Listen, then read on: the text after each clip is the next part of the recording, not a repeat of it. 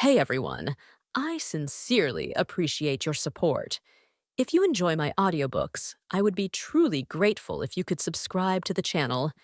And if you'd like to support even further, you're welcome to become a Patreon member, where you can access audiobooks of novels as long as they are freely available on the internet. Your kindness and support mean so much. Thank you. They arrived in the camp later than anyone would have liked and roused the knight that had fallen asleep keeping watch. Michael couldn't blame him much. They were still well inside Stent from what he understood, but Tane gave him some choice criticism before they made their way into the sleeping camp. Michael muffled his movements with a quick spell, and the others followed suit, not wanting to wake everyone with their clanging as they wove around the tents toward the camp's center. Yakub went into Lance's tent, and Lance followed him out shortly after. He was waking up, but seemed alert in spite of that. He looked to both Tane and Yakub. Report. The beast has been slain and the village protected. He removed one of the antlers from his pack. I present this as evidence of its death and as your due as commander. Lance took the antler with a raised eyebrow, holding it with both hands and testing its weight. He sighed a bit. I would have liked to see the creature that wore such a heavy crown in person. He tested one of the points with a finger, drawing some blood. I'm glad you all made it back safely and intact. You've given our little company their first taste of victory before we've even made it to the front. Go and get some rest. I'll see to it you all get double portions at breakfast, and a ride on the supply wagon for the first half of the day to let you recover. He looked at Michael. Management of the supplies has been difficult without your help.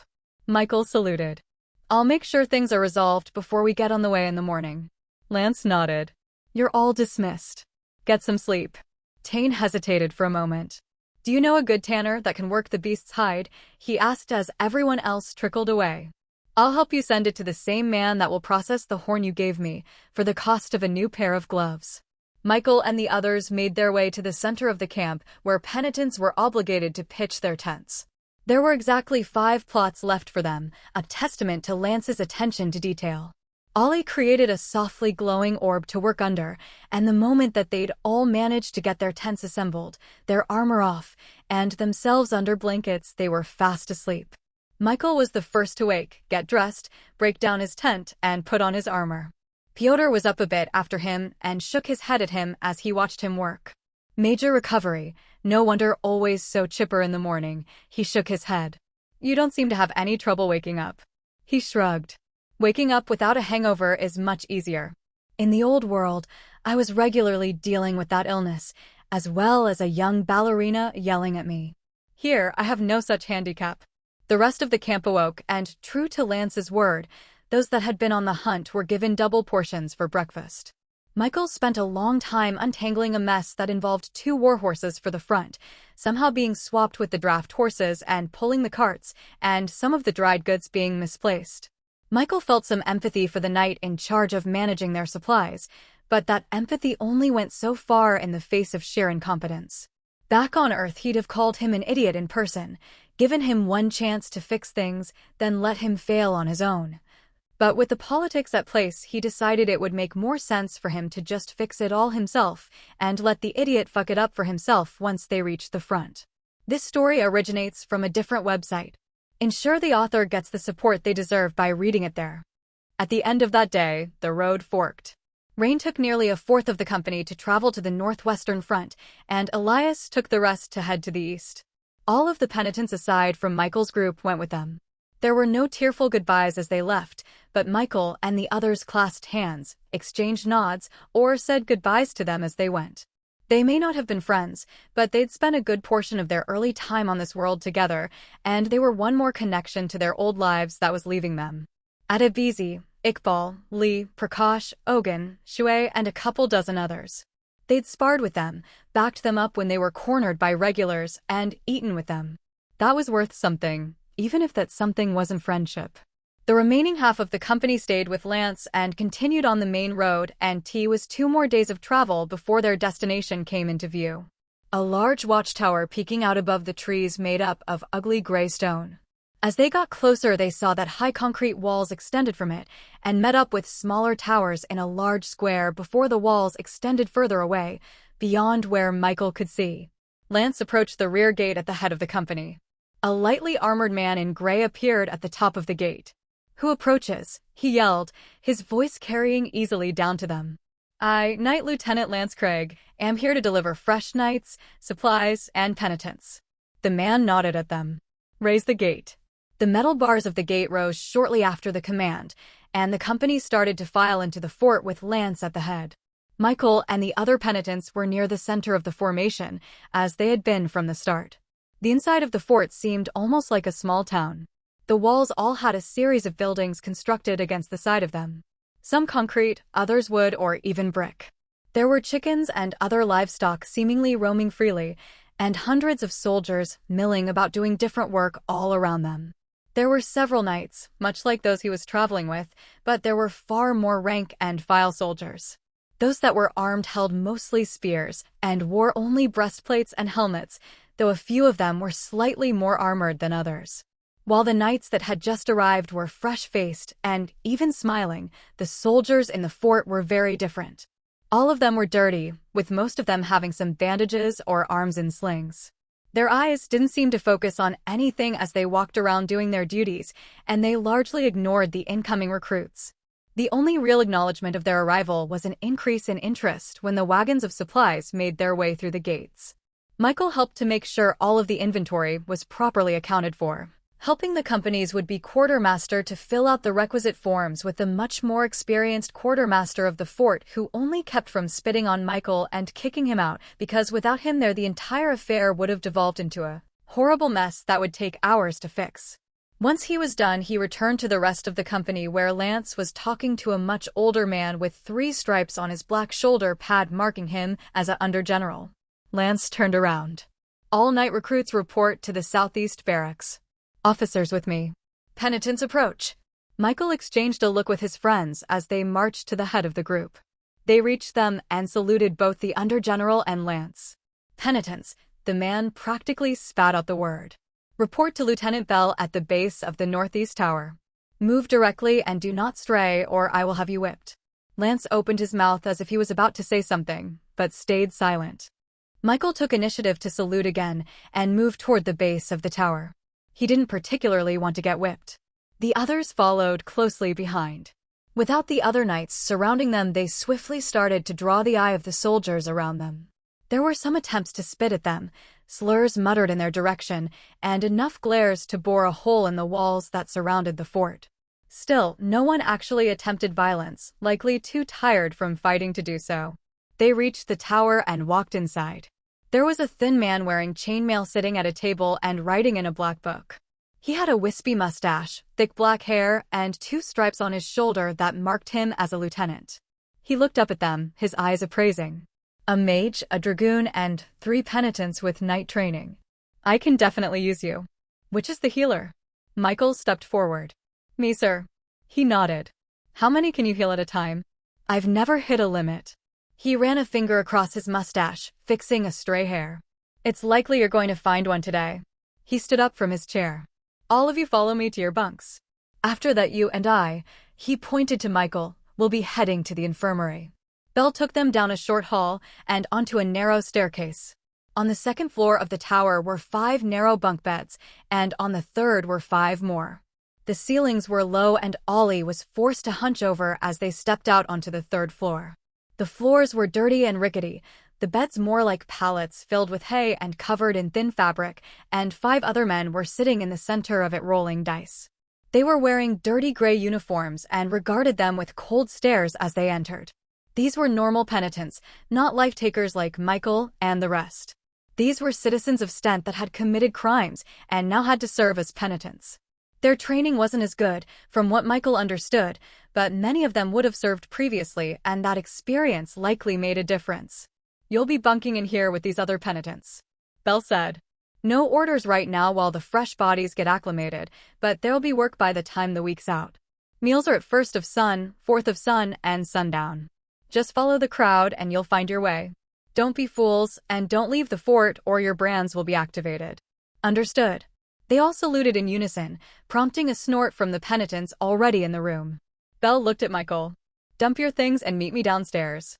He nodded and started toward the nearest empty bunk as Bell walked back down to the 1st floor of the tower. "Fuck you think you're doing?" asked one of the other penitents, a fat man with long, greasy hair, the jacket of his uniform undone. Michael looked at him with a raised eyebrow. "Putting down my gear." "Leave him be, Arl," muttered one of the other penitents, a thin man with graying hair. "That's my bunk," said Arl, ignoring the other man. Michael looked at it again, seeing there was no gear on it, but not wanting to start trouble, moved to another bunk to place his gear down. The fat man stood up and stepped toward him. "The fuck are you doing?" "I said that's my bunk."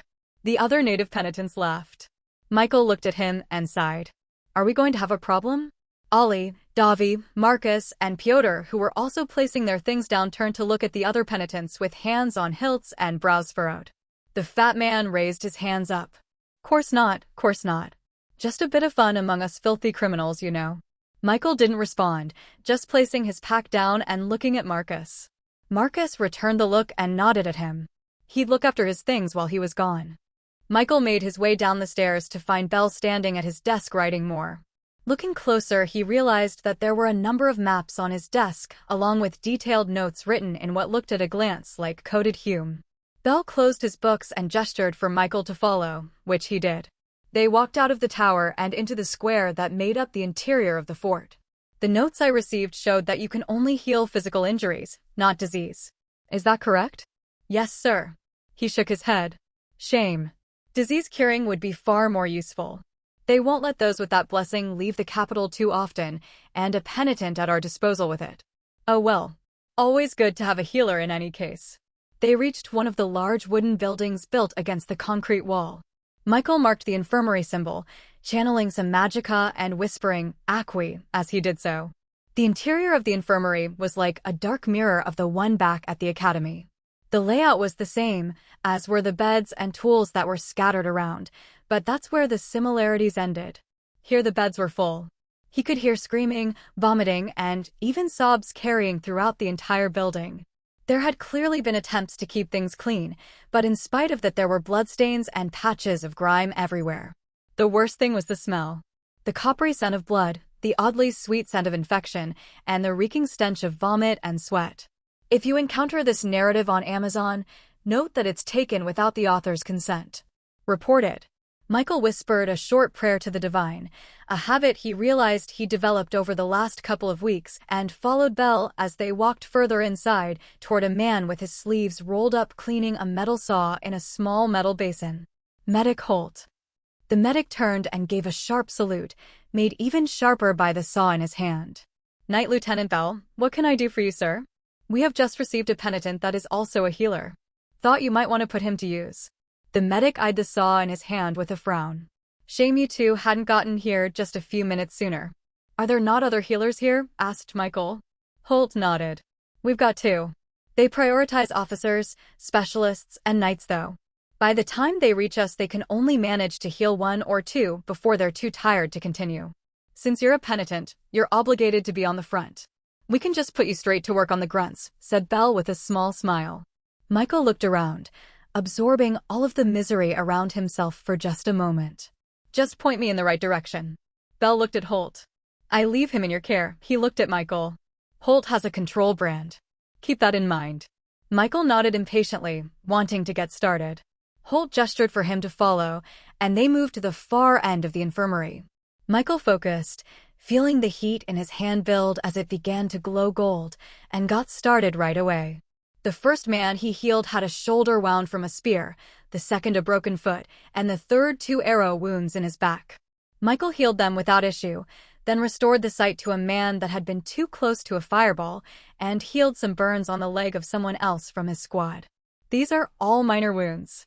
Is there anyone close to death that needs treatment? Holt shook his head. We need to prioritize men we can send back to fight. Don't worry about the others. I can heal them now and these others later. No, said the medic, his hand drifting to his brand. Not unless everyone else is healed. It's a waste. Michael clenched his teeth. He was already starting to tire from the constant healing, so the man may have had a point. He'd already healed more people than he'd ever done before at the academy, and many of them had more complex and severe injuries. If he was going to try to heal those near death, he'd need to heal everyone else first, and he'd need to do it quickly. Holt stopped directing him to individuals and began just sending him to different sections. He healed a dozen more arrow wounds, burns from fire thrown by enemy mages, and slashes from enemy blades.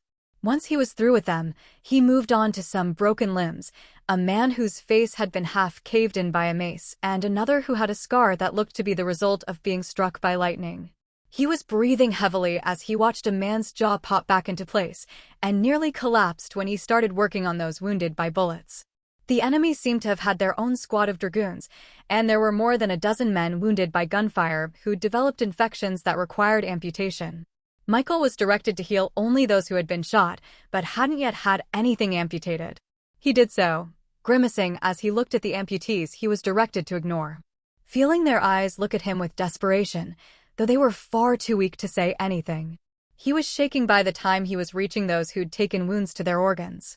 They reeked of blood and shit from unhealed gut wounds and leaking kidneys, but Michael healed all of them, watching their wounds seal and feeling their organs return to function even as his vision started to darken at the edges. There were occasional mumbles of gratitude or curses spat at him whenever he healed anyone, but he ignored them. He was too focused on what he was doing. Finally, he was able to heal the direly wounded, those who were merely being made comfortable as they waited for death. He started with the amputees he'd been forced to ignore earlier. He was unsure of what would happen when he healed them, as he'd never tried to fix anyone who'd lost a limb before. He placed his glowing right hand on the first of them, and watched as the color returned to his cheeks and his breathing strengthened. He felt it as the wound on the man's leg sealed closed. Michael was disappointed. He'd hoped that he'd be able to restore limbs, but it seemed that was beyond what he was capable of. He healed another, and the blackness at the edges of his vision closed completely. He awoke on the ground, still sitting up somehow, and Holt moved to help him stand. "That's enough for the day, I think. I don't know that I've ever seen anyone heal so many as you did today." Michael looked around, realizing that he was being watched not only by Holt, but also by nearly every medic and patient. He'd reduced their workload by quite a bit very carefully, and their faces had looks of awe tempered by confusion and hate. Michael stood up and took a deep breath. "I can do more. I know I can do more." He stumbled over to the next bed, a feverish man whose freshly removed forearm was still bleeding through the bandage. He placed a golden hand on him and sealed his wound. This time, when he was about to lose consciousness, he instead reached out and took on some of the pain of the next nearest patient. The pain rocked him, feeling as if his own foot had been sawed off, but it kept him conscious and drove the darkness encroaching on him away. He moved onto him and repeated the technique. Once he was done with the amputees, he healed the men so close to death they were barely breathing, feeling as if he was dragging them away from death through a pit of thick mud. When he healed the last patient, he wasn't sure how he was still standing. He was well past his limits, exhausted beyond all of his gifts and abilities, but he'd done it. He collapsed to his knees. "Thank the divine," he muttered to himself, and let the comfortable darkness take him. Michael awoke in an unfamiliar bed. It was dim, with the room being lit only by a small handful of candles scattered around. He sat up slowly, rubbing his face and looking around. He was on the top bunk, along with all of his things, and he could hear snoring from the bunk below him. He found his canteen in his pack and drank deeply from it, clearing the cobwebs in his head as he did so. He'd pushed himself to the point of losing consciousness to heal everyone in the fort's infirmary. He leaned over the edge of his bunk to see who was snoring below him and saw Ollie, his own pack on his bunk with him and his staff in his hand. Michael guessed that the other penitents with them had tried to steal their things. He sat up a bit more and lowered himself carefully onto the floor, doing his best not to disturb Ollie's slumber. He made his way to the bathroom, a long room with holes in the floor that dropped leavings to the exterior wall, and a single pump for water. Once he was done, he went back to his bunk and, as quietly as possible, took one of his shin guards from his bag. It was still polished and clear. He worked to angle it off the candlelight well enough to catch his own reflection in it, and after a lot more effort than it took with a mirror, he was able to make out the gold lettering that floated around him. Titles: Michael Mann, The Restored, Soldier of Stent. Deeds: Bridge Holder, Revenge Denier, Run Conqueror, Resilient Competitor, Fort Healer. Blessings: Healing, Pain Transfer, The first thing Michael noticed was the new deed, but he also realized that one of his blessings had changed as well. He no longer had healing hand, and instead it was now just healing. He focused on the blessing, making his hand glow and start to heat up, so that hadn't changed. Did he no longer need to touch someone to heal them? That would make sense, but what was the distance? Was it more or less effective when he was closer? He'd have to do some experimenting to figure it out. He may have cleared the infirmary once, but that didn't mean that it wouldn't be filled again soon enough. He focused on his new deed, drawing out more information from it. Fort Healer. When healing grants. Middling durability. Middling awareness. That was a tremendously useful boon. If he was healing someone while in combat, he'd be far more able to keep himself and the person he was healing safe with those abilities. It also just specified healing, not healing others. That meant it would apply even if he was healing himself. He blinked, realizing something else. He pulled the small knife from his bag and pricked his upper arm just enough to draw blood. He took a breath and his hand started to glow, but he directed his healing energies to the cut without touching it and watched the small prick fade away. He licked his thumb and wiped away the blood. No more dragging his broken hand up to his chest to heal. Now he'd be able to heal himself just about anywhere. It took a bit more attention to direct that healing on himself without his hand, but with practice, he was certain he could improve it. He put his armor back into his pack and laid back down. He was still tired even after resting for what seemed to have been an entire day. He was ravenously hungry, but by the time he started to consider finding food somewhere, he had already fallen back asleep. Help support creative writers by finding and reading their stories on the original site. He was awoken that morning by Piotr shaking his arm. Come. They'll let you sleep all of the last 2.5 days away, but he won't allow another. Michael's eyes opened slowly. He was much groggier than he'd been when he'd woken up the previous evening. 2.5? Asked Michael. He'd thought it had only been a half a day. He had a vague awareness of eating and drinking and half-lidded trips to the bathroom, but it was all unclear. The only clear memory was looking at his titles and deeds earlier. That's the value of the lives you've saved, apparently. Come on, Belle wants us in full kit today. Michael nodded, sipping more from his canteen before rolling himself off the bed and onto the ground. Ollie was already dressed, having far less armor to secure, and was sitting with his eyes closed. You all right? Asked Michael. He nodded. I marked all of our things. We already had a scuffle with the others when they tried to take your necklace. Michael blinked and reached quickly for his neck, relieved to find the small icon was still there. He would feel terrible to lose the gift from Mira. Don't worry. We beat the fuck out of them for that. No real trouble since then aside from some shit talk. Still, better safe than sorry. Michael clasped his shoulder. Thanks. Ollie nodded. Any excuse to beat those fuckers up, to be honest. Found out that 2 are thieves. Not a big deal to me, honestly. 2 are killers though, and 1's a rapist. Fuck em. Davi nodded as he buckled his helmet to his belt. Pieces of shit, all of them. Hate being stuck in here with that kind of filth. Marcus frowned a bit, but said nothing. They think of us the same way we think of them, said Michael as he whispered his tightening spell to seal his chestplate to himself. So, how's the food here? They walked out onto the center field of the fur where a long line of men were lined up for food. Michael noticed that none of the young knights they'd arrived with were in the field. He guessed they were being fed somewhere nicer along with the officers. The food was adequate, a simple stew made up of a few veggies and some stringy meat. Still, Michael tore into it ferociously and was grateful when they allowed him a second helping. He noticed that while on arrival everyone had been spitting and cursing at him, now he and the others with him were being mostly ignored aside from a few nods of acknowledgement as he passed by. There have been a lot of stories floating around about what you did in the infirmary, said Marcus. I've even heard rumors that some commanders are trying to petition to have you stay at the fort. He paused for a moment. I wish I could say that was your plan, but I'm guessing you just wanted to help them out of the kindness of your heart. I could understand it for the kids at the academy, with your baggage and all, but these men? They fucking hate us. I just don't want people to be hurt or die if I can help them. Ugh, said Marcus, shaking his head. Don't worry, if they tried to actually kill us, I'd let them die. Well, at least there's that. How did you hear about what they're saying about me, by the way? Marcus smiled. Unlike the kids at the academy, the men here shoot dice and don't give a shit who they play with as long as they bring a handful of scratch. I picked up a lot of things over just the last day. Mostly money, I assume? Asked Michael with a smile. Marcus smirked. Not too much. Don't want my teeth kicked in, but I've been doing all right. Michael stood to stretch a bit and check his mobility and his armor. Part of him wouldn't mind just being the fort's designated healer, but he'd much prefer to stay with his friends, make sure they survived whatever it was they were going to be thrown into. So, what's the situation here look like? Not bad, but not very good either, said Marcus. Stent has more victories.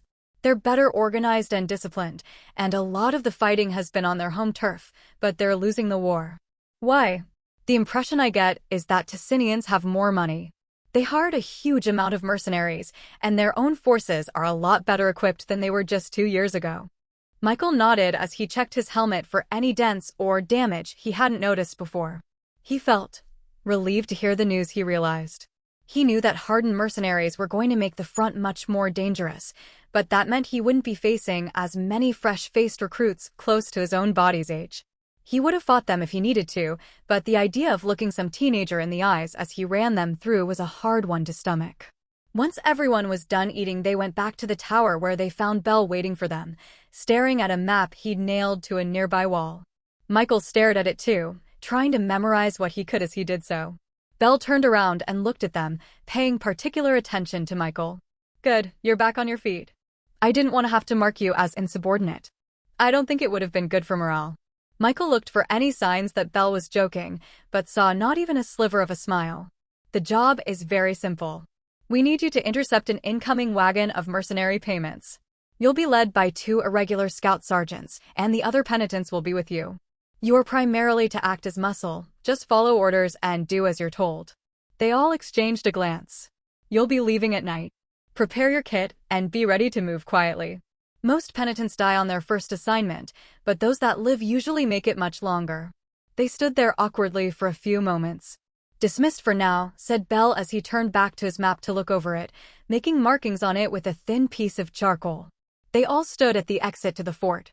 The Taker penitents wore only their breastplates with their helmets belted at their sides, and their weapons of choice, which for Michael meant a sword sheathed at his waist and a shield on his back.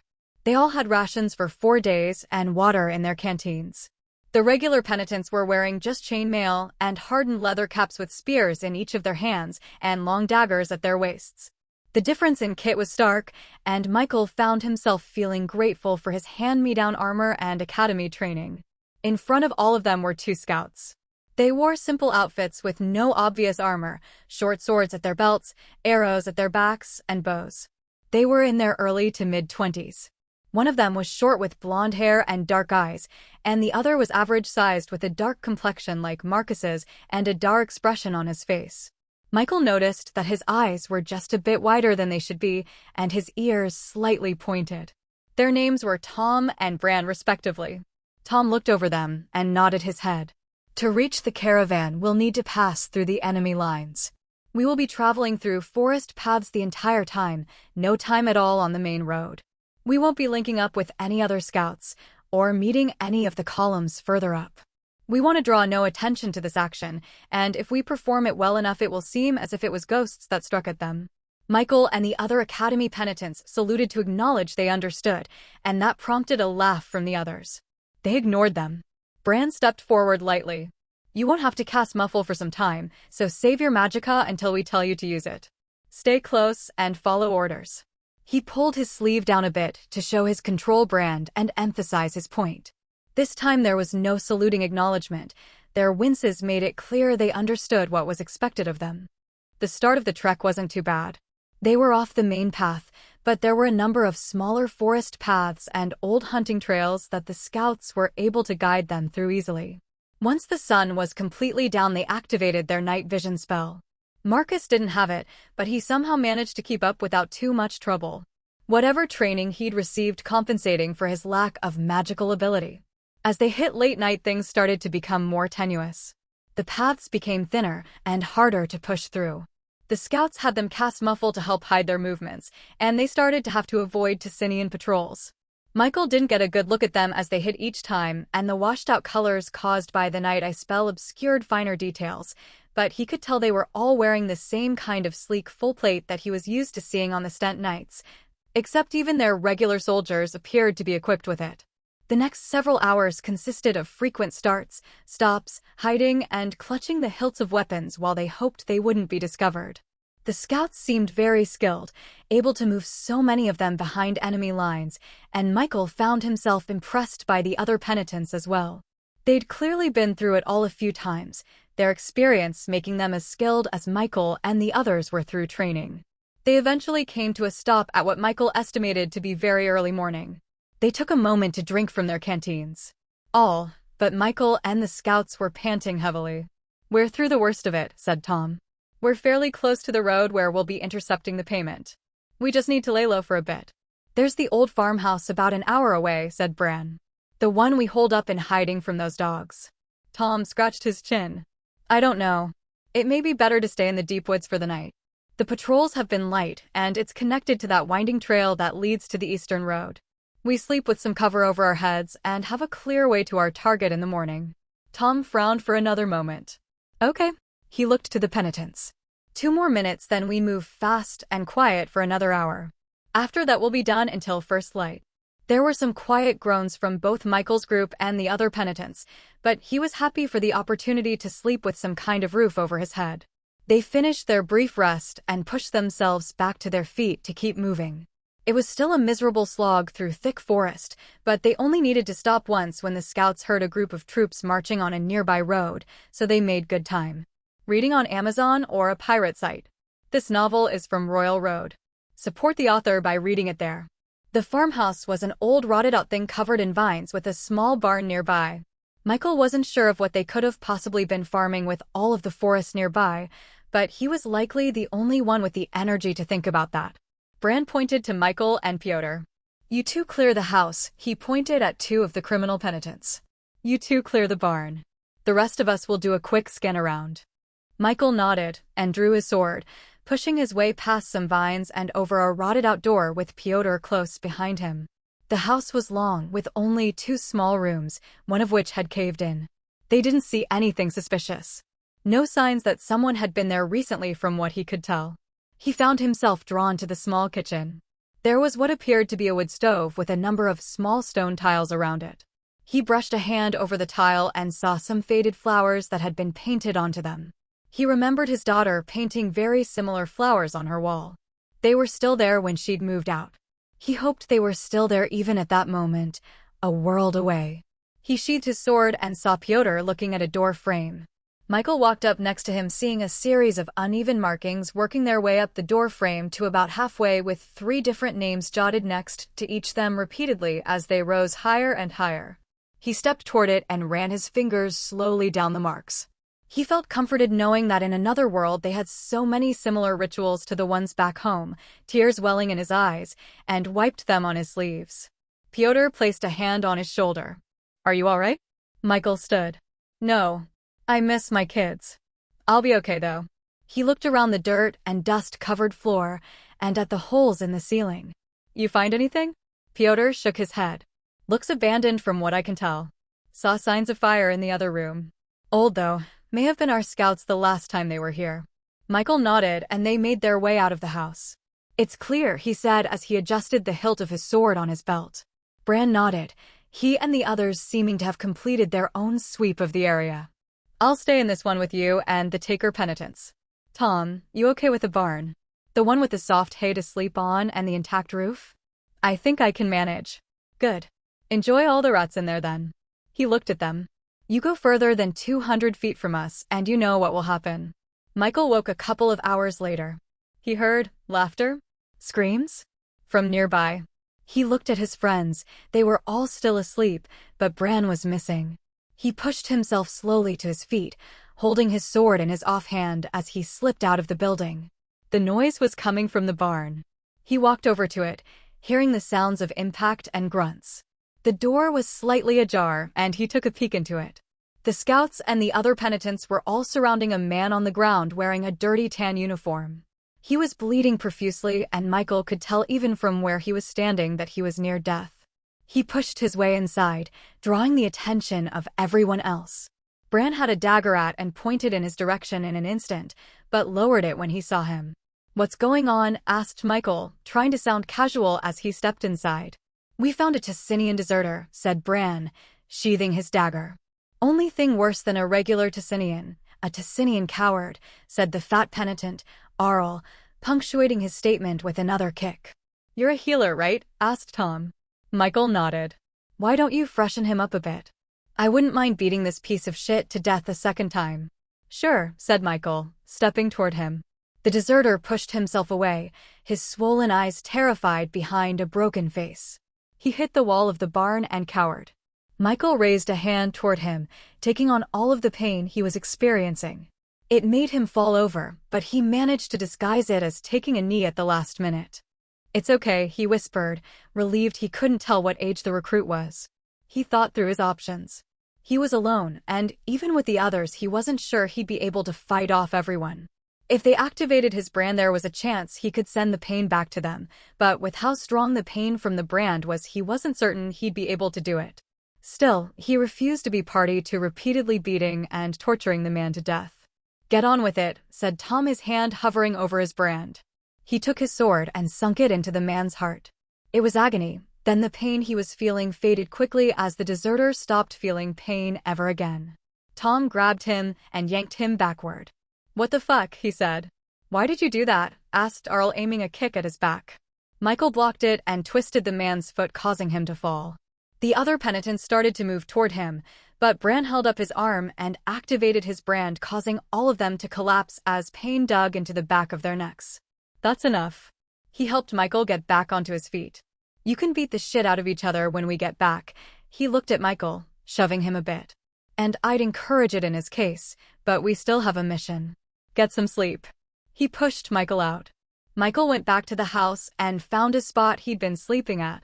He looked at the marks on the door frame until morning, holding his hand on his chest where he'd felt his own sword pierce his heart. Davi was the first one to wake up to see Michael staring dead-eyed at the door frame markings.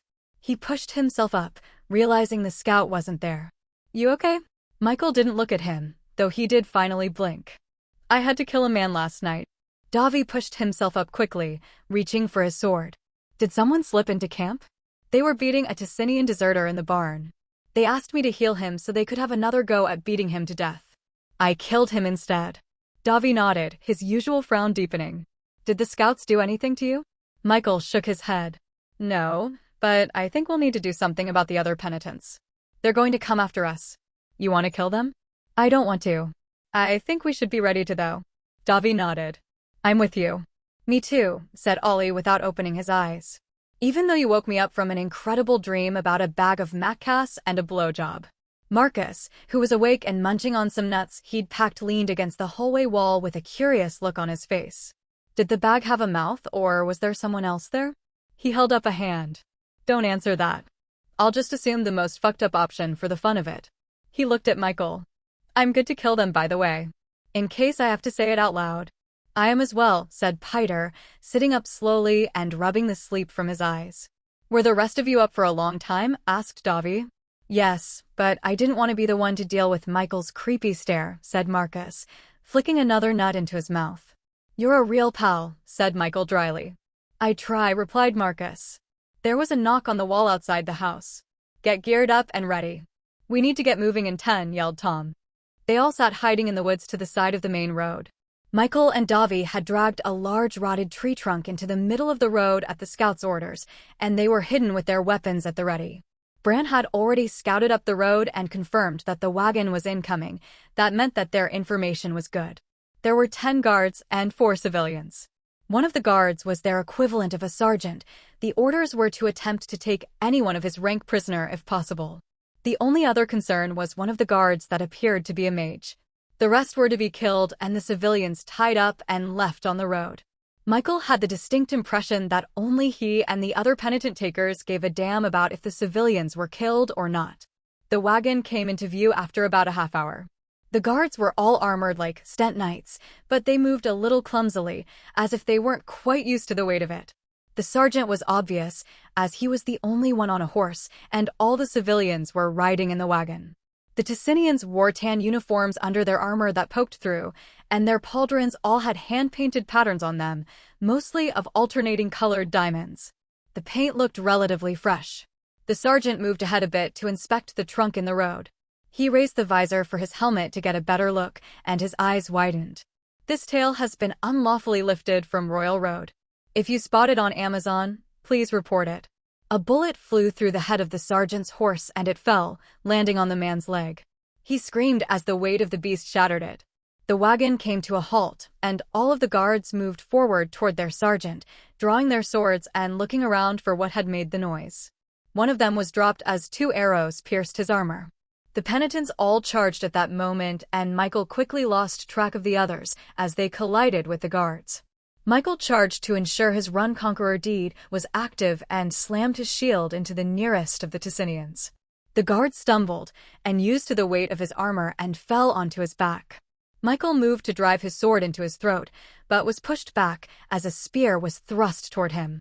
He dodged the first strike and batted away the second before cracking the spear with a sword strike on its shaft. Michael kicked him back, and at that moment the one he'd knocked down with his shield stood and struck out at him with his own blade. Michael caught the blow with his shield and slammed his gauntlet fist into the side of the man's face. Once the guard was disoriented, Michael slashed at his gorget, managing to cut into it with sheer force, though he didn't get all the way through. The man clutched at his throat as he fell, blood spilling down the silver front of his armor. Michael turned to face the other one, but realized he was dead too, a bullet hole clear in his faceplate. He saw Pyotr fighting a different guard and ran to help, kicking the back of the man's knee and forcing him to the ground so Pyotr could drive his own sword through the man's faceplate. They looked to see Davi finishing off his opponent of his own, and he saw one of the other penitents being run through by a spear and collapsing onto the ground. The guard looked at them and started to run back along the road, leaving his spear in the dying penitent as he ran. Michael chased after him, still feeling light on his feet despite the fighting. He saw as he moved that the scouts were both moving to secure the sergeant, and there was at least one other dead penitent on the ground, a spear wound in his neck. Ollie was muttering under his breath, and lightning was arcing from his staff and smashing into a bubble-like shield that the other mage had summoned. As he pushed closer, Davi and Pyotr were circling around to the enemy's rear. Michael reached the fleeing guard and leapt onto him. They struggled on the ground, but Michael managed to get his sword to the man's neck, but he hesitated. The man had been running away anyway. He didn't have to do this. He leaned close to try and whisper to him to play dead, but the guard twisted around, drawing a thin, pointy dagger and aiming it for Michael's ribs.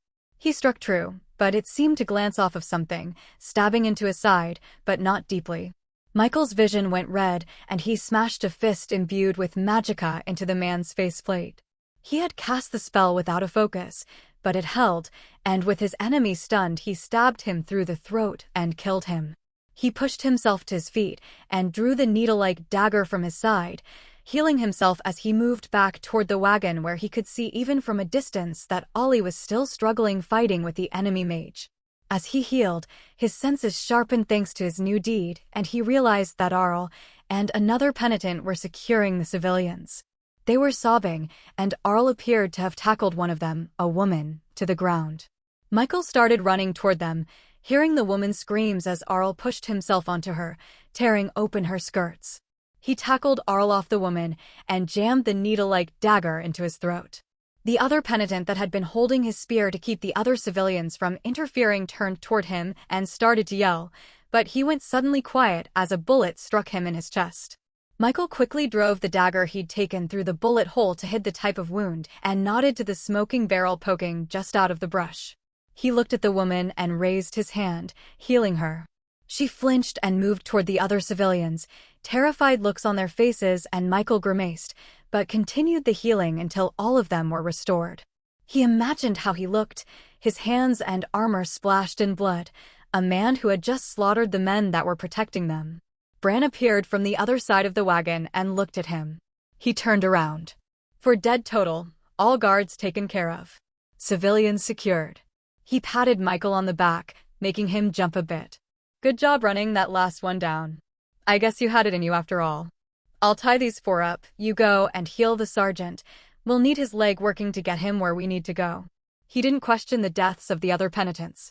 They were expendable to begin with, and anything could happen in the heat of battle. Michael nodded and made his way back around, healing the others as he passed. Ollie had a burn on his shoulder, Davi and Piotr some small cuts, and the remaining non-taker Penitent a broken shoulder. Marcus emerged from the woods, his rifle slung back over his shoulder, and exchanged a look and a nod with Michael. The wagon had a chest filled with neatly arranged gold, silver, and copper coins. It was counted thoroughly, and the gold and silver was divided into small bags that each of them carried, with the copper coins just being scattered onto the ground.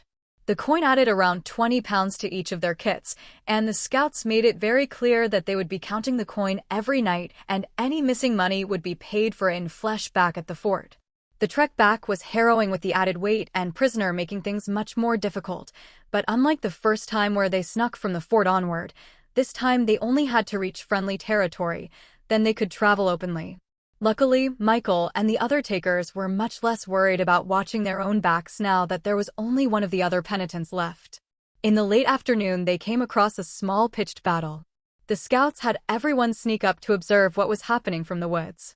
Michael could see what looked like a half-dozen Stent Knights supporting nearly 20 regular soldiers against around 40 Ticinian troops. They were slightly behind the Ticinians from where they were looking. Bran tied the Ticinian sergeant roughly to a tree, striking him when he tried to struggle, and fixing his gag, then he readied his bow. Tom did the same and looked at the others. "Get ready to support them," he said, and turned to Ollie. "Looks like they don't have any mages. Go wild." Ollie smiled and everyone began to take their positions. Michael drew his sword and readied himself to run when he heard Ollie start to talk. "I'm gonna burn these motherfucking cunts," he said as heat began to build around him. He raised a hand and stepped out from behind the cover of the trees. An orb of fire roughly the size of a basketball shot from his hand and exploded just behind the enemy lines, covering a dozen of them in flames.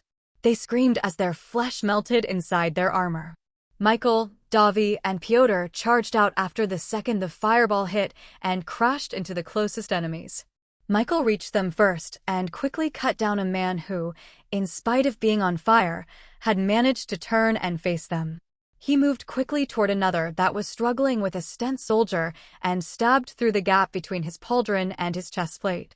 He could see that a number of Stent soldiers were injured, and one of the knights was being pulled back as well. He took a breath and focused, his hand glowing even through his gloves. He started to heal the nearest soldier, mending his wounds as he blocked a spear tip and sent out a strike of his own. He saw Piotr take a glancing blow and moved his healing to him. He hadn't had a lot of time to test his range, but managed to start healing him from more than a few yards away even as he bashed away another enemy with his shield. A spear suddenly embedded itself in his calf, and when he tried to turn around to face who'd done it, a bolt of lightning struck his attacker, and their body was thrown backward. He looked to see Ollie sending bolt after bolt at the Ticinian troops.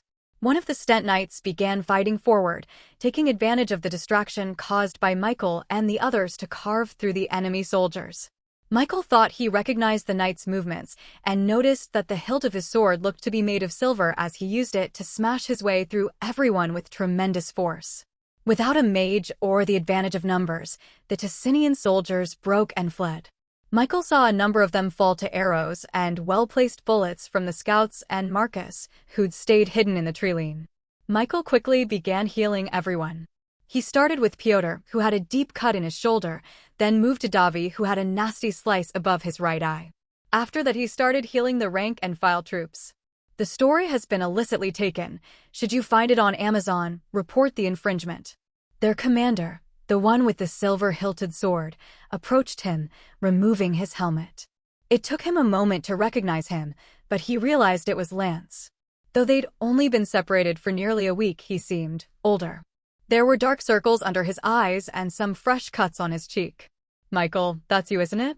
Michael undid the strap on his helmet and removed it before hitting his chest with his fist in salute. "Good to see you, Lance. It seemed like you needed some help." There was a burst of pain in the back of his neck, and he stumbled a bit. Bran and Tom approached. "Sorry for that night, Lieutenant. The Penitent shouldn't speak to you so freely," said Tom. Lance grabbed Tom and threw him onto the ground, hard. "I know him. Don't interrupt me."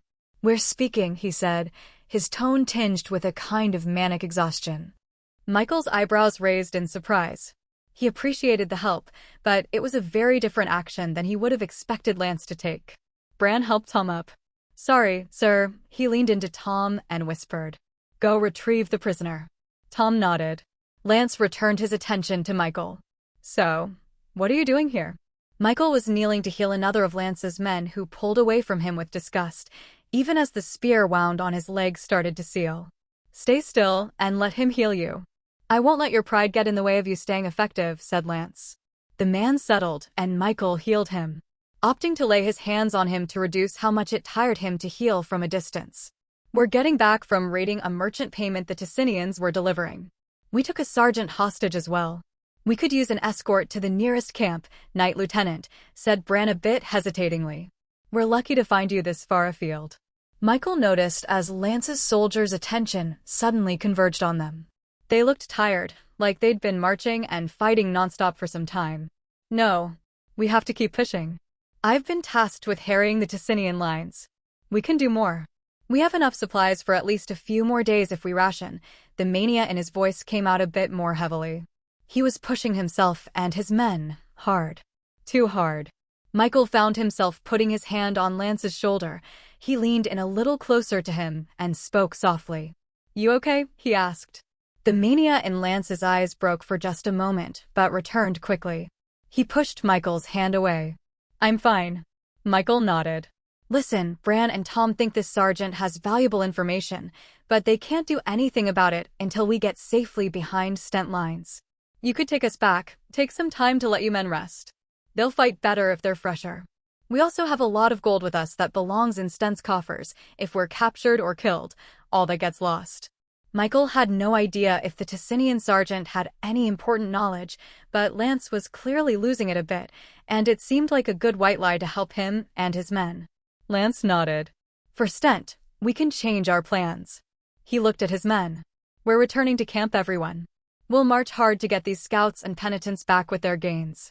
There was noticeable relief on everyone's faces, and Bran gave Michael a nod as the rest of the penitents came back. There was some brief looting of the corpses, and before they started moving again, Lance actually spat on one of them. "Ticinian dog," he muttered as they started moving. Most of the knights with him were faces Michael recognized from the academy, but two of them were older, appearing to be veterans. They looked much less tired than the rest, and their eyes were frequently darting to the trees and to Lance. Michael assumed they'd been assigned by General Craig to watch him. The penitents were placed in the middle of the formation along with the prisoner and the scouts, and they marched along a main road wide enough that the group was able to walk in rows of 7 or 8. Michael saw the scouts talking to a few of the other regulars and shamelessly eavesdropped. There wasn't much else to do while marching anyway. "Lost only 20 men. Thank the divine." "Marching out this far? Why?" The soldier leaned in toward Tom. "The commander's brother was taken captive. He's been pushing us to the brink ever since."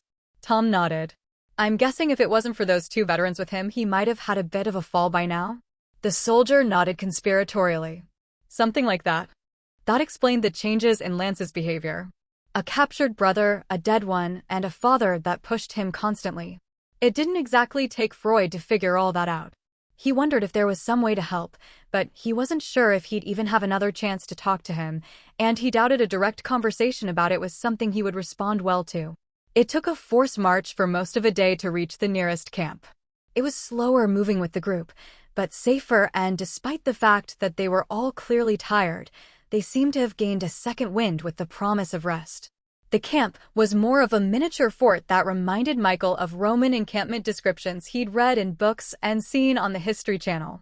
There was a dug-up trench all around it, a barricade made from felled trees behind that, guards patrolling the perimeter, and even what looked to be a simple wooden watchtower near the center of everything. The relief on everyone's faces as they were welcomed back into camp was clear, all of them except for Lance, whose eyes were down and his expression somber. Michael wanted to try and talk to him, but Lance, the scouts, and their prisoner were immediately taken back to meet with the knight commander in charge of the camp. He and the other penitents were escorted by soldier guards to the center of the camp, where they had a number of penitents of their own. There were around 20 of them, a few of them shooting dice, some wrestling, and the rest betting on who'd win the match. None were taker penitents like they were. Michael and the others all sat toward the edge, avoiding them. The dynamics here are strange, said Davi as he sat on one of the few dry patches of dirt, catching his breath from the long march. The regular penitents seem to be treated worse than us, even though they think of us as the lowest of the low. Pyotr shook his head. We're valuable. We may be scum, but we're useful scum. But only because they trained us to be. Couldn't they just give the rest of their people more training? Asked Ollie. It's not just that, said Michael. We tend to be more effective from the start. We have titles when we arrive here. We're worth the investment. Besides that, the convicts already have basic training from earlier in their lives as Stent citizens. They probably just put them through a refresher and send them straight to the front to find use for them. Michael paused for a few moments. Did some of those fights we had seem easier than you expected? He asked. Marcus nodded, a smile on his face. Easy for me. I didn't even have to leave the bushes. No, I know what he means, said Pyotr. We're fighting grown men mostly, and we're managing to hold our own and more, and that's while being stuck in the bodies of teenagers. The training and the titles gave us more of an edge than expected. Michael nodded. I think some of the injections we had made a difference too. I'm stronger at 16-ish than a lot of adult athletes back on Earth. Ollie nodded. I've also noticed I have a real advantage too. He looked both ways conspiratorially. I can shoot fucking fire from my hands. Michael laughed. I know. Everything is different here. I just thought it was interesting that we seem to have a leg up over even the people from here. It makes me wonder what takers did with whole childhoods before they were figured out. How strong they could have gotten with that extra knowledge and time. You think about things a little too much, my friend, said Pyotr. There are more important concerns right now. Like if we are going to be able to sleep here, or if they are going to make us march all the fucking way back to the fort first. They were, in fact, forced to go back to the fort before they would be able to rest. Luckily, they were able to hitch a ride on an empty wounded wagon. It would have been full, but thanks to Michael spending some time in the medic tent, no one needed transport any longer, and because that saved the medic who drove the wagon a lot of time and effort, even though they were penitents, he offered them a ride. He had a control brand anyway, as did all medics, so it worked out well for the camp as a whole. The medic was less thrilled about being given the responsibility of all the gold and silver they were carrying, but it wouldn't have made sense to leave it in the camp with a wagon on its way out anyway, so the camp quartermaster insisted on it. The narrative has been illicitly obtained. Should you discover it on Amazon, report the violation. Michael didn't get another chance to talk to Lance, nor did he learn if the prisoner they'd taken had any more information. That wasn't something for him or any penitent to know. The wagon reached the fort in the late evening, and Marcus and Michael roused everyone else that had fallen asleep, including the one remaining non-taker penitent that had managed to survive. You're sure you don't mind that I took your boy's dice? Asked Marcus as they reached the fort's front gates. He wasn't my boy. He was an arsehole that stole my food whenever he got the chance. I just stole some bread. That bastard raped a young farm girl and bragged about it. Fuck him. Is your name Jean Valjean? Asked Pyotr. Nah. Name's Crick. Jean Valjean sounds like a fucking Swandian name or something. Who told you that was my name? Sorry, friend. Old joke from our world. Whatever. I'm just glad I'm not dead. The medic escorted them to their tower as ordered by the gate guard. He saluted Bell, who dismissed him, and looked over all of them. The scouts aren't with you? We were sent back, along with this, said Davi, holding a letter. Bell nodded and took it, reading through it quickly and nodding. Michael caught a glance at it and noticed it was in code. Good, a successful mission then. That coin is going to go very far. He moved over to his large map and started making several notes in ink on different parts of it, subtly casting ink transfer spells to duplicate marks in some areas and move them to others. Michael couldn't fully tell exactly why certain markings were being placed. They seemed very far from where he gauged them on the map. You did well. I won't have any work for you until I receive more information, so I'm going to loan you out to a different group. Tomorrow you can rest, after that you'll be taken there by a branded escort. They all managed a tired salute. Bell returned it sharply. Dismissed. They made their way up the stairs of the tower, noticing some fresh faces on the floor below theirs. No taker penitents, but another handful of press-ganged Stent criminals from what they could tell. They ignored them and they made their way up to their beds. Michael was surprised to see that their beds and goods they'd left behind hadn't been ransacked. Weird. All my shit's still here, said Crick as he got to his bed. New guys must be fucking stupid. Michael loosened and removed his armor before pouring some of his canteen water into a nearby basin so he could wash his hand and splash a bit on his face. He was hungry, so he forced down a bit of hardtack and some salted meat he'd saved from the journey before brushing his teeth with charcoal and passing out on his uncomfortable pallet. He found it was much easier to fall asleep when you weren't worried that half the room wanted to rob or kill you. The next day they all took their rest very seriously. Only Michael didn't sleep in, instead waking at his usual time very early in the morning. "You'd think the new body would keep you from waking up at the ass crack of dawn like an old man," said Ollie sleepily. "Well, you know how it is. Need to get up early enough to keep the kids off my lawn." Ollie chuckled a bit and rolled over to go back to sleep. Michael found that Belle was awake again, or had never slept, and was still making marks, reading letters, and generally moving about. Michael saluted and waited to be addressed. Belle didn't even look up from his desk. "Now that the fort knows you, you can roam without an escort. Leave, and I'll activate your mark until it scalds a hole through to the base of your skull." Michael nodded. "I do insist you head to the infirmary first, though." "That's where I was headed anyway, sir." Belle looked up for just a second. His eyes had no dark shadows under them, and his movements were full of vitality. Michael wondered for a moment if he had a recovery ability like him. He started to try and divine him, when Belle interrupted his focus. Strange that I actually believe you. Either way, get on with it. Holt's been so happy lately, and I find soldiers tend to be quite a bit more effective if they have all of their limbs." The next day, in the early morning, they were being escorted to the front. Michael managed, thanks to his experience with Dugan, to find a supply wagon that was already heading in the same direction. Their escort was equally grateful. He was an older sergeant with a large gut named Farland, whose greatest virtue was his indifference towards them, rather than the hate they were used to from the others. From what Michael could glean, he was in his final year before he retired, and jobs like this were all they ever assigned to him anymore. The group they were being loaned to was a small strike team that was harrying the enemy's lines with a number of hit and runs. They were led by 2 night sergeants and a mage, but their mage had recently been killed, and they needed some firepower. In came Ollie and some fresh penitents to keep him from dying. The wagon had a driver and 2 guards of its own aside from the penitents. For the first half of the trek they were relaxed, but as they all got further from the fort, they started to hold their spears tighter and keep their eyes moving back and forth. Michael leaned toward the old sergeant. "Anything we should be on the lookout for?" He yawned. "Some elves have been sighted nearby. Mercenaries. These 3 think that any pointy leaf or stirring tree is one of them getting ready to loose an arrow and kill us all." "A wagon leaving a nearby camp was struck just yesterday," said one of the guards. "I'm just glad we have some extra bodies with us. I wasn't eager to make this trek with just the 3 of us." The driver scoffed. "Rather fight some knife-eared fucks than deal with these penitents, to be honest." "It wouldn't be a fight if it was just us," said the second guard, who up to this point hadn't said a word, too focused on the woods around them to listen. "You'd be lucky to hear a dull thud as an arrow hit each of our necks, and then you wouldn't hear anything ever again. I ran into some elven mercs last campaign. Slaughtered more than half the camp before anyone even woke up. You might rather die than have to stomach being around a taker for a few minutes, but I'd rather make it back home someday." Michael had noticed that those with elvish features were a bit quicker, bit more dexterous than the average recruit back at the academy, but he hadn't realized pure-blooded elves were such a danger.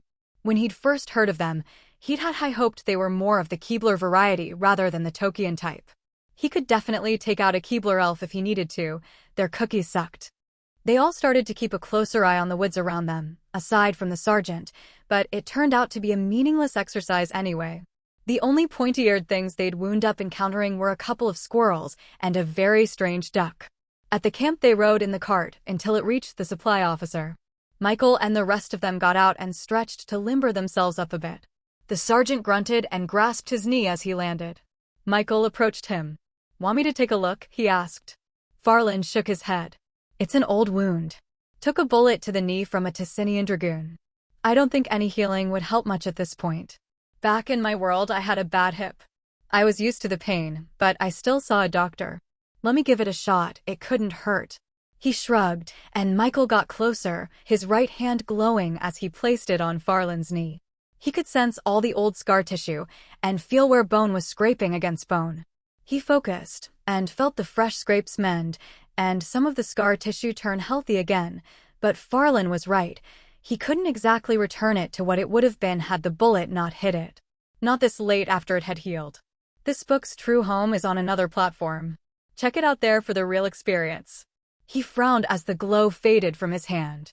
Farland balanced with one hand against the cart and bent and extended his left leg a few times, testing it. Well, I'll be damned. That is better.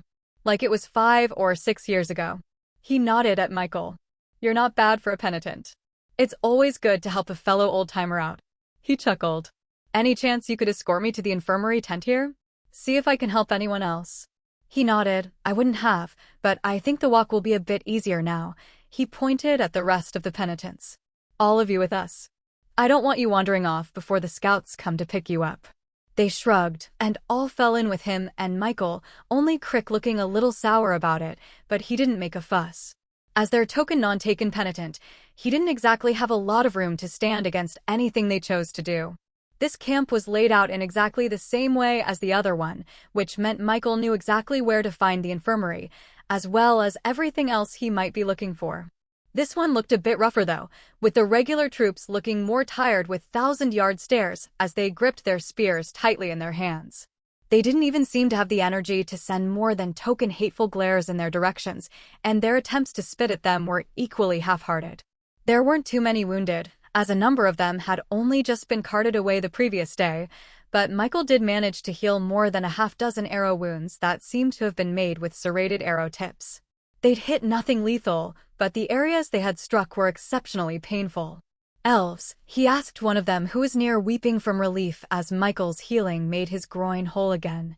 Aye, the knife-feared bastards. They did this just to fuck with me and the other men. He wiped a tear from his eye. Thank you, sir, thank you. It was the most genuine thanks he'd received since he'd started healing anyone, and he took the man's hand in his, looking him in the eye. You don't have to thank me. This is one I would heal for any man that needed it. Just do me a favor and don't think of me the next time you use it. The man laugh-sobbed, snorting up a bit of snot as he did so, and let him go. The other penitents chuckled. You've good bedside manner, said Pyotr. In Russia, they just come in, tell you what is going to happen or if you are going to die, then they do the thing or wait for you to die. Sounds awful, said Ollie. It was honest. If they tried to make jokes, well, that would be a good way to end up in the bed next to the patient in many cases. Are the penitents here? Asked a young man walking into the infirmary tent. He was wearing the odd armor of a dragoon and had a bayonet rifle across his back. Over here, hollered Farland from a small crate on which he was sitting. His knee was better, but he was still not a young man and had no intention of standing if he could help it. The dragoon approached and saluted Farland, who returned it. I'm Knight Dragoon Merc, here to take the penitents and mage to meet the rest of the raid group. Why were they not in the penitent part of the camp? The question made Michael's eyebrow go up a bit. A knight was on a different command structure than the sergeant, but he didn't outrank him by any means, and in the event that the sergeant gave him an order, he would be expected to obey it as long as there were no knights of a higher rank with differing orders. Farland pointed to Michael. This one's a healer. Made sense for him to help out in the infirmary while we waited for you. Michael noticed Marcus scowling. What's up? He asked. He was at the academy with us. A teacher's pet and a little bitch. Needed that gun to feel like he had a cock, you know. Michael knew more than a few of those types, and he could tell by the expression on Davi's face that he did as well. Well, if they're done, I'd like to get us to the raid camp by dark. Farland frowned. I think they should have some lunch first. And so should you for that matter. Not smart to make your way through thick woods on an empty stomach. If you don't want to release them to me, I'll go to the knight commander of the camp and have him do it for you. Go ahead. By the time you get to him, are granted an audience, and he agrees to what you're asking, they'll have eaten and rested anyway. Only you will still be hungry. Michael smiled. Farland was sharper than he seemed. Merc had a look of anger on his face for a few moments, but nodded. Fine. We'll eat first. Then we leave. After they'd all eaten, they got on the road. Merc was easily annoyed and demanding. He criticized them for moving too fast through the forest or too slow. To him, their muffle spells made all of them sloppy, as did their reliance on magic in general. He moved them through a number of winding hunting trails, small forest paths, and occasionally had them cross over pieces of main roads quickly to avoid being seen by anyone. It reminded Michael of moving into enemy territory with the scouts, but more tentative, more jittery. Merc was nervous, and it was obvious to them. He didn't seem incompetent, but there was always a wide gulf between someone's perception of their ability and their actual ability. Hiding his fear that he was doing a bad job by being a dick to everyone else wasn't the best way to handle it, though. It was late afternoon by the time they reached the small raiding camp.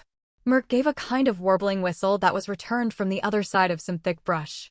Merc gestured for them to follow, and they pushed through to a small break in the woods that had been cleared by hand. There were around 20 small tents, but no fires. Michael could see around 3 knights and 1 other dragoon, with the rest of them being regular soldiers. One of the knights seemed older than the others, and the regular soldiers had the look of veterans, which buoyed the experience. He could tell the youthful faces of the other knights lacked. Michael saw 2 of the knights break away and move toward them.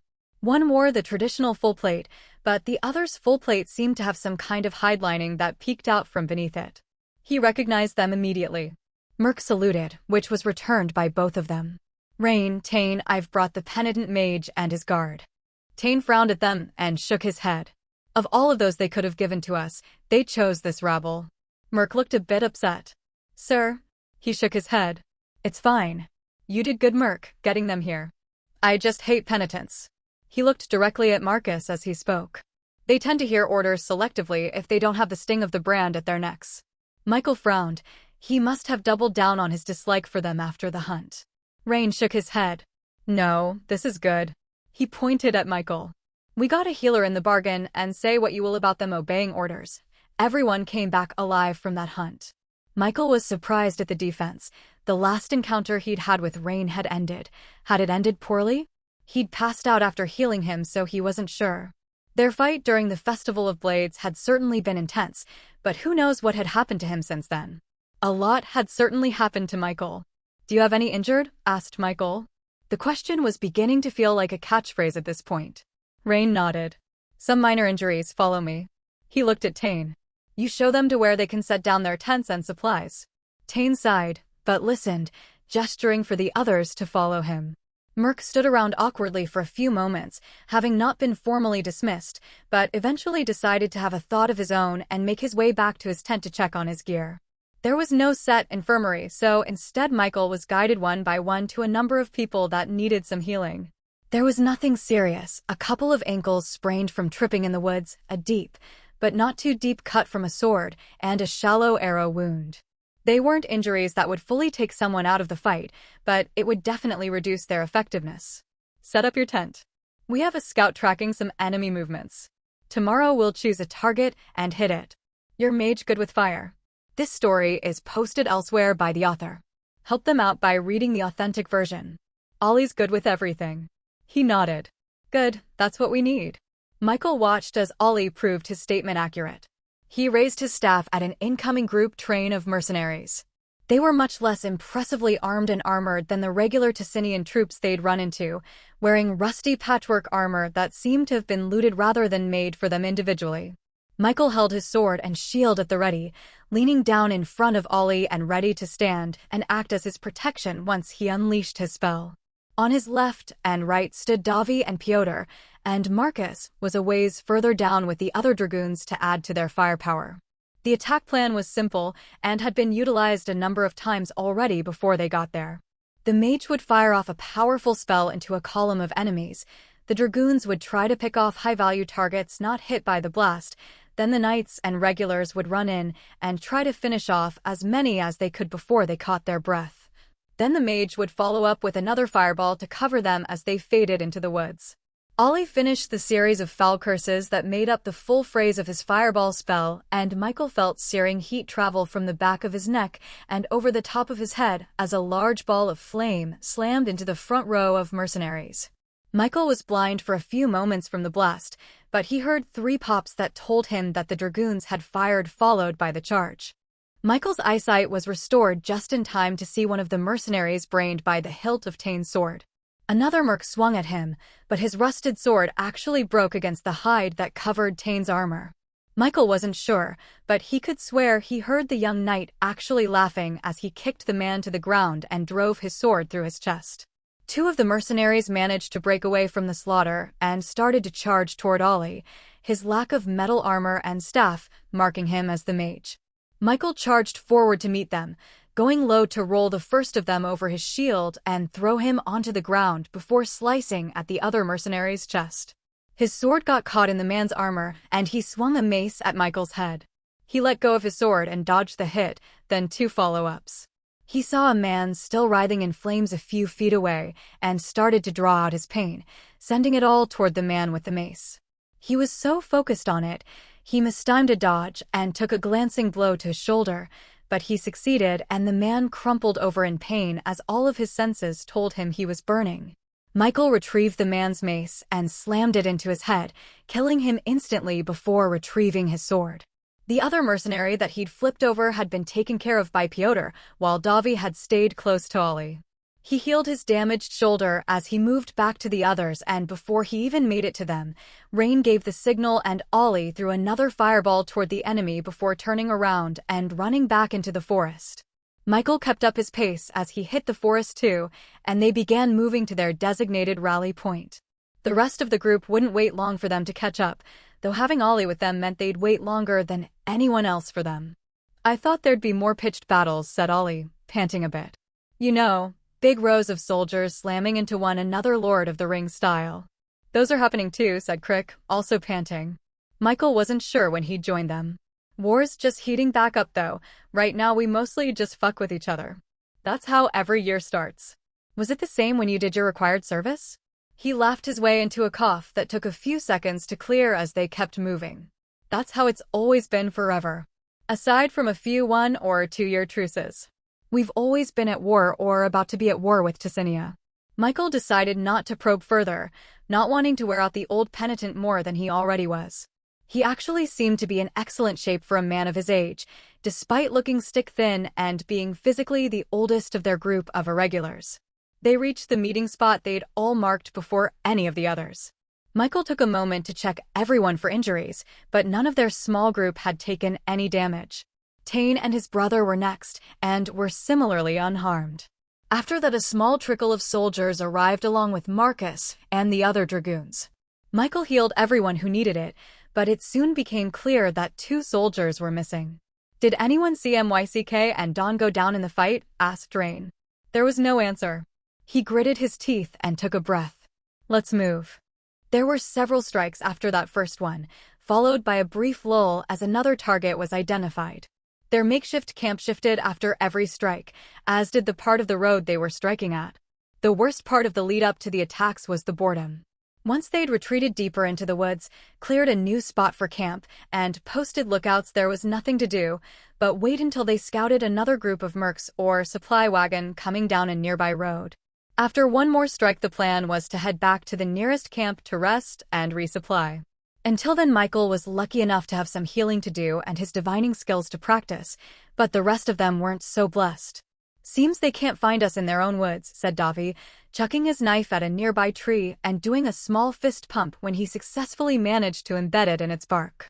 "These were our woods just 10 years ago," said Crick, picking his teeth with a toothpick he'd carved himself earlier that day to get a particularly stubborn piece of whiteroot out of his teeth.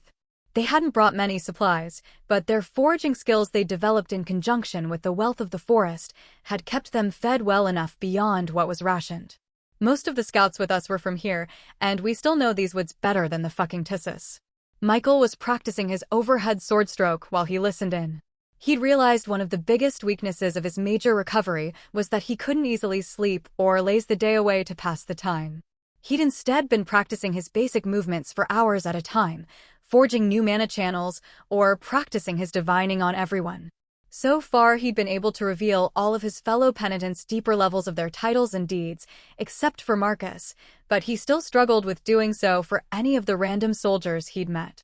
It was useful to be able to see the number of titles and deeds someone had at a glance, but he wanted to be able to see exactly what they granted instantly. Marcus approached from the group he'd been playing dice with. "Jesus, man, you've been practicing that fucking stroke for like 3 hours." Michael shrugged, swinging again. Nothing better to do. "How'd your game go?" "I had to stop winning for a bit. I could tell they were starting to think about mercing my ass." Michael chuckled. "Probably wise." Crick's still at it, Guy knows how to keep a game going. He shifted his stance and put his right foot in the lead. He then started repeating his strikes again. He looked over to see Ollie leaning against a tree with his eyes closed. He thought at first that he'd been sleeping, but looking closely, he saw a small beetle floating in the air above his head. The beetle crawled along an invisible wall of force and then flew away on iridescent wings. Looking closer, he could see the slight purple sheen his shield spells created, and he could also see a half-dozen small motes of light moving in a circle in front of him. It seemed that Michael wasn't the only one keeping busy.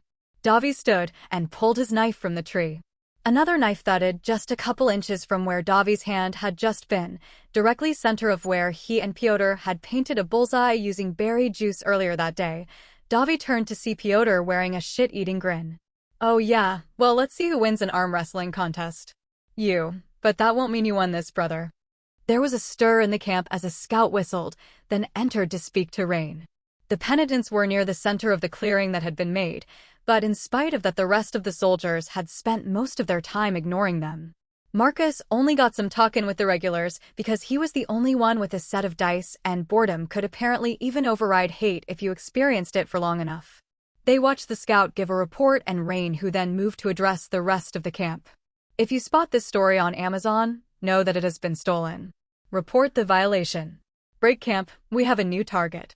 A fresh group of mercs along with a mage. "Armor up." Michael and the other penitents were already putting on their armor when he gave the order, and had their weapons belted before he even finished speaking. Michael had kept the mace he'd taken and fashioned a loop out of some extra material from his tent canvas to keep it at his belt. He didn't want to be found without a backup again. A lot of the knights had long narrow daggers for driving into enemy armor, but no such thing was issued for them. Once the camp was broken, they all followed the scouts.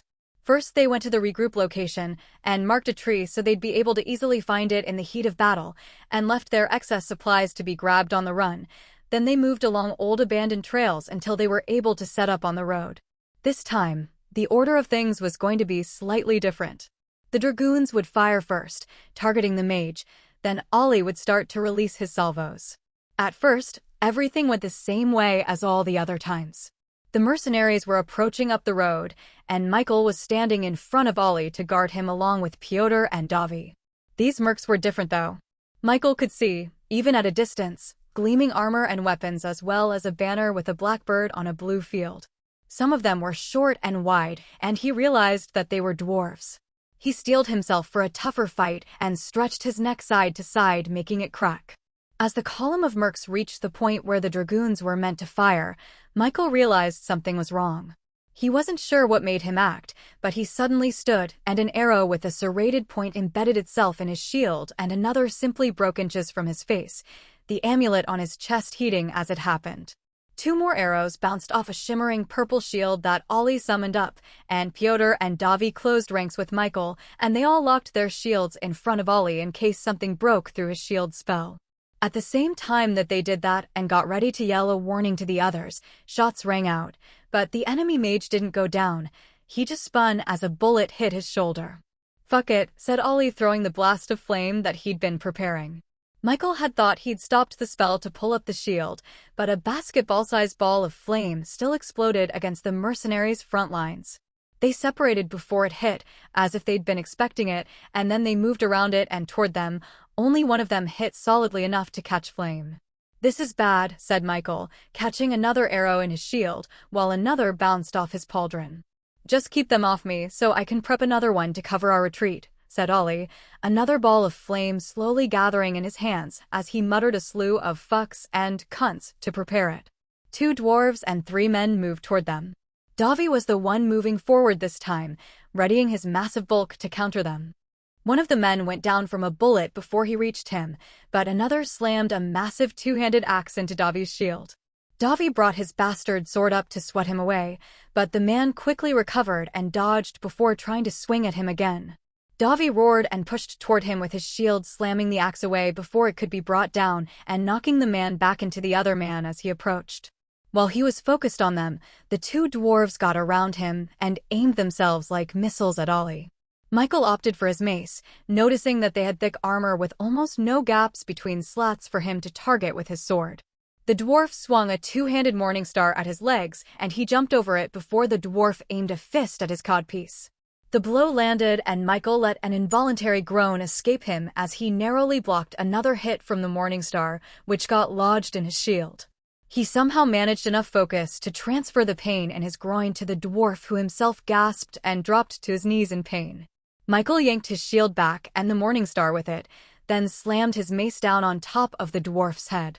The dwarf went to throw another punch, and Michael needed for more full-strength blows on top of his head to bring him down. He looked toward the fray among the other mercenaries and saw a number of soldiers dead or dying while the mercs cut them down. It was a reverse ambush, and a good chunk of the Stent soldiers and knights were already fleeing.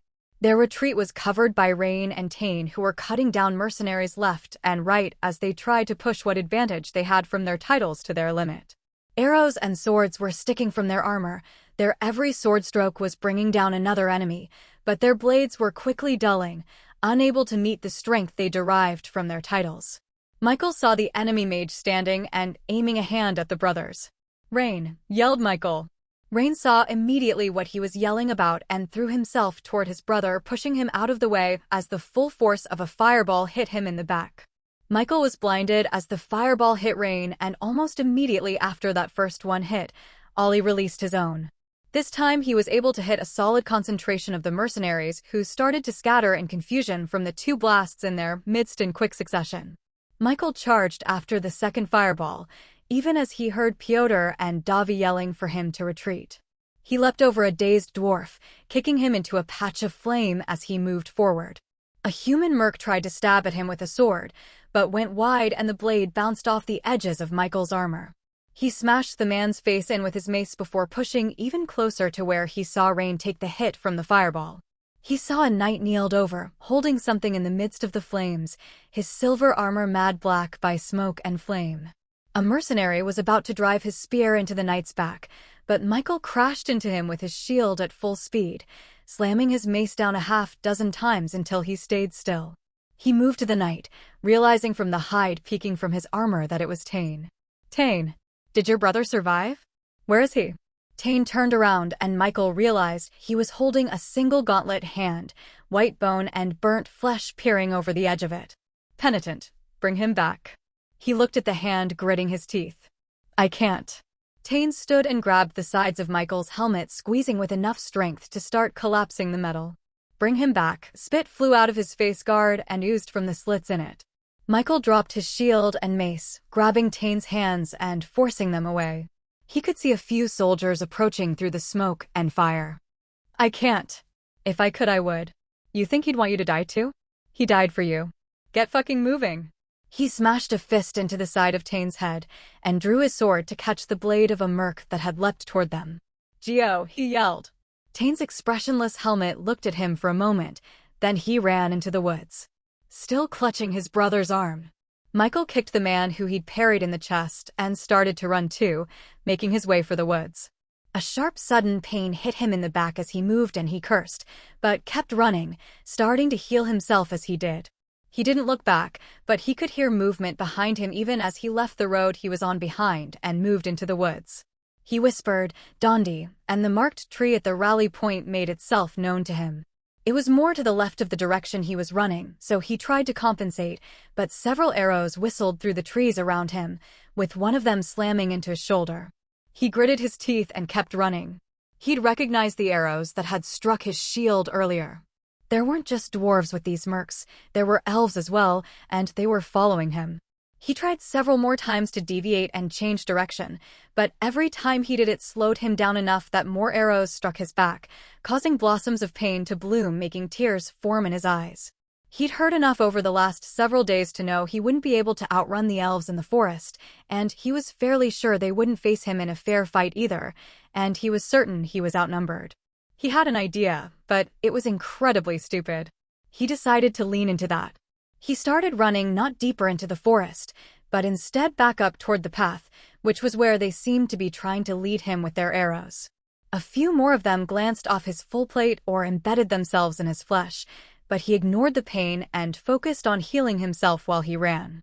It was draining, but he'd built up a lot of stamina with all the healing he'd been doing, and using it also activated Fort Healer, and that with Run Conqueror gave him increased speed, durability, and awareness.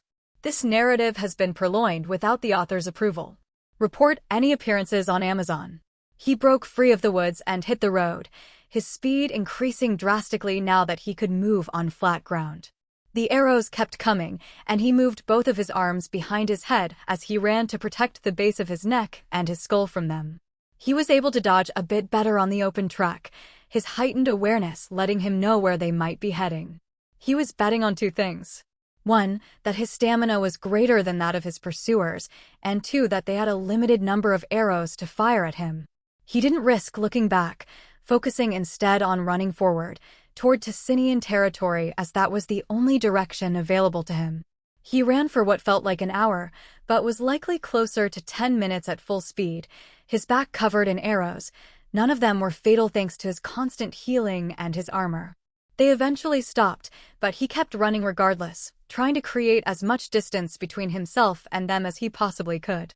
When he finally risked to look back, he saw no one on the road, just old wagon wheel marks and a few heavy footprints from travelers long past. He slowed down and walked into the woods, casting muffle on himself as he moved, panting heavily as sweat drenched him. He started to tear arrows from his back, at least those he could reach, but didn't drop them as he grabbed them. He was probably leaving enough marks in the foliage to track, but he didn't want to make it any more obvious than it already was where he was going. He mumbled a navigate spell and looked over his options. The rally point was useless, so he dropped that mark from his vision. He'd marked all of the camps they'd visited, and from those he had a good general idea of where Stent territory was. The closest camp took him back toward the ambush, so he instead just angled his trajectory to hit what he hoped were Stent lines. He would double back toward the camp after that. He pulled another arrow from his leg with a pained grunt and held it in his hand looking at it. Could they be marked? It would make sense if they were. That's what he would do in their position. He stopped for a moment and started making a more concentrated effort to remove every arrow. With the adrenaline from the run fading, the pain was incredible. His healing didn't push out the more deeply embedded arrows, and instead just healed a wound that was being constantly remade by the serrated edges of the arrowhead. He eventually got all of them out he could reach, but that left several in the center of his back. Long, thin arrowheads meant to pierce thick armor. They'd be easy to pull out, but he'd have to be able to actually reach them.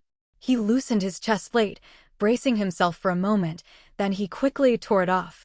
A groan escaped from between gritted teeth as the arrows came out along with the breastplate, torn from his flesh at a jagged angle. He started healing himself, blackness encroaching on his vision as his exhaustion started to catch up with him. He checked to be sure that he'd removed all the arrows, then he put them in a pile and placed a hand over them. Fuego, he said, a small flame sprouting from his hands to light the pile of flame. He put his chest plate back on and tightened it again, then he started walking again. He moved quickly, but not so quickly that his recovery wasn't able to start returning some of his stamina. The woods were thick, far thicker than the ones he'd been in the last few days with Rain and his small strike team. The image of Tane holding his brother's hand popped into his head for a moment and his hands formed fists. He was just a kid. All of them were just kids. He'd died a hero, saving his brother, but he shouldn't have had to do that to begin with. It wasn't an evil unique to Stent, or even this world. His own world did more than enough of the exact same thing, but that didn't make it right. He gritted his teeth and shook his head.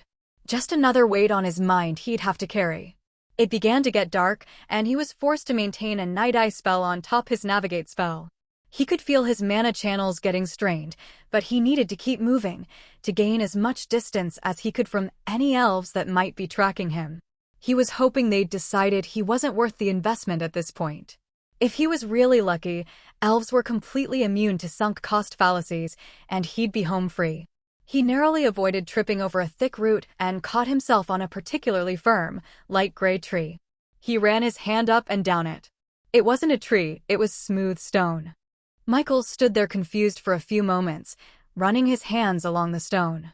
It was difficult to tell the color of it, as his night vision washed out a lot of the color around him, so he raised his hand and focused on it as if he was going to heal someone to make it glow.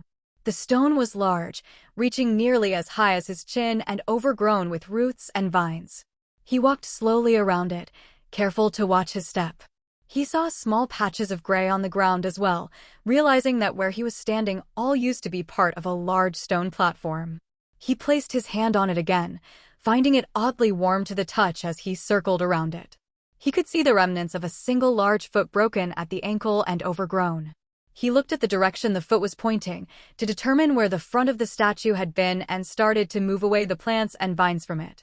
His hand was still glowing as he searched for any writing or inscriptions on the front of the statue's base, and it suddenly locked in place. He looked at his hand and started to try and pull away, but it wouldn't move. Its glow began to increase and the heat he felt in it began to grow, building until it burned and started to blind him. Gold lettering began to appear from the statue and fly past him and around him. It was moving too fast for him to read or understand, overwhelming him with a flurry of indecipherable information that assailed his senses as his hand burned and the light from it grew. Very suddenly, it was over. He pulled his hand away, stumbling back as his vision recovered and the glow faded away. He took heavy, panting breaths and looked back at the statue. The vines and foliage had all burned away, and now he saw the faded remains of an inscription. Say S. Tyvin. De er of th eek. She whls. Michael tried to make sense of what the words could be, but there just wasn't enough left for him to figure it out. If he was less exhausted or confused, he may have been able to parse it, but he wasn't in that kind of shape. He did his best to commit what he did see to memory. He had no clue what had just happened, but it seemed obvious that the statue was of one of the old gods, the ones who had all faded away to be replaced by the divine. He looked at it one more time, focusing on it as if he was divining it. He thought he saw a few traces of golden words at the edges of his peripheral vision when he did so, but even with all of his focus on it, he couldn't discern any of it clearly. He shook his head. He wanted to stay and try and figure out what was happening and what he was seeing, but he was in enemy territory and could still be being pursued. He took one last long look at what remained of the statue, then turned around and started walking again, moving at a quicker pace than he had been when he'd stopped in the hopes of making up for the time he'd lost. The night was deep and dark with the 3 moons only occasionally peeking through the thick canopy of trees as he moved. He walked until dawn, his legs feeling leaden from navigating the thick forest paths for so many hours. He found himself surprisingly grateful that he'd lost his shield and mace during his earlier fight, though it would have definitely made his run away from the archers a lot easier if he'd had it on his back protecting him from their arrows. The lack of their weight was a boon, though he would likely be reprimanded or punished for the loss of the shield. He eventually reached a road that he felt was safe enough to travel down. It seemed to lead to one of the camps he'd been in over the last few weeks, based on his navigate spell, though which one he wasn't certain as he'd gotten so turned around in the forest that he could no longer tell. He started walking down it, moving at a more relaxed pace than he had been before. While his body felt okay thanks to his recovery abilities, his mind was starting to feel sluggish. He needed sleep, but he didn't want to stop moving until he reached the camp or at least ran into a patrol of some kind. Ensure your favorite authors get the support they deserve. Read this novel on Royal Road. He walked for nearly an hour, with dawn creeping through the trees, when he felt a sudden sharp pain in the back of his neck. He crumpled to his knees, clutching at it as his brand burned painfully in both his neck and his soul. The pain was worse than all of the others he'd so recently experienced. Every time he grew used to it enough to string more than 2 thoughts together, the pain increased. He tried to stand, to force his legs to make them move him forward toward the camp, but every time he got them under himself he fell. He instead resigned himself to crawling and dragging himself forward. He clutched handfuls of dirt in the path and pulled himself forward agonizingly slowly as the brand screamed at him. He wasn't sure how long he was moving or how long the brand was active, but the sun was high in the sky when he finally saw someone. There were 3 figures, wearing the gray uniforms of Stent soldiers and moving quickly toward him. "Looks like we've got a penitent deserter," said the one in the lead, whose features Michael couldn't make out through vision blurred with pain. "Should we go ahead and just kick him off the path to die?" "No. We should take him to camp for a trial. Been a while since I've seen an execution." That one bent down and roughly grabbed his arm. Another grabbed his leg, and then he felt himself being dragged toward the camp. The next thing he knew, He was in a roughly constructed wooden cage with his arms and legs bound, listening to the sounds of the camp as the pain continued to render him thoughtless. Very suddenly, the pain ended. He made a sharp intake of breath as it did, and felt his body trembling with relief, but also fear that it may start again. He looked up to see a rough-looking soldier with a patchy beard and the marks of a sergeant. The man rolled his sleeve down to cover his control brand. "So, where'd you desert from?" Michael pushed himself up onto his knees. His armor was still on, so it was a very difficult thing. "I didn't desert. I got separated from my squad during a raid on some mercenaries." The sergeant snorted. "You survived that? With no wounds? Nice try." Michael shook his head. "I'm a diviner. I can heal. You can see the holes in my armor and the damage my clothes took.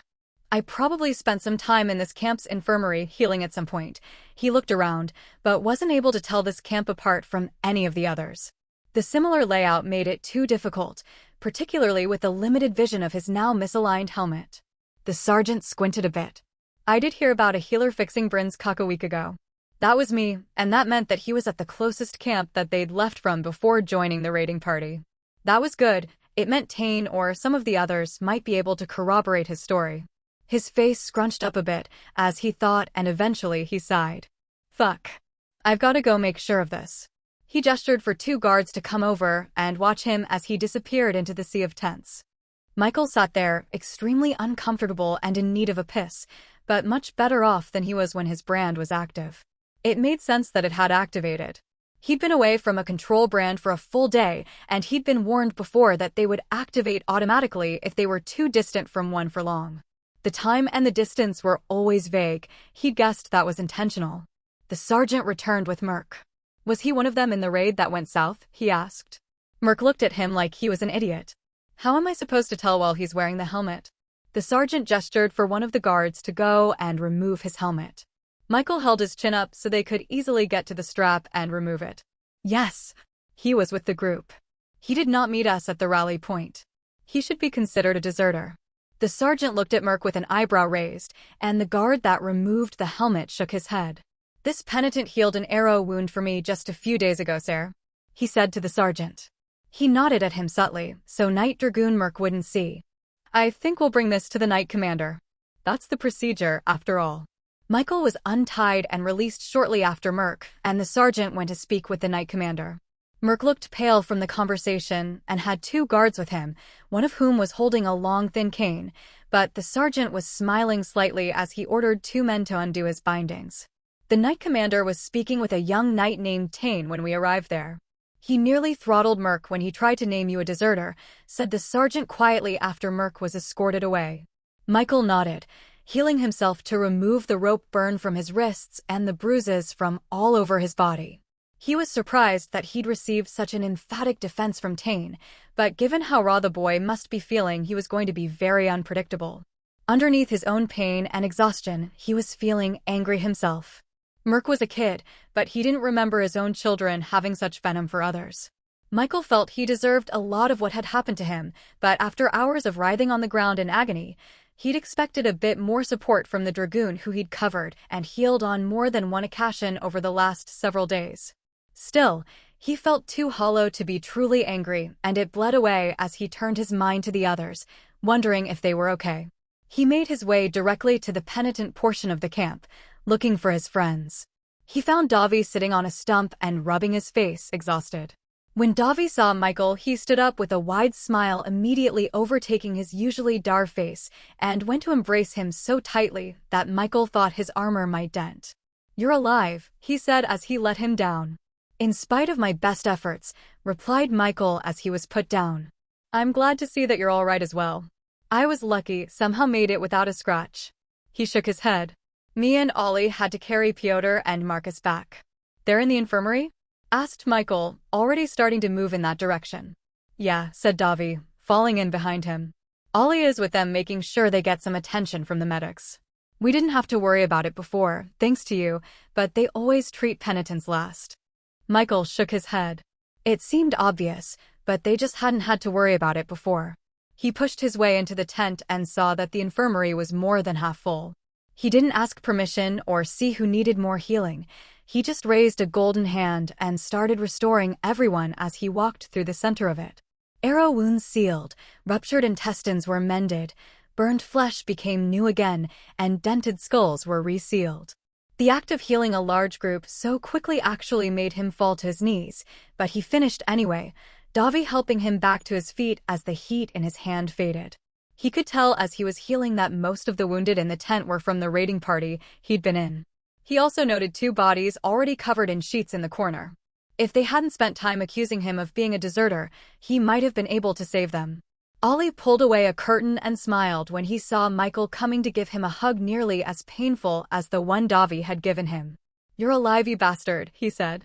Somehow, he replied with a smile, making his way toward Marcus and Pyotr in their beds. Both were sitting up, examining patches of skin where wounds had been only moments ago and tearing off bandages. "Thank you, brother," Pyotr muttered as he tore off a cloth bandage on his forearm with his teeth. The pain was bad.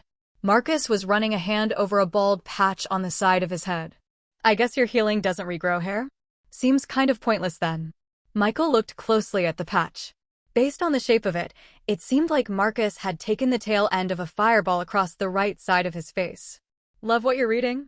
Discover and support the author on the platform they originally published on. Michael sighed and sat down, the weariness of everything he'd been through hitting him all at once. "I'm glad you're all alive," he said, rubbing his face. "Where's Crick?" "He's asleep," said Davi. "He said something about needing to take his rest where he can get it. Did he get hurt at all?" "Nothing major from what I could tell." Michael nodded. That was good. He had found over the last several days that he liked the guy. A medic approached them. "Healer?" he asked. Michael nodded tiredly, ready to be told there were 400 more soldiers that needed healing in a secret underground tent, and all of them had girls back home and children that loved them. The medic handed him a letter, and then went to a nearby knight to help him out of his now unnecessary cast. Michael undid the twine that held the letter together and unraveled it. "Penitent Michael. You are hereby ordered to return to the fort with the other surviving penitents. Sergeant Farland will meet you tomorrow to act as your handler. Knight Lieutenant Bell." Michael relayed the message to the others, eliciting a groan. "They truly wish to run us to death, eh?" asked Pyotr, letting himself fall back onto his back in the cot. "Why did he send the letter to you?" asked Davi. Michael shrugged. "I'm probably the easiest of us to find on short notice. Divine knows I seem to make a spectacle of myself every damn chance I get." "I don't know," said Ollie, scratching his chin and looking at Davi. "I think the giant ginger may be the easiest to find of us." "Says the tall skinny fuck that says things like, 'fair dinkum' in conversation," retorted Davi. They all made their way back to the penitent portion of the camp. Marcus had retrieved Michael's supplies, unashamedly admitting that it was better for him to have them had he died than no one. He pitched his tent and forced himself to eat a small meal before going to sleep. His mind was sluggish from the exhaustion of hard fighting, hard running, and hard healing nonstop for the last 2 days. He fell into a deep sleep immediately, but it was plagued with nightmares of a young man being blown to bits, the aftermath of a car accident, the scream of parents losing their child, and the face of a dead 5-year-old hanging from a noose. He tossed and turned for hours until the nightmares very suddenly stopped. He heard the fragment of a name whispered in his ear, and the feel of warm stone against his fingertips. The rest of his sleep was perfect oblivion. Michael awoke late morning, crawling out of his tent with bleary eyes and a dry throat. He slammed his canteen back and wiped his face. It was warm that morning. The first warm morning he'd had since he'd arrived in that world. "Morning," said Pyotr, leaning back and whittling something out of a small chunk of wood. Michael swallowed another mouthful of water. "Morning. You okay? It's not like you to sleep in." He stretched, hearing a number of light cracks as his bones realigned. "I feel better than I have in a long while, actually." He rarely felt any soreness in his muscles, but had grown used to a kind of constant mild fogginess in his head. That day, though he had no such affliction, he felt clear and relaxed. He grabbed the divine symbol that hung around his neck and kissed it gently, saying a quick prayer to the divine, and in particular whatever goddess the shrine he'd encountered was to. He felt a bit lighter after finishing it. "What are you doing?" asked Pyotr with a raised eyebrow. "Praying to the divine." "Really? A new god?" asked Pyotr, a bit of distaste bleeding through, surprising Michael. I thought you were a lapsed Catholic already? He held up a glowing hand. The gods here have proven a bit more real to me. What if they turn out to be evil or something? Michael shrugged.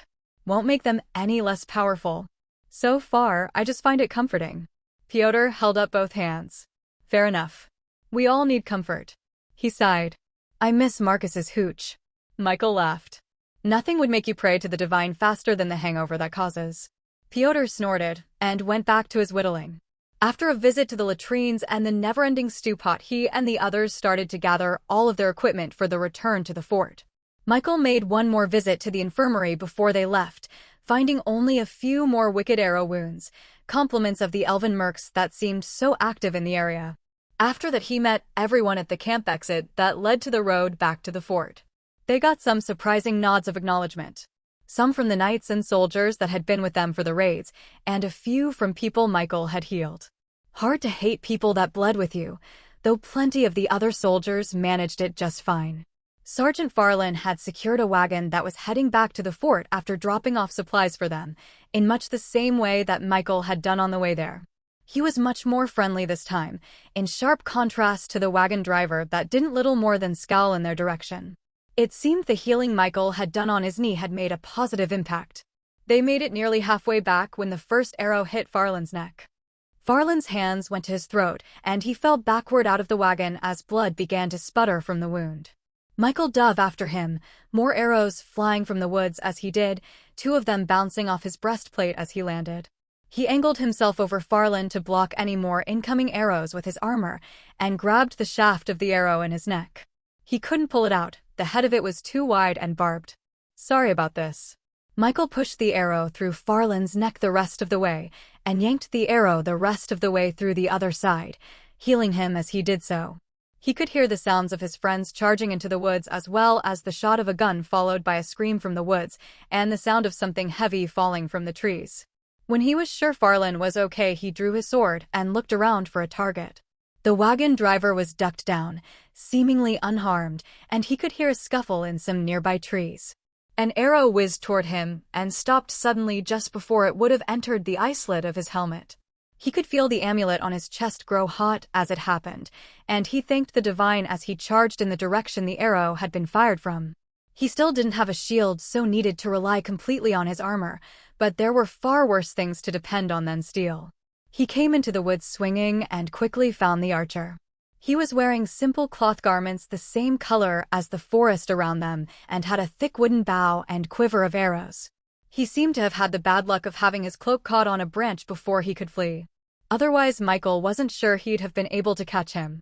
His ears were pointed and his eyes wide and alien, with slightly sharp teeth. He was bearing at Michael. His limbs seemed too long, and his features too angular, but he was beautiful in a way that Michael was able to appreciate even as he swung his sword. The elf caught the blow on his bow, parrying it, and slashed at him with a long dagger that must have been sheathed at his back. The slash cut across his breastplate and left a deep rend in it, but Michael ignored it, sending out a gauntlet fist in response. He caught the elf across his face, but he turned with the blow, avoiding the full force of it, then went low, stabbing his dagger into the side of Michael's leg, between the seams in his armor. Michael transferred the pain right back to the elf, making him fall suddenly to one knee, letting out a high-pitched scream. He grabbed the elf by the hair and drove his sword into his chest. He watched the wide eyes go even wider and then darken. He pulled his sword back, then gritted his teeth as he grabbed the dagger and ripped it from his leg, healing himself as he did so. He'd gotten a lot better at transferring his own pain, at least to a single opponent. He ran out of the woods to see Ollie with a shimmering force field around himself, Farland, and the driver. A few broken arrows around him, and a dead elf covered in burns a few feet from him. "You all right?" asked Michael. He nodded. "Yeah, figured one might try to come back and finish them off, so I stuck around." Michael gestured to the elf corpse. "Seems like the right call. The others?" "I'm not sure." Marcus ran in to help Pyotr with his bayonet. "I think Davi ran there." He pointed to a part of the brush that looked like a giant had just run through it. He started to move in that direction when Davi came out, his sword clean, but his shield covered in blood, hair, and some skull fragments. "Got mine." Pyotr and Marcus emerged a bit later with Pyotr being held up by Marcus, a dagger sticking from his side. This tale has been unlawfully lifted without the author's consent. Report any appearances on Amazon. Michael moved quickly over to him and removed the dagger from his side without even hesitating, healing him immediately after. Didn't think anything could move that fast. Thanks. Michael nodded, examining the dagger along with the other one he'd removed from his own leg. The edges were serrated, much like the arrowheads. Either the elves enjoyed being able to easily slice bread, or they liked inflicting pain. Then again, it could just be the signature of this particular group of mercenaries rather than a trait of Elvenkind as a whole. He found a place on his belt for one of them, and held out the other to Pyotr. It seemed to him they'd earned them. Farlin was rubbing his neck where a deadly wound had been only minutes before, feeling the fragility of his life. You all right, Sergeant? He nodded. Just thinking I may request an earlier retirement. Not sure the larger stipend is worth sticking around much longer. Michael smiled at that and patted the man on the shoulder before climbing back into the rear of the wagon. The mule that had been pulling it had managed to stay stoically still all throughout the fight. Michael was very impressed, and the wagon driver was warmly patting it, probably feeling similarly impressed as well as grateful to be alive. They continued along the road, much more focused on the forest around them, aware that at least one more elven mercenary could be looking for the opportunity to fire at them and run. Luckily, they reached the fort without any more ambushes. The sergeant escorted them all to the tower where Belle was, as always, poring over maps and making marks in notebooks. You encountered elves? He asked, not even looking up from what he was doing. Farlin raised his eyebrows. Yes, sir. How did you know? Penitents Michael and Pyotr have daggers with elven hilt styles at their waist. There is still some fresh blood on them, so I assumed the attack was recent. He pulled out a smaller map that from what Michael could tell represented all the different paths to the camps that could be reached from the fort. Marcus, can you point out where the attack happened? He held up a thin piece of charcoal. Marcus took it and examined the map closely, making a mark that seemed a little closer to the fort than Michael thought was accurate, but he didn't see a reason to disagree. Interesting. And you killed 2. 3, replied Ollie. Belle nodded, circling a small area of forest on the map and making a quick note under it. Good, he muttered. He looked up and took a moment to salute Farlin. Thank you for getting them to me. I'll make sure you get recognized for fighting off the ambush. Farlin saluted back. Thanks, sir, but I did nothing. The penitents won't get credit for it. Either you do or no one does. He looked a bit conflicted about it, but Ollie gave him a nod. I accept then. Good. I take these penitents back under my supervision. You're dismissed, Sergeant. They exchanged one more salute, and Farlin left with one more friendly wave to Michael and the rest of them as he walked out the door. Belle came around to the front of the table and leaned back, sitting against it a bit. He fixed his eyes on Michael. Give me a report on everything that happened while you were with Rain's raid group. Michael was surprised to be singled out, but realized that none of the others seemed to be. Just like back on Earth, he was winding up doing supervisor work without actually being formally made one. We made it to the camp without incident where we linked up with Merc, a night dragoon.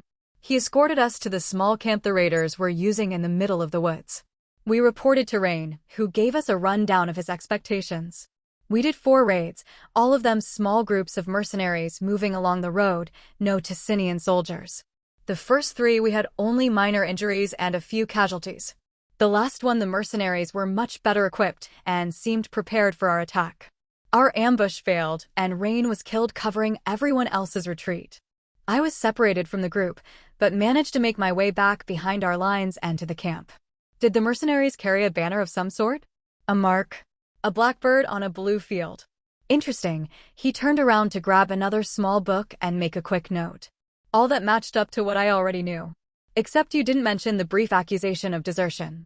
It didn't seem pertinent. Belle smiled slightly. It's not. You not mentioning it is interesting, though. He stood and walked back around to the back of his desk. You should all rest for the day. Re-equip and eat and drink heartily. Within the next few days, I'm going to spend some time with each of you to get a better idea of your specific skills, and by the end of the week, we'll all be heading deep into Ticinian territory. He placed a fist on his chest in salute, and they all returned it automatically, their armor clanging as they did so. You're dismissed. Michael looked into the small shard of mirror with the edges wrapped in leather, studying his reflection. He took his knife and dragged it slowly and gently across his cheek, scraping the sides of the blade against the bowl of warm water in front of him, then dipping the knife in the water before bringing it back to his face. He'd never really been a beard guy, even back on Earth. He had a lot of difficulty dealing with the scratchy and itchy phase before the beard started to get full, and besides that his wife had threatened to stop shaving herself if he did. In his new body, he still preferred to be clean-shaven, though he hadn't been able to trim his whiskers away with the frequency he would have preferred. It had also taken a fair amount of effort to learn how to use a knife, and if it wasn't for his ability to heal himself, he'd have had a face covered in scars before he'd figured it out. When he was done, he cleaned and dried the knife one more time before splashing some cool water on his face and wiping it dry. The bathroom situation in the tower wasn't as good as it had been in the academy. There was running water, but only from a single pump in each tower, so in the interest of time and not getting stabbed, soldiers usually just filled a bucket at the pump and then took care of their grooming and cleaning in another corner of the cold stone room. Michael dumped his bucket down one of the holes that also served as a toilet and made his way back to the room. There was some trouble when they'd first gotten back, with the other penitents having clearly swapped bedding out and rifled through some things, but after a few quick beating from Michael and Davi, they saw the error of their ways. They were no longer intimidated by the criminals that made up the majority of the penitents. Their experiences in the field had shown them that they had little to fear from them. Crick got a pass, of course, and had even helped them to hunt down a few of their effects that the other penitents had stolen. Once he got back and into his uniform, Michael looked into the mirror again. He'd only just acquired it.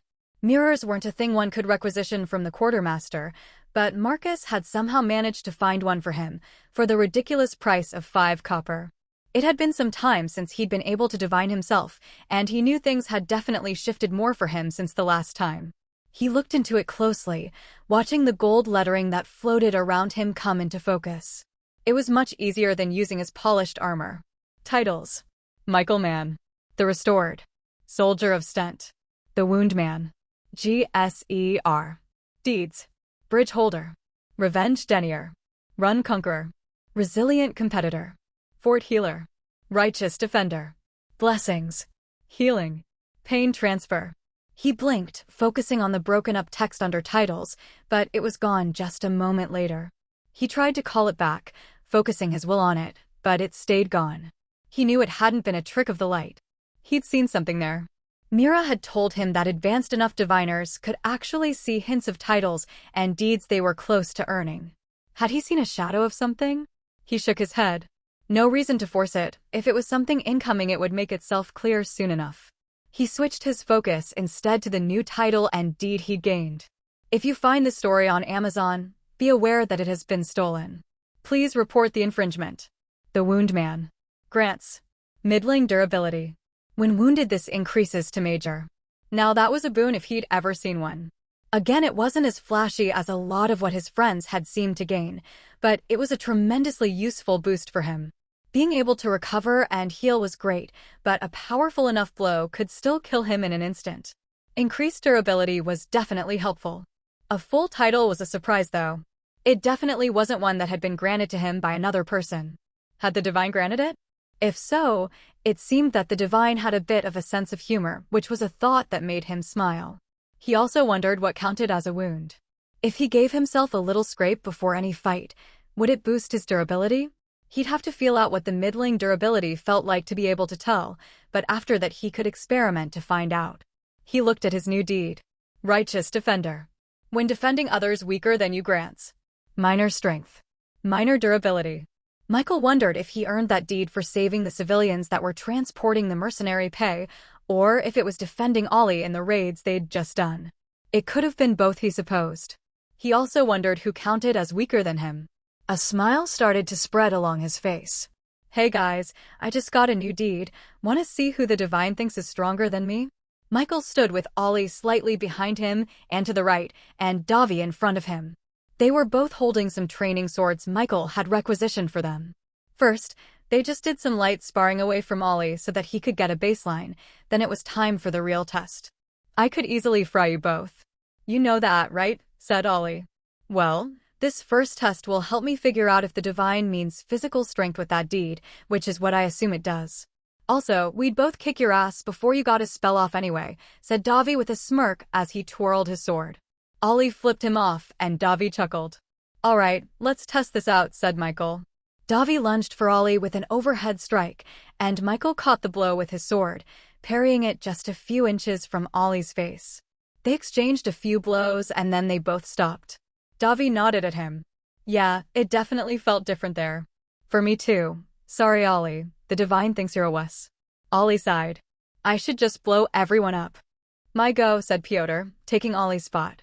Just as it had happened before, Michael and Davi both felt him get a slight boost defending him, and it was the same with Marcus and Crick.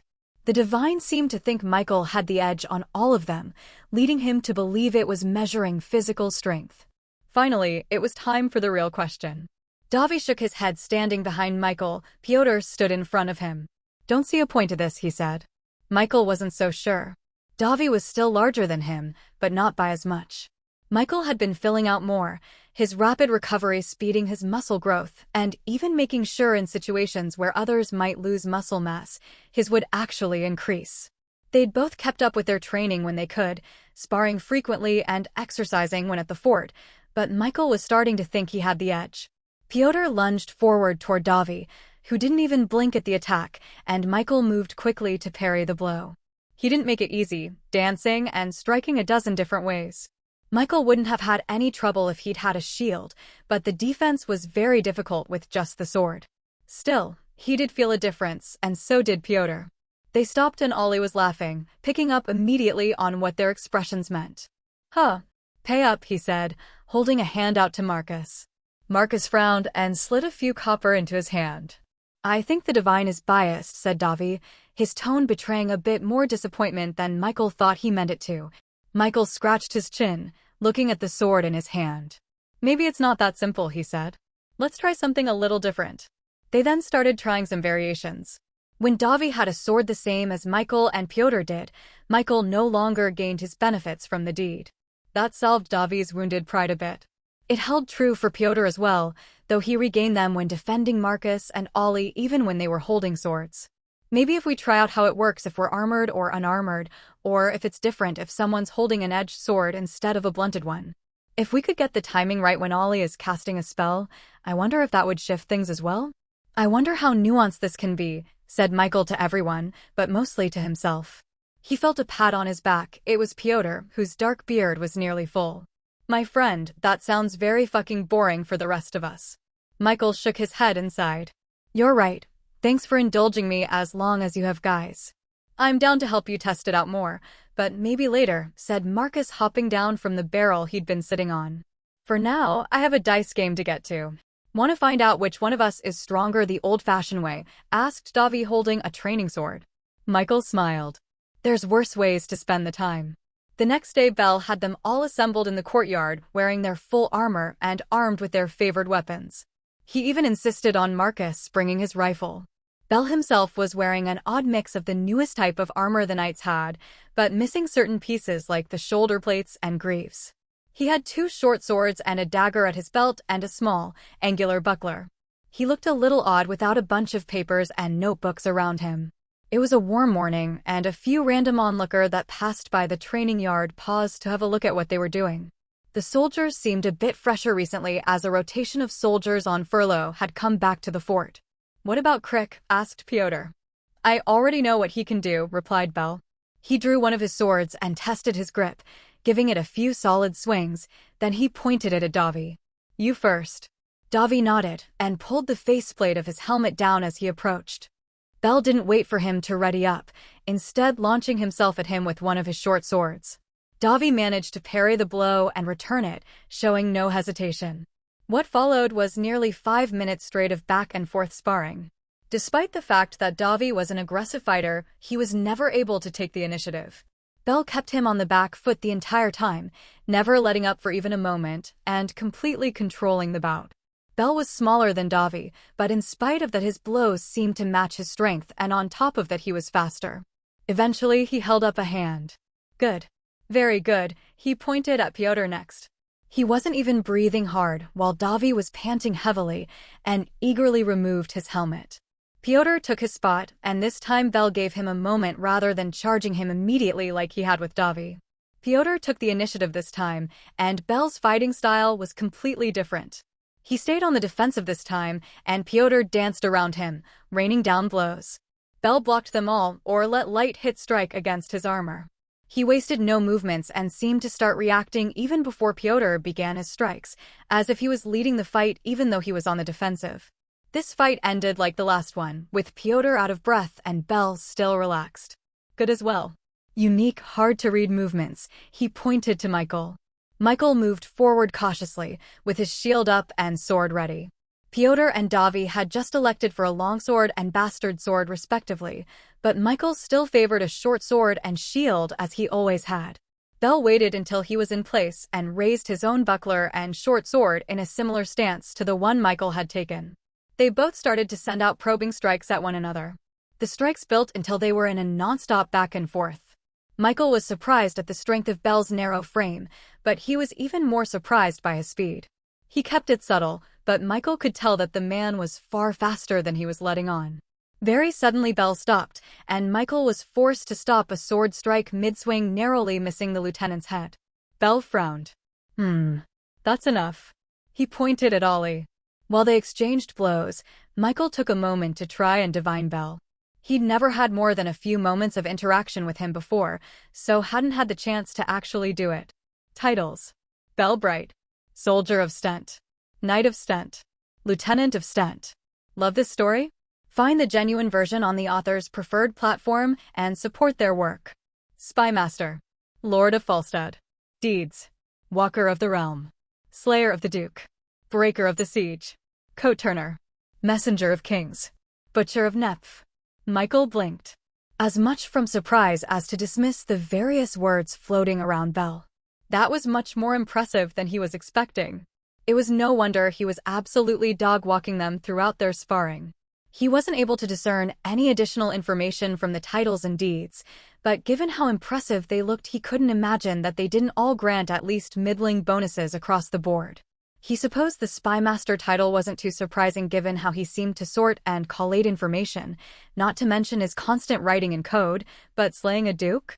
Breaking a siege? Shouldn't he be a general at this point? Unless that was the point. Perhaps being in charge of penitents and irregulars was a cover. What if an enemy diviner looked at him, though? Couldn't he discern things just as easily as Michael just did? Bel stopped his fight with Ollie and looked at Michael. Surprised at what you saw, he asked, clearly aware of what Michael had been doing. Yes. Think of how much more impressive it would be if I let you see the whole thing. Michael nodded, grasping his meaning. You can hide parts of your titles and deeds. Yes. It's a valuable ability in my line of work. In this case, I let you see only the most impressive ones. I didn't think the deed about saving the family dog from a fire as a child was really important to share. I mean, makes me like you more, gasped Ollie out of breath. Bel sheathed his sword, stretching his wrist a bit. Who among you has the most titles and deeds? He asked everyone, though the question was mostly directed at Michael. Me, he replied. It wasn't exactly a brag, he just seemed more prone to getting them. He chuckled. That makes you the biggest fool of anyone here. I think everyone here already knows that, said Michael, but how did you draw that conclusion? The Divine award titles and deeds for dangerous, foolish, and often unnecessary actions. The type of people that would normally accumulate many of them tend to die very quickly. Only sometimes is there an exception. A person who, in spite of frequent stupidity, manages to continue surviving. Michael nodded along as he spoke. It's like he's known you your whole life, said Ollie with a smirk. The exception is obviously the nobility, who have enough titles to begin with that earning more of them along with deeds is much easier. And which are you? Asked Michael. Bel smiled, not the small one they were used to, but a wide, genuine one. Let's just say I didn't earn my land and title until later in life than most. That prompted some chuckles from the rest of them. So, since you're a diviner, go ahead and list everyone's titles and deeds here. Give me the details as well if you can. Michael started with his own, noting a slight uptick of Bel's eyebrow at the Wound Man title. Then he started to look at the others. It had been some time since he'd tried, and he found he was finally able to draw even the details for Marcus from the titles and deeds that floated in gold around them. Ollie had, in addition to his ability to cast 2 spells at once, gained a deed that strengthened his fire spells, as well as one that granted middling reaction when facing enemy mages. Davi's the renewed title granted him major strength, and his deed for winning the melee at the Festival of Blades gave him middling strength when facing multiple opponents. He'd also gained one that granted him minor durability when not wielding a shield. Piotr's the Resurrected title granted him middling reaction, middling awareness, and middling speed as long as he was moving. His deed for helping Davi in the melee granted minor durability and strength when fighting with an ally, and he'd earned 2 other minor ones that increased his durability when he'd had alcohol within the last day, and one that increased his speed when spinning. Marcus had the strangest grouping of all of them. He had 2 titles aside from his name and Soldier of Stent. Life Thief granted him a very low chance to gain the benefits of a deed or title of anyone he killed, and so far had very minor benefits for all the stats attached to it, and a major one attached to his awareness. He also had a deed for slaying the King of the Forest, which granted him increased awareness of weak points when facing a stronger opponent. Michael needed to catch his breath for a few moments after listing all of those titles and deeds back to back like that. He couldn't imagine how dull it would be to hear that kind of list read without being broken up in some way, but Belle managed to be focused and interested all throughout it. Well, that is a very odd mix of abilities. You all have far more going for you than the average taker penitents by quite a bit. It seems. You're all idiots and fools.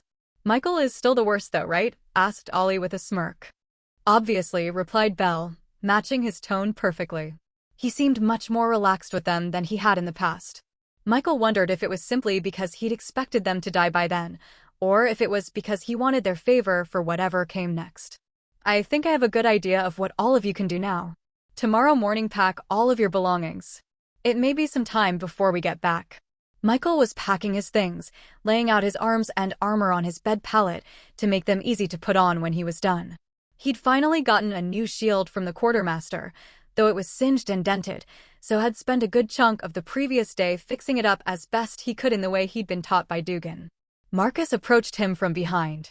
This could be it, he whispered as he got close. It being me dying to the smell of your breath, he asked as he carefully wrapped his hand mirror in cloth. No, asshole, this could be our chance to leave. Michael stopped packing and looked at him. So much had happened since the last time they'd talked about it. I'm not certain I want to leave. We're still prisoners, Mike. We have a bit of freedom, but I don't want to fight and die for these people. It might not be Earth, but there's a world out there. A world where most people seem to want us dead. He shook his head. Not everyone. Stent drafts us, Svict kills us, Ticinia enslaves us, but Swandia lets the parents choose what happens. There's mercenary work there too, closing rifts that bleed from Old Hume and fighting wars to their south. We could make a free living there. Where'd you learn that? Playing dice and shooting the shit with the regulars. All they do is talk shit about other countries if they're not gossiping. Now all they're talking about is some new king to the northeast that conquered 2 other countries in a single campaign. Michael thought about the map on Belle's wall. We'd have to travel through Svict to get to Swandia, and they kill Lifetakers on sight. Seems about as risky as fighting a war to me. Belle doesn't seem the type to let us go easily. He was stronger than us, and his titles and deeds, he's definitely got more tricks up his sleeve. He can't watch us all the time. We'll be further from Stent lines than we've ever been before. If his guard drops, we can make a run for it. If we wait too long, it'll be winter again, and we can't make it then. I'm still not even sure that I can heal our brands, and I can't exactly test it. He shook his head. If it's what you want to do, my offer is still the same. I'll see if I can heal your brand. I'll say nothing that leads any trouble to you. But for now I am staying. Marcus sighed. I love you, man, but you're a pussy and it drives me crazy. Michael looked back at him with an eyebrow raised. You love a man? Marcus chuckled. Fuck you. He shook his head. Don't make a decision right now. We have plenty of time to talk about it. Have you talked to the others about it? Davi's down, but Piotr and Ollie refused to leave without you. Damn it, they don't have to do that. Davi and I wouldn't want to leave without you either. But you both would. Marcus shrugged. Michael couldn't blame him. He'd been clear about his intentions from the start. The only reason he didn't bring up deserting more was because he was waiting for a good opportunity. Trying to run away from hounds and horses in the body of a child was certainly not ideal. Now that they were a bit more grown up and traveling with only a single handler, though, it was clear the situation had changed. The narrative has been taken without permission. Report any sightings. He finished packing and made his way down the stairs to meet everyone. The penitent rooms below them were empty again. Whether they were dead or just on a mission, he didn't know. He hadn't really bothered to even introduce himself. Considering his interactions with non-Lifetaker penitents lead to death in 5 of 6 cases, it didn't seem like a smart thing to do. He made one more visit to the infirmary, but all the men there were ill with fevers that he couldn't help. After that, he made his way to the front gate where everyone was waiting, armed, armored, and with packs slung over their shoulders. Checking the infirmary? Asked Bell. Michael nodded. Good. He glanced over everyone, quickly assessing their readiness. Let's go. As they left the fort, Bell set the pace himself, with the rest of them following closely behind.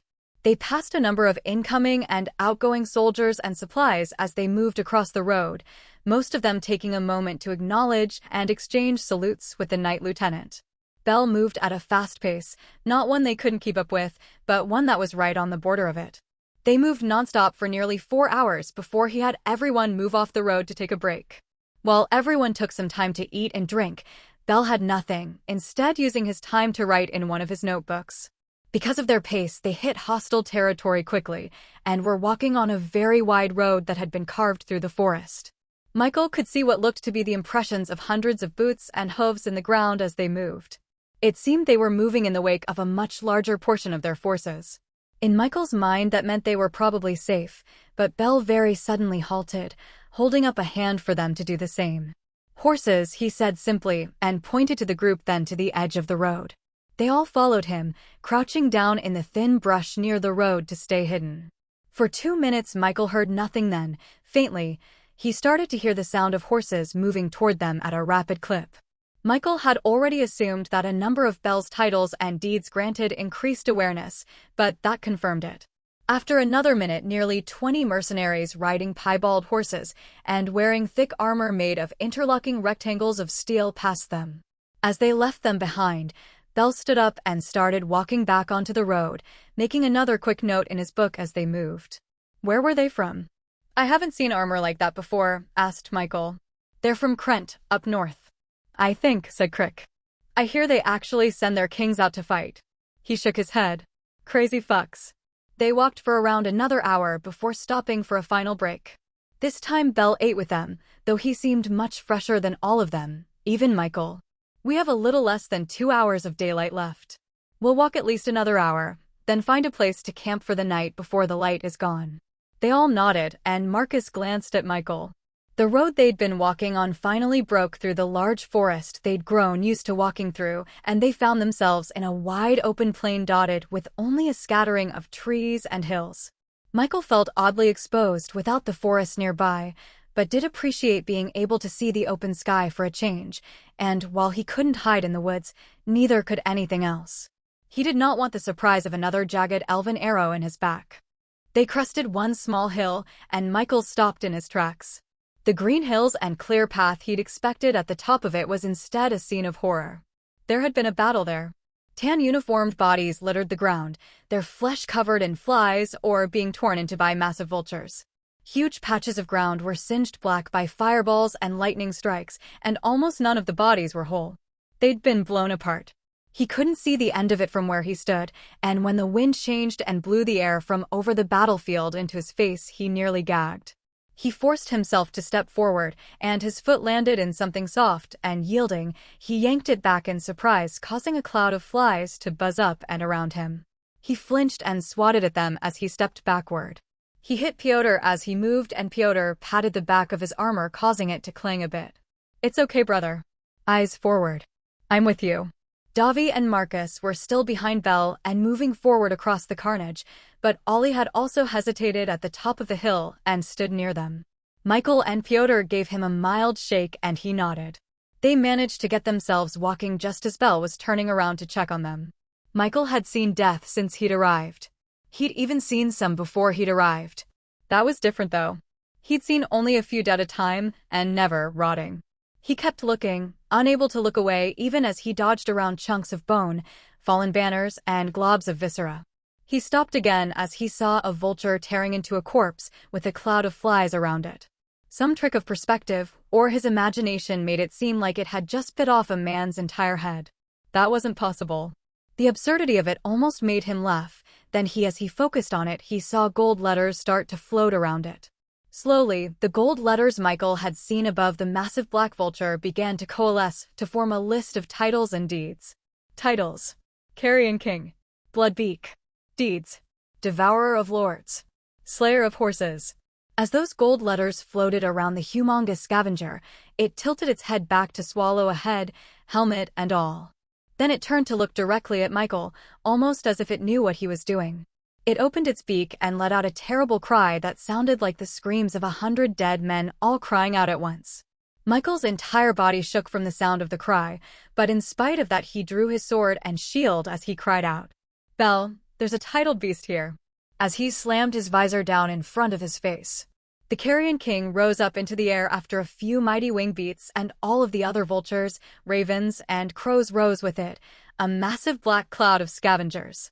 Some of the crows dove for Michael, and he slammed them aside with his shield, killing them before cutting his way through two more with his sword. Behind them the vulture swooped, raking at him with its talons. He managed to duck with his shield raised, and there was a scrape of sparks as the tips of the beast's talons raked across it. "Converge on Ollie," yelled Bell, running through a steadily thickening cloud of black wings.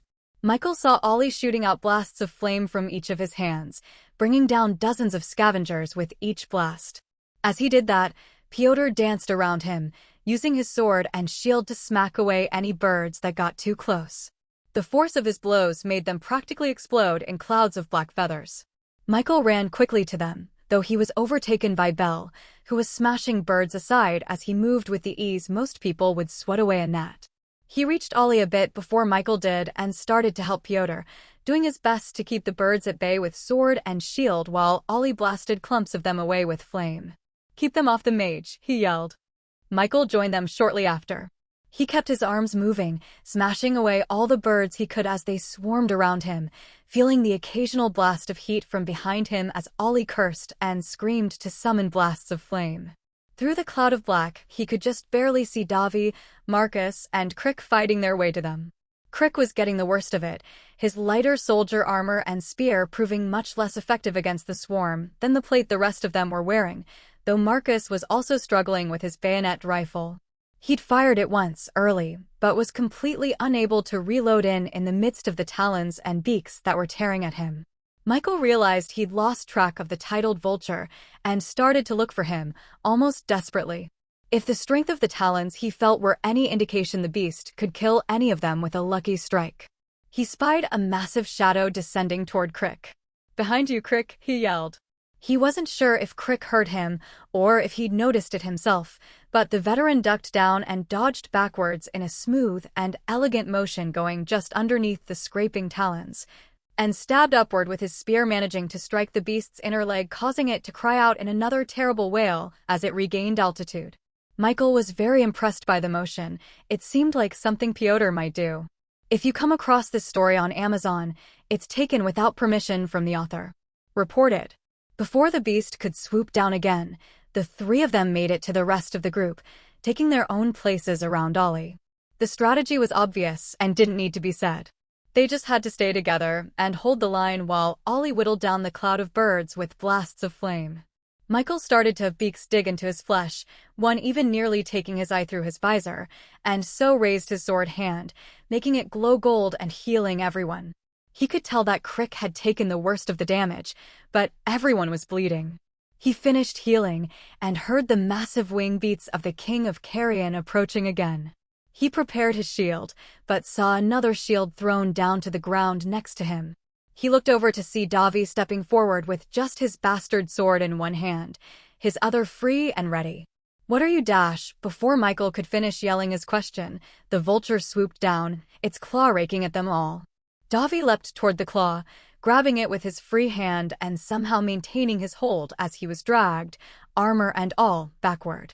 The King of Carrion suddenly slowed, tried to increase the speed of its wing beats in order to regain altitude, but Davi was too heavy for it to gain more than 10 feet. Davi roared and swung his sword, cutting deeply into the beast's stomach.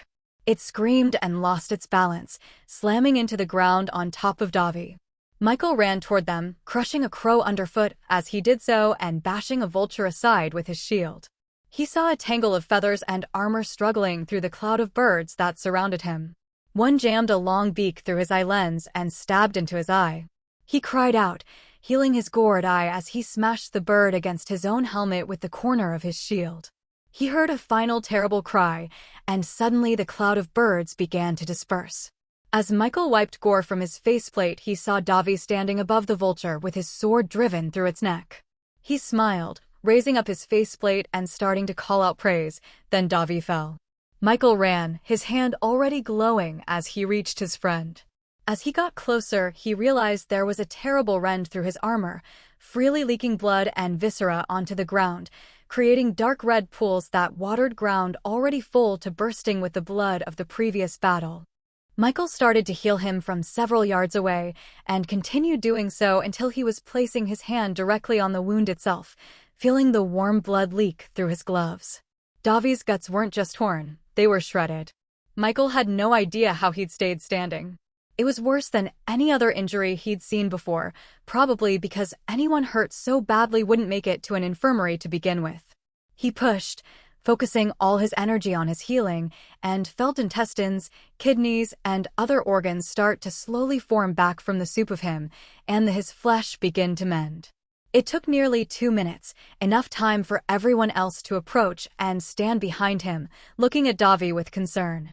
Davi coughed and sat up with a sharp intake of breath, causing everyone but Belle to startle.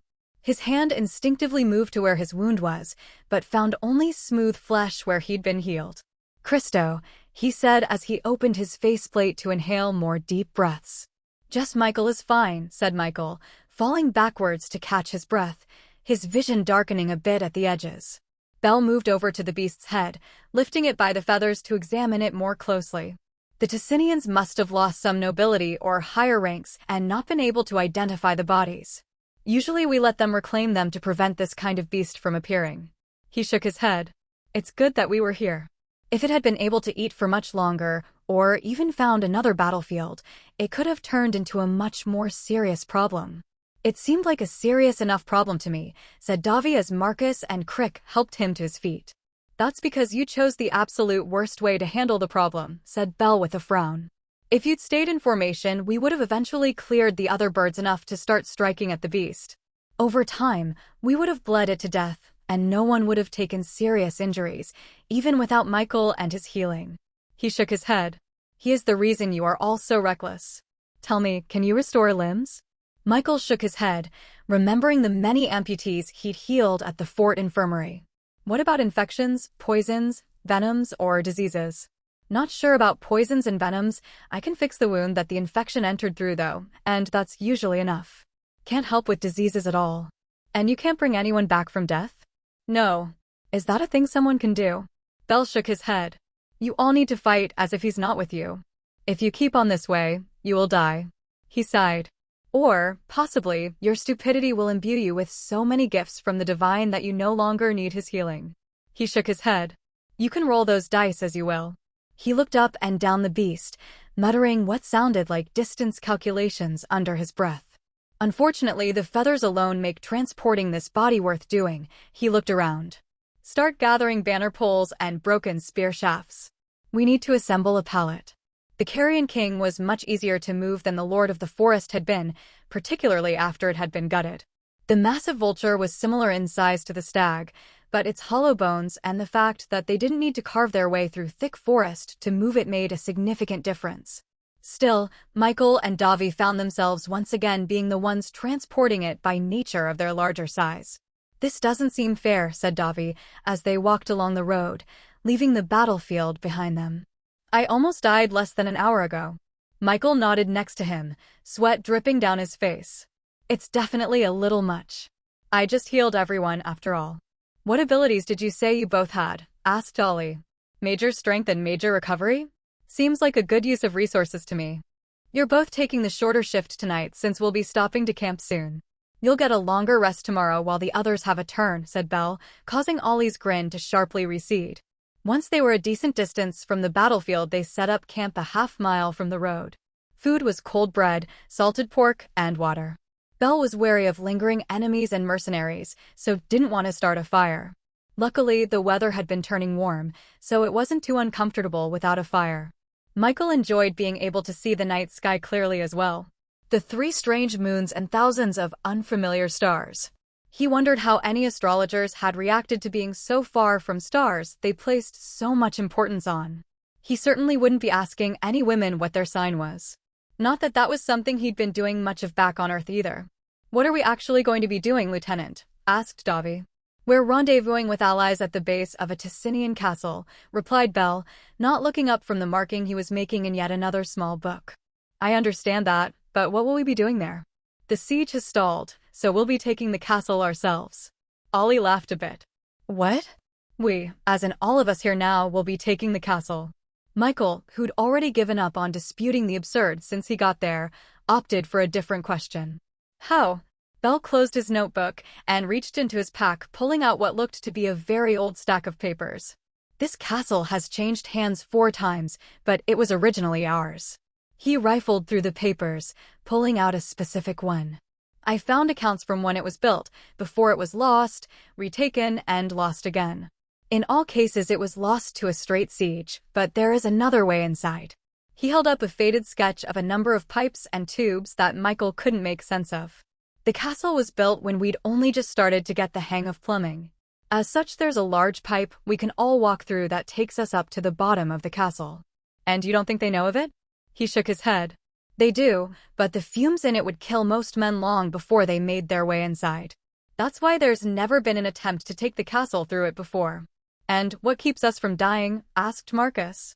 Penitents Ollie and Michael, he replied carefully, returning the old documents to his pack.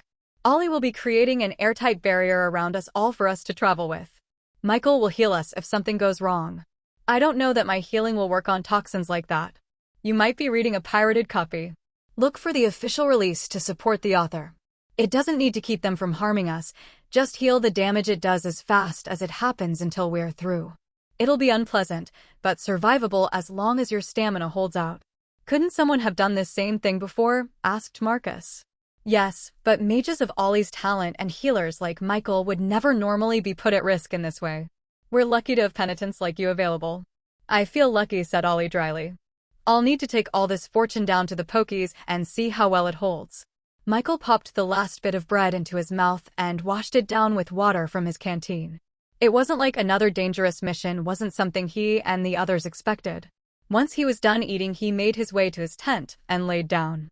I thank the Divine for granting me the strength to keep Davi alive and heal my friends and allies.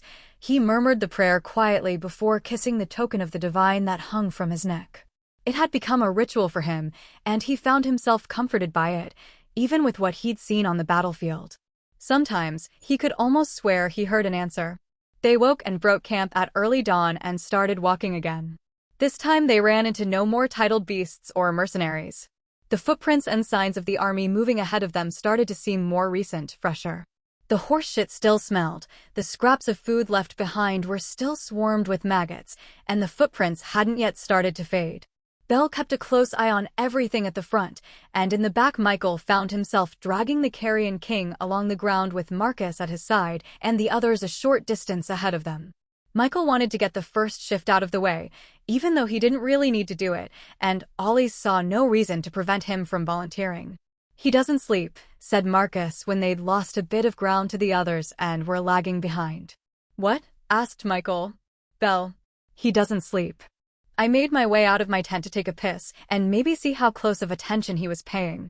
It must have been very early morning, and he was still there scribbling in one of his notebooks in the pitch black. Michael had thought he'd heard some movement and a few words exchanged during the night, but he'd fallen back asleep too quickly to pay it any mind. Rethinking your plans? Marcus nodded, grunting a bit as they started pulling the body behind them uphill. Too many unknowns with Belle. This may be the furthest out of Stent we've ever gone, but he's too dangerous to try anything with. Fuck, the scouts would have even been a safer bet. Michael shook his head. I still don't know if I can even heal the problem. Either way, we'll have to wait on Dash. Catch up, yelled Belle. We all need to stay close. They grunted, putting their conversation to the side for the moment, and began pushing themselves harder to catch up with everyone else. The Carrion King was as a fresh piece of carrion himself, attracting a large number of flies that would occasionally land on them for a drink of sweat. That combined with the smell was making Michael regret his decision to volunteer for the first pull of the day, but then again the smell and decay would only be getting worse once it got hot. After another half hour they switched off, and it was Ollie and Piotr's turn to pull. They were a bit slower, forcing everyone else to walk at a lessened pace, but once Ollie started to use magic to help reduce the weight of it, they were able to move almost as quickly as when Davi and Michael were the ones pulling it. After a few more hours of walking and a few more trade-offs, the castle finally came into sight. It was an ugly creation, with high brown stone walls, gates of black iron, and blocky towers ever 30 or so feet. Knowing that the castle was originally a product of Stent didn't surprise him at all, as their architecture and styling always seemed to lean toward the simple over the aesthetic. Around the castle was a sea of tents and men. He saw a number of them patrolling the edge of it, reinforcing the barricade that was so standard to Stent camps, and assembling what looked to be siege towers and firing catapults that were flinging rocks in the direction of the gate, but falling short. There seemed to be a very deliberate distance between the walls and the camp. He even saw a few mages throwing fireballs at the walls, though they seemed to be exploding against barriers of invisible force before they were able to reach their target. As they got closer, Michael began to be able to see the soldiers. They didn't seem too bad off. More worn down than those men at the fort they'd come from, certainly a bit dirtier, but not as bad off as he expected men who'd been besieging a castle and had just fought a pitched battle a few days should look. They all took some time to gawk at the dead beasts they were dragging, many of them suppressing a gag at the sight and smell of it. Unlike other times they'd arrived in camps, there was no question as to who they were as they walked inside. Soldiers and knights simply saluted to Belle and moved to the side as he walked. Rank seemed to have its privileges. They reached the center of the camp, not where the penitents resided, but rather the part where the command tents had been set up. Wait here, he said, walking inside. Michael and the others didn't have to wait long until a sergeant left the command tent and moved toward them. The knight lieutenant will be some time with this meeting. I am to escort you all to the penitent part of the camp. He says that one of you is a healer. I am, said Michael. After I show you where to set up your tent, I'll be escorting you to the infirmary. He gestured to the Carrion King. Leave that here, we're going to have him taken immediately to the Fletcher to start using his feathers for our arrows. The sergeant started moving, and they all fell in line behind him. They knew where to find the penitent part of camp themselves at this point, of course, since all the camps were standardized, but they also knew that the point was more that they were accounted for than anything else. After that was done, Michael left his pack with the others and followed the sergeant to the infirmary tent. While most of the troops he'd seen seemed relatively fresh, the infirmary tent was full. He could see that every bed was occupied, with a large number of men actually being treated on the ground and some beds being doubled up. He saw dozens of arrow wounds, intense burns not only from magical flame, but also from what seemed to be burning oil, limbs crushed by rocks dropped from the walls, bodies smashed from high falls, and even a handful of deep slashes from long blades. Michael resisted raising his hand to start to heal all of them at once. There were too many, and if he ran out of energy too quickly, it could mean there would be some he wasn't able to heal. He started to move toward the nearest person, a man with a shattered arm, but felt a sudden sharp pain in his neck. It ended quickly, and he whipped around to see the sergeant showing the control brand on his own arm. Wait for the medic to give you orders. Michael gritted his teeth as he heard the man he was moving toward moan in agony, but waited. The medic appeared shortly afterward. It was a lean man wearing spectacles with the sleeves of his uniform rolled up and his hands bloody. We're a little too busy to be dealing with a penitent right now, Sergeant, he said, moving quickly to one of the men on the ground and slapping his face. Stay awake, idiot, or you'll die. This penitent is a healer. I brought him here for you to put to use. The bespectacled medic actually smiled for a second. Oh, I have the perfect person for you to heal first. He gestured for him to follow, and Michael did so, though he didn't like being pulled away from some of those that seemed to need immediate help. He could sense that they had some time. The medic reached a bed where a young man had his foot elevated. It seemed to have been crushed by stone, but he was otherwise unmarked. "Good news, Kais. We have a penitent in camp who's a healer," said the medic with a bit of cruelness bleeding through his voice. "What?" said the young soldier, looking at the medic and at Michael. "He'll be able to fix you up so you can get right back to storming the walls." Kai started to hyperventilate. No. "Go ahead and do it," said the medic, gesturing to Michael. This book is hosted on another platform. Read the official version and support the author's work. He raised a hand, feeling heat spread through it as it began to glow, and moved it toward the soldier's foot. "No, please don't heal me. I can't go back there. The man in front of me on the ladder was melted by oil for divine sake. Please don't heal me." Michael hesitated for a moment, but felt a sharp pain in his neck again. "Do it. This coward broke his own foot, I'm sure of it." Michael still hesitated, and his brand was activated again, causing him to stumble a bit. This time it wasn't just a jolt. The medic held it active for a full minute. "If you don't heal him, we'll have him executed for cowardice anyway," said the medic, trying a different tactic. Michael gritted his teeth and brought himself back to his feet. He touched his glowing hand to the young man's foot and felt it as the bones were moved back into place after reforming. "I'm sorry," he murmured as he pulled his hand away. The young man wept. "Good," said the medic. "Now that he's done, you can start on this end and work your way to the tent exit. These over here have the most minor injuries." Michael nodded, moving on to the next injury. He could hear the young soldier weeping until he finished with the last wounded and left the tent. When he was done, Michael made his way to the other penitents, feeling physically and emotionally drained. He'd managed to heal everyone in the infirmary, but their injuries had been horrible, and seeing them so close had taken a toll on him. He found the others all standing around holding bows and firing them at a target nearly 100 feet away. He watched as Marcus drew back a string and let one fly where it sailed perfectly into the center of the target. That was no surprise. He was near as competent with a bow as he was with his rifle. What was surprising was when it was Davi's turn and he made the exact same shot, his arrow nearly sinking into Marcus's. Michael whistled. "Damn, good shot." Davi held his bow out to him. "You give it a try." Michael held up a hand, shaking his head. "No, I think we all know that would be the best way for me to somehow kill Bell across the camp and get us all executed." "Seriously, give it a shot," said Davi, gesturing again with the bow. Michael sighed and took the bow and the arrow. The bow was normal, but the arrow felt strange. Light and solid in a way he didn't expect.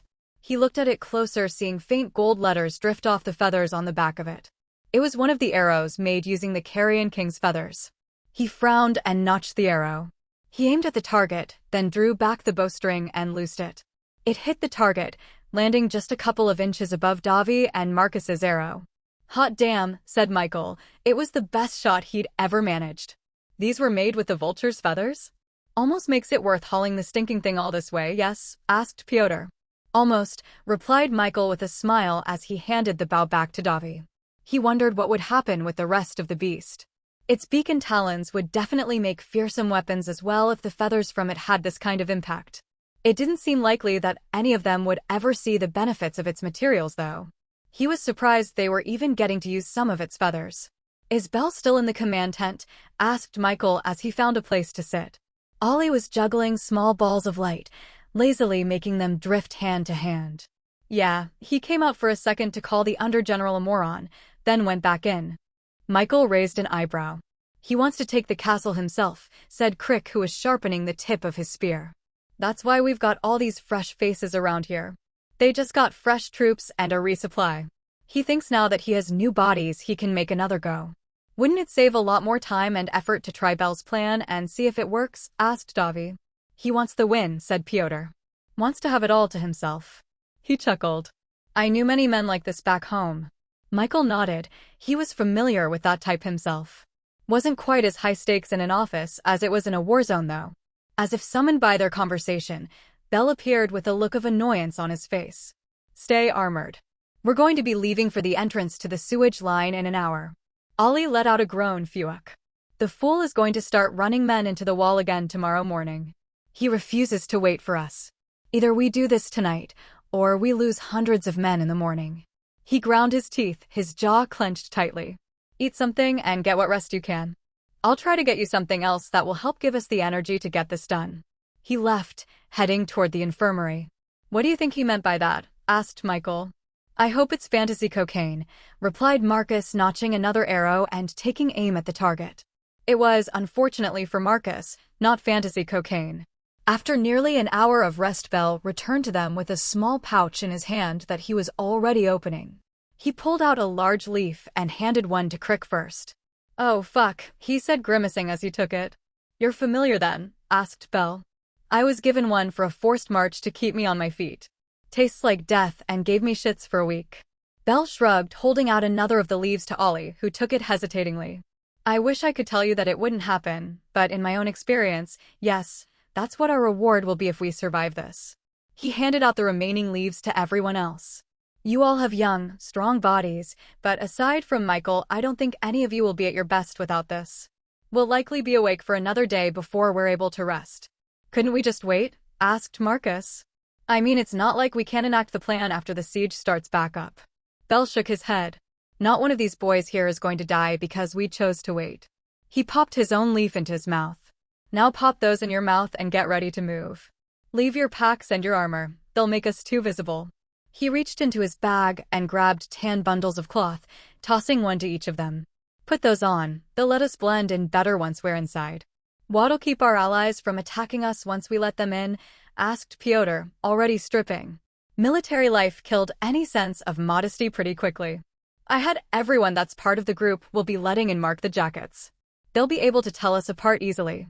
Michael looked more closely at the bundle.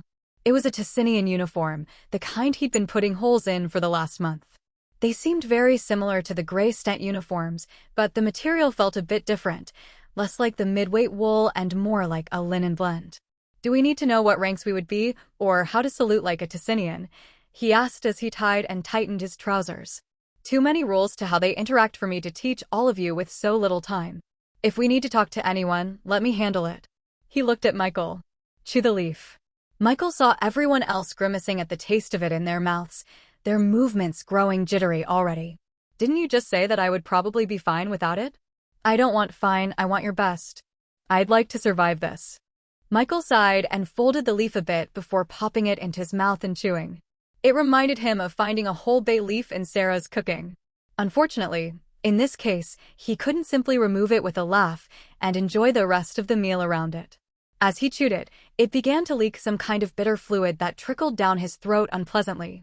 He felt his heartbeat speed up in his chest almost immediately, like he'd slammed one of the energy drinks his younger coworkers seemed to survive on back at the office. Once they were all dressed, they started to make their way out of the camp, drawing a number of confused stares as a group of Ticinian soldiers in uniform walked through the camp and left. Once out of the camp, they didn't head straight for the castle, but rather to the right of it. Stolen from its rightful author, this tale is not meant to be on Amazon. Report any sightings. It was late afternoon, and the sun was starting to set with the near-transparent silhouettes of the 3 moons starting to appear in the sky above them. They moved quickly and soon found themselves among a small cluster of trees around a river that was running to the south. Belle looked around the area a bit, sniffing the air, and moved to an area overgrown with vines and leaves out of the bottom of which were small amounts of dank-looking fluid leaking out. He drew one of his short swords and cut away the vines in 2 quick strokes. "This is it," he said, stepping away from it and taking a moment to make sure his pants were properly tucked into his boots. Michael looked at the opening. It was barely his height and could maybe fit 2 of them at a time. Now that he was closer, he could also catch the edges of the scent that was emanating from it, and it made his eyes water. "Everyone, gather around Ollie," said Bell, confident his boots wouldn't let any sewage into them. "You have the spell ready?" He nodded, and started mutterings of cunt, shit, and fucker to get his magicka flowing. "Michael, you stay closest to Ollie. Davi, you bring up the rear. Pyotr and Marcus, you're in the front with me." They all got into formation, and Ollie finished the first part of his spell. There was a kind of pop, as the gentle breeze that had been hitting them ceased, and all the sound around them became muffled. "Keep your talking to a minimum and your breathing steady. We'll have a limited amount of air." He started walking at a deliberate pace toward the tunnel mouth. "Let's go." Everyone shuffled in, Ollie continuing to incant the words that kept his focus on his spell from waning as they made their way into the tunnel. Ollie and Davi had to duck to get inside, but they all managed to squeeze into it without too much issue. When they were far enough into the tunnel that light from the entrance was gone, Belle muttered a few words and summoned a small orb of light for them to see by. It was a necessary thing to see what to avoid stepping in and keep from running into one another in such tight quarters, but Michael couldn't help but think that ignorance may have been bliss in this particular situation. He saw piles of hardened excrement swarming with strange centipedes covered in sharp spikes, rats the size of small dogs fleeing into cracks in the walls, and roaches swarming across the foulest portions of the unspeakable all throughout.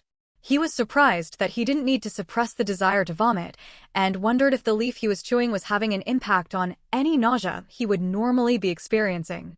Aside from the main tunnel they were in, there were dozens of smaller ones, and occasionally there were protruding pipes that would release a splash of something foul into the water ahead. As they got deeper into the tunnel, the air within the bubble started to thin and Michael started to feel lightheaded. The others seemed to have it worse, with Davi and Marcus actually stumbling once or twice as they lost their balance on the uneven ground. Ollie's muttering had stopped, and even in the dim light Michael could see beads of sweat dripping down his face as he continued to focus his magicka on keeping the barrier active. Belle was the only one who didn't seem to be struggling at all. His pace wasn't growing panicked, nor was there even a hint of worry in his expression those few times he turned back to check everyone's pace or react to noise. A dim light started to become visible ahead. At almost the exact moment Michael saw it, Ollie's shield dropped. Everyone's senses were immediately assaulted by all of the rotted and fetid things in the sewers. No one vomited, but Davi nearly fell, and Michael had to actually catch Ollie as the combination of methane and his exhaustion made him collapse. Michael's own vision became blurry and he started to run toward the light, raising his hand to start continuously healing everyone as they ran toward the light. Belle and Marcus were holding onto Piotr and running forward as well. Michael was dizzy and disoriented as the gases in the tunnel assaulted his senses, but he was aware enough to feel despair when they reached the source of illumination. It was a thick wooden trapdoor with only small shards of light bleeding through it. They were doomed for a moment. No one would have the strength to break through it. Belle shattered it with a single solid blow, sending planks and splinters flying into the room beyond and suddenly filling the tunnel with light. He leapt upward, leaving Marcus to deal with Piotr, who also swiftly moved through the exit. Michael caught up quickly, with Ollie draped over his shoulder, and climbed up through the exit just in time to see Belle driving one of his swords deep into a man's throat as another man made his way for a nearby stairwell. Michael dropped Ollie roughly and started running to intercept him. Michael was lucky. The man that was running for the stairs tripped on an uneven bit of stone, and by the time the Penitent had reached him, he decided to fight rather than be stabbed in the back. He drew a short sword and leapt toward Michael, who didn't slow, but instead twisted his body so that the shield on his back would absorb the blow as he slammed his shoulder into the man, knocking him back onto the ground. He drew the elven dagger from his waist and drove it quickly into the man's chest. He stood, panting for a few seconds, and looked around, seeing Belle holding up a hand toward him and a finger to his mouth. They stayed quiet for a few moments, but there was no sound of footsteps approaching or any indication that they'd been heard. Belle nodded and gestured for Michael to come closer. Aside from them, everyone else was on the ground coughing and recovering from the methane poisoning they'd experienced in the sewer tunnel. Michael held up a hand and started to heal them. He couldn't remove the poison itself from them, but he could recover the tearing in their lungs and rupturing of the capillaries in their noses. He kept it up for several straight minutes until the toxin had worked its way through their systems. As he did that, Belle dragged the corpses of the guards they'd killed to the sewer entrance and tossed them inside. He then lifted the sewer door itself and closed it. It wouldn't stand up to close inspection, but at a glance it would suffice. After that, he muttered something under his breath, and the bloodstains left by their struggle were cleared from the ground and his clothes. He then moved over to Michael and cleared the blood off of him as well. Belle wasn't a mage, but he seemed to have picked up a number of very useful little spells. He looked at the rest of them as they recovered. Easy part's done. Now we need to get to the side gate before anyone raises the alarm. We need to move fast. I wasn't expecting them to have guards down here. Remember to stay silent and let me do the talking. With throats too sore to talk, everyone nodded and they fell in line behind Belle as they made their way to the same stairs that the guard had been running toward. They climbed them and found themselves in what looked like a storeroom. There were barrels, crates, and baskets filled with fresh water, wine, ale, flour, and all other manner of goods. They seemed very well stocked for a long siege. Stent would lose a lot of men before they would be able to starve them out. Outside the storeroom, they found themselves in the courtyard. It was dark, and there were only a few 10 uniformed soldiers going about their business. He saw some moving supplies up to the wall, others training with spears, and a few just sitting around small fires, talking in hushed tones. He imagined they were anxious, seeing the large camp outside the walls, knowing this fort has fallen before. Bell walked at a relaxed pace toward the eastern wall. While there was a main gate at the front and the back of the fort, there were also smaller gates on the eastern and western side. They could only let a few people in or out at a time, but they only needed to bring in enough people to get the main gates open and send the signal. They reached a door that would lead them from the interior wall to the exterior, and Bell pushed it open. They all shuffled into the narrow hallway and noticed some other soldiers, one of whom seemed to be a sergeant, approaching from the other side. Bell put his back against the wall to let them pass and saluted with his fist on his chest and no fingers extended. The others copied his gesture and went against the door. The sergeant had nearly passed them when he stopped and looked back at Michael with a frown. If you encounter this story on Amazon, note that it's taken without permission from the author. Report it. Where'd you get that dagger? He asked, taking a few steps toward him. Michael had never heard a Tessinian speak more than a few words, but the man's voice had a bit of a lilting quality to it, like an English accent. He won it off an elf in a dice game, sir, said Bell, in an accent that perfectly matched the sergeant's. An elf that played dice? I've only ever seen those pointy-eared bastards play their odd little word games. He was with a pretty big mixed group of mercs. Maybe he picked it up from them. The sergeant frowned. And how did you win? Those fucks are quick and clever when they want to be.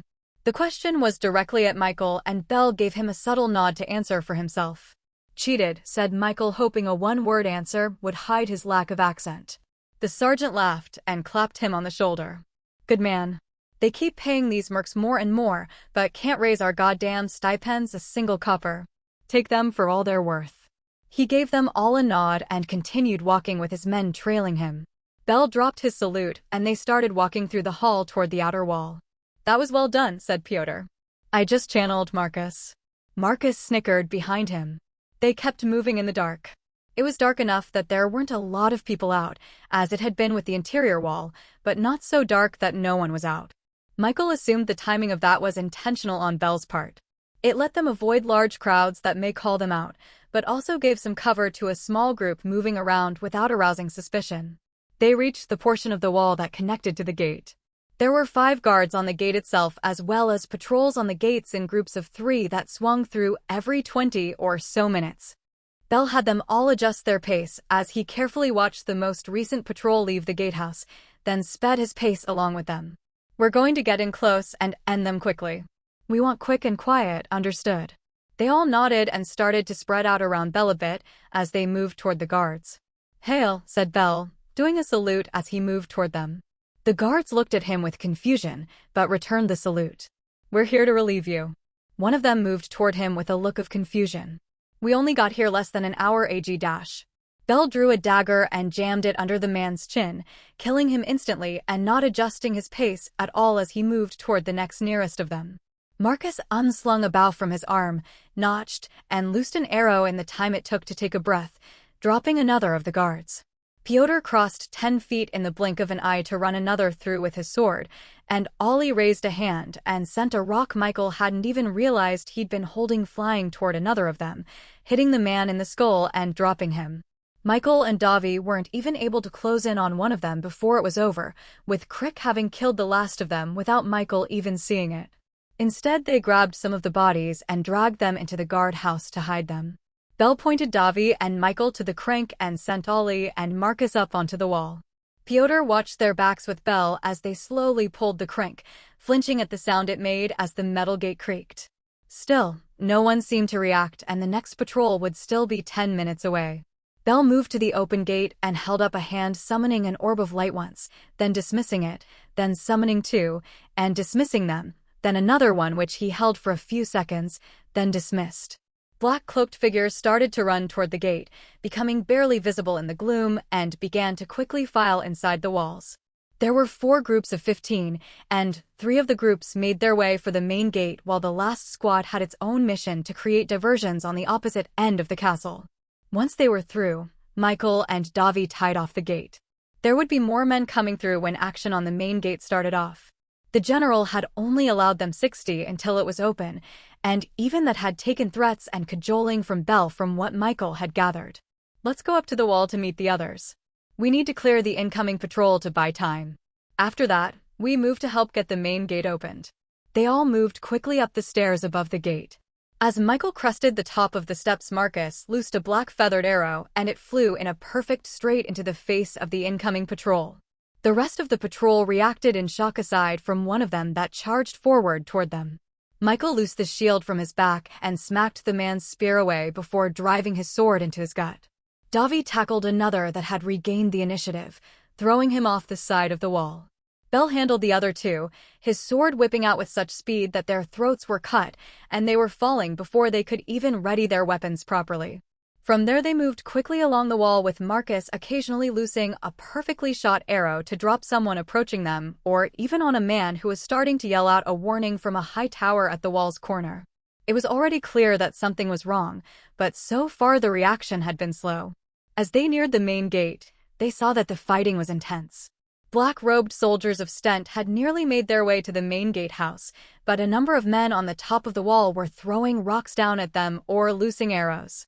"Ollie!" yelled Bell as they ran toward that part of the wall. Ollie understood the order. Subtlety would be pointless if they didn't get the gate open. He began muttering under his breath as they ran, holding up a hand above his head in which an orb of glowing flame started to coalesce. He finished his incantation and used the momentum of his run to throw the ball of fire at the top of the gate. It smashed into the gate's defenders on the wall, blasting them back with force as they were lit aflame. Just as the remainder of them were turning their attention to the mage, he threw yet another fireball at them, fully breaking the group as they were engulfed in flames. He'd been practicing his multicasting, and it was clearly starting to pay off. The rest of them reached the stragglers, cutting them down easily as they were unable to rally after the destruction Ollie had wrought. Once they took that part of the wall, they started defending it, even as the gate started to be raised.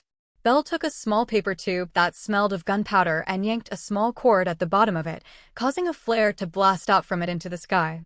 The soldiers that had been lying in wait answered the flare with a roar and ran toward the gate from across the no-man's land. At the same time, the castle itself was waking, and Michael saw hundreds of men swarming across the castle courtyard toward the gate and onto the walls. Ollie and Marcus started firing spells and arrows into the oncoming groups as the remaining black-cloaked penitents started to ready themselves to defend the gate until the rest of the Stent soldiers arrived. Bell was clutching his hand, which seemed to be covered in burns from an issue with the firework. "Michael," he said, holding the hand out to him as he watched the approach of the enemy. Michael complied, healing Bell's hand. Bell nodded and drew his second short sword, starting to move to one side. "I'll cover this side, you Piotr and Davi cover the other one." They complied, moving to the other side. Michael was the only one that had brought a shield, so he moved to the center while Piotr and Davi stood at either side of him. Michael felt naked without his armor. He'd been traveling, fighting, and even eating in it for what must have been a third of his new life so far. Still, while he felt vulnerable without it, he also felt light. He took a moment to kiss the pendant around his neck and saw a small prayer as he squared up and readied for the enemy. The first of the defenders came at them from the steps rather than the wall, climbing up to try and kill them so that they could strike down on the invaders from below. If you spot this tale on Amazon, know that it has been stolen. Report the violation. One of them charged Michael with a spear and shield. He didn't wait for the man to reach him, instead running toward him, batting his spear aside and cutting across his face with his sword, slicing halfway into his helmet and kicking the body off his sword as Davi moved to cut down another with his bastard sword that was trying to strike at Michael. The 3 of them fell easily into a groove. Enemies would swarm up at them from the stairs or across from further on the wall. Michael would take point, blocking blows with his shield and cutting them down where he could. Davi would follow that up with a brutal charge, cutting soldiers down left and right with his sword, and Piotr would keep anyone from slipping around them or counterattacking by dancing between them, sending his sword out like a whip. his speed even more enhanced than usual thanks to his lack of armor. Any sergeants and mages that appeared would be immediately targeted by Marcus and Ollie, and if not outright killed, at least softened up for them. Even with their teamwork, it didn't take long for them to start to get overwhelmed. Davi was the first to take a blow, a spear piercing into his side while he was trying to kick a man down the steps onto another. Pyotr took an arrow to the hip not long after, from a bowman that was subsequently brought down by one of Marcus's arrows. Michael himself managed to keep from taking any serious injuries, but it didn't take long for him to end up covered in smaller wounds that left him leaking blood all over his tan uniform. Michael kept healing them all as they were attacked, but it would only take a single good stroke of a sword to end any of them, and the enemy just kept coming. If it wasn't for Ollie's magic and his healing, they would have folded in moments. Eventually, they found themselves losing ground, their ferocity and speed unable to compensate for the numbers being brought against them. An enemy sergeant in full plate in particular managed to push them back several yards before Pyotr was able to bring him down with a masterful sword stroke to the neck. Marcus and Ollie were forced to adjust their attacks from being on the incoming enemies attacking the gates to those on the wall as they were pushed back toward them. Ollie's blasts of flame and lightning bought them time at first, but eventually enemy mages started to appear, forcing him to focus on arcane duels with them rather than helping to clear out infantry. On the other side, Bell was cutting down soldiers left and right, his two short swords a blur of constant motion. While everyone else was fighting with professional, simple movements they'd learned at the academy, with maybe just a few personal flourishes, Bell fought like a character from a John Woo movie.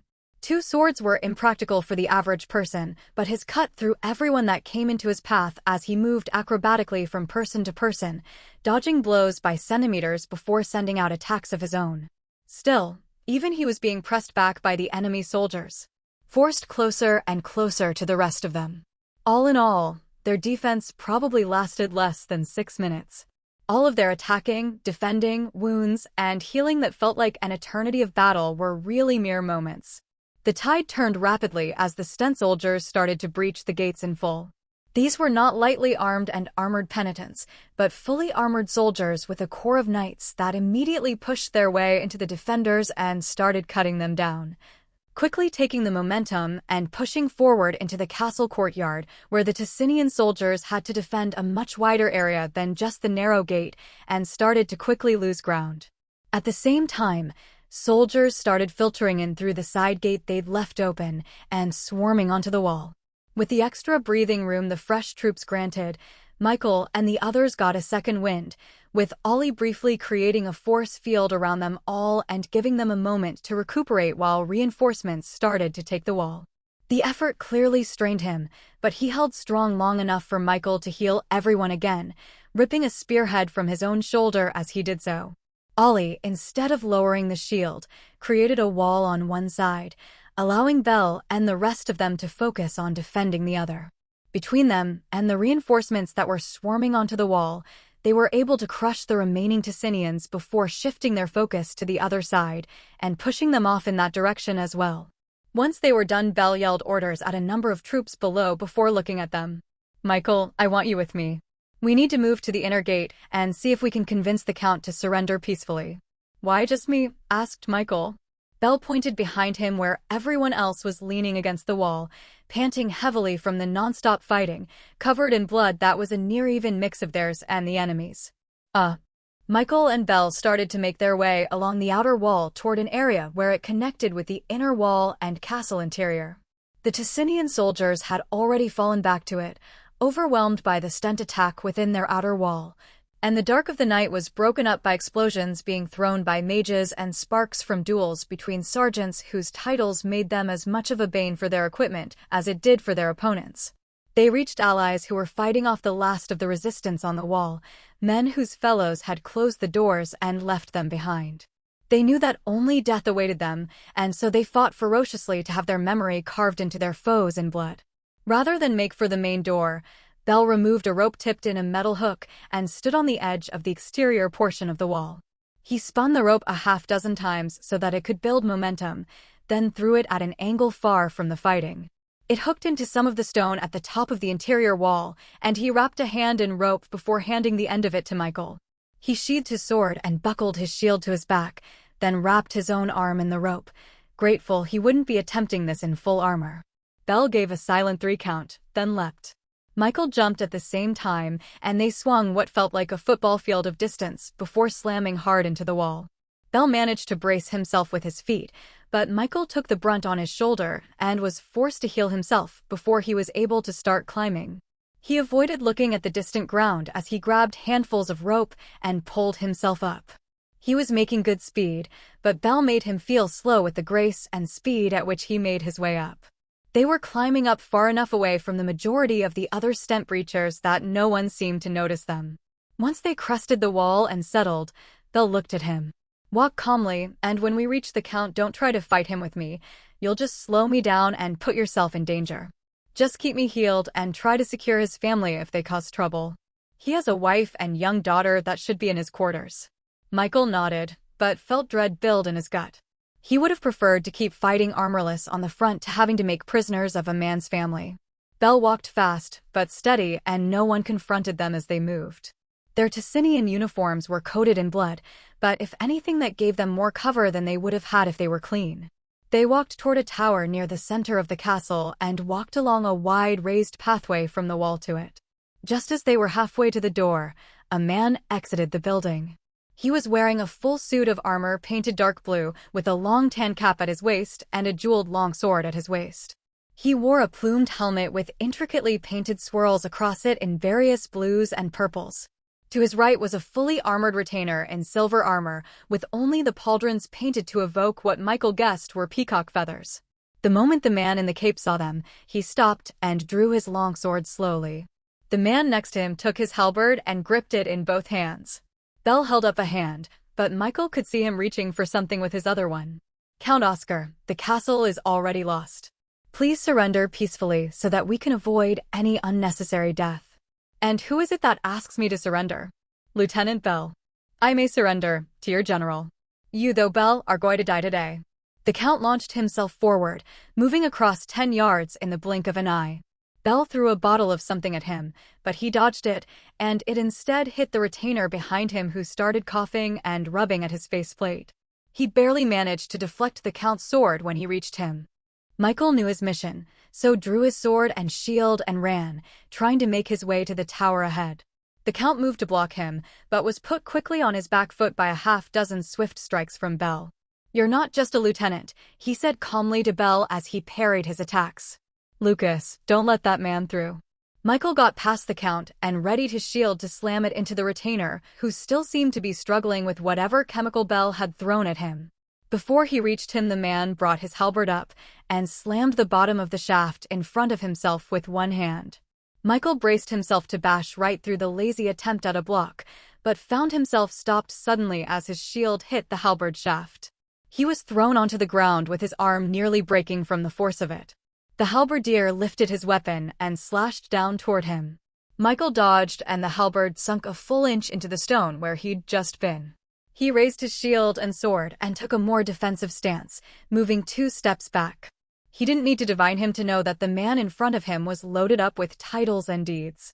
Based on his strength, Michael guessed he was at least above the level of strength Lance had been, but somewhere below where Belle was, though those were very rough estimates considering neither of them had used their full strength against him. "The story has been stolen. If detected on Amazon, report the violation." Michael took a few steps toward the man, and the man responded by raising his halberd, swinging it diagonally with both hands. Michael tried to parry it with his shield and was pushed back, a deep rend appearing in the front of the shield. If the strike had been just a bit higher, it would have sliced his face in half. If Belle hadn't done something to hurt his opponent's eyes, he'd probably have died from that first strike. Michael pushed, trying to gain some momentum, but the man's defense was ironclad, and even though Michael was unarmored, he was still his equal in speed. Michael managed to have the tip of his blade cut against the man's breastplate, but immediately after, the retainer slammed the shaft of his halberd into Michael's leg, causing his knee to shatter as both of his feet were knocked off the ground, causing him to fall backwards. He raised his shield above his body instinctively, and the halberd blade smashed down into it, breaking his arm and pushing the shield with such force against his face that he felt his nose break.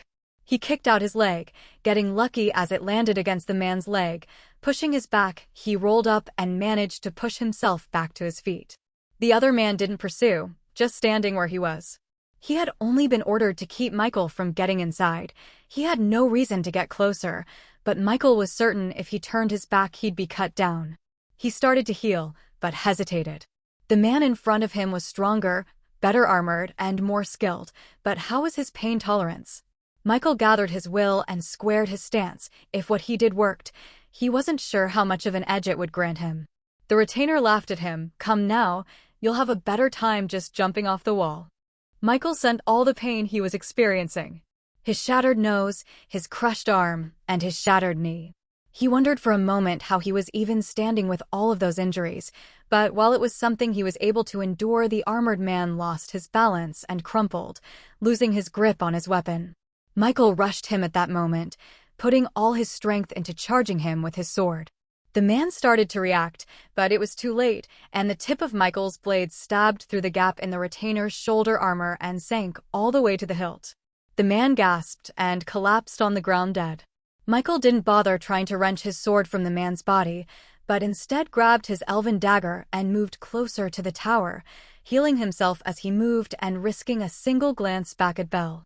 The Count and Belle were now a dozen yards further away. Around them was broken masonry, the corpses of Ticinian soldiers and knights that had tried to intervene, and even evidence of an explosion from a mage. Belle seemed to be slowing, but Michael was too far from him to heal him. There was only one way he could end the fight quicker, and the thought of it made his stomach turn. He stepped into the tower. The walls inside were covered in fine tapestries and floors and rugs sewn with elaborate and beautiful patterns in all manner of colors. He moved through the building methodically, going room to room. He saw some female servants huddled in a closet and held a finger to his lips before leaving. He eventually found what appeared to be the royal bedroom.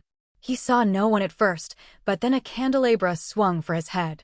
He caught it on his shield, finding the blow to be much heavier than he expected, and he shoved in the direction of the blow with his shield, pushing a woman wearing a richly embroidered green dress onto the ground as he did so. "Countess," he asked, unsure of what else to say. She didn't answer, but her gaze narrowed into a glare of hatred. "I don't want to harm you, but you are now my prisoner. I need your help to end this. The sooner it's over, the fewer people will die." She opened her mouth to respond, but there was a cry from the bed in the back of the room. Michael looked in that direction, and the Countess stood quickly and placed herself in between him and the bed. He sheathed his dagger and buckled his shield to his back. "Grab her and come with me. Please, by the divine, I don't want to have to hurt anyone." There was another cry from the bed, and the Countess looked back toward it. Michael took a few steps forward and saw a small girl mostly covered by a thick red blanket. Her arm was wrapped in bandages, and she looked wan and pale. "Do you not have any healers here?" "There was one on the way here when he was slaughtered by a stent raiding group. There wasn't time for another one to get here before the siege." She spat at him. "It's the fault of you dogs that she's in this state." Michael took a few steps toward her and the bed, and her mother grabbed a nearby chair and raised it at him.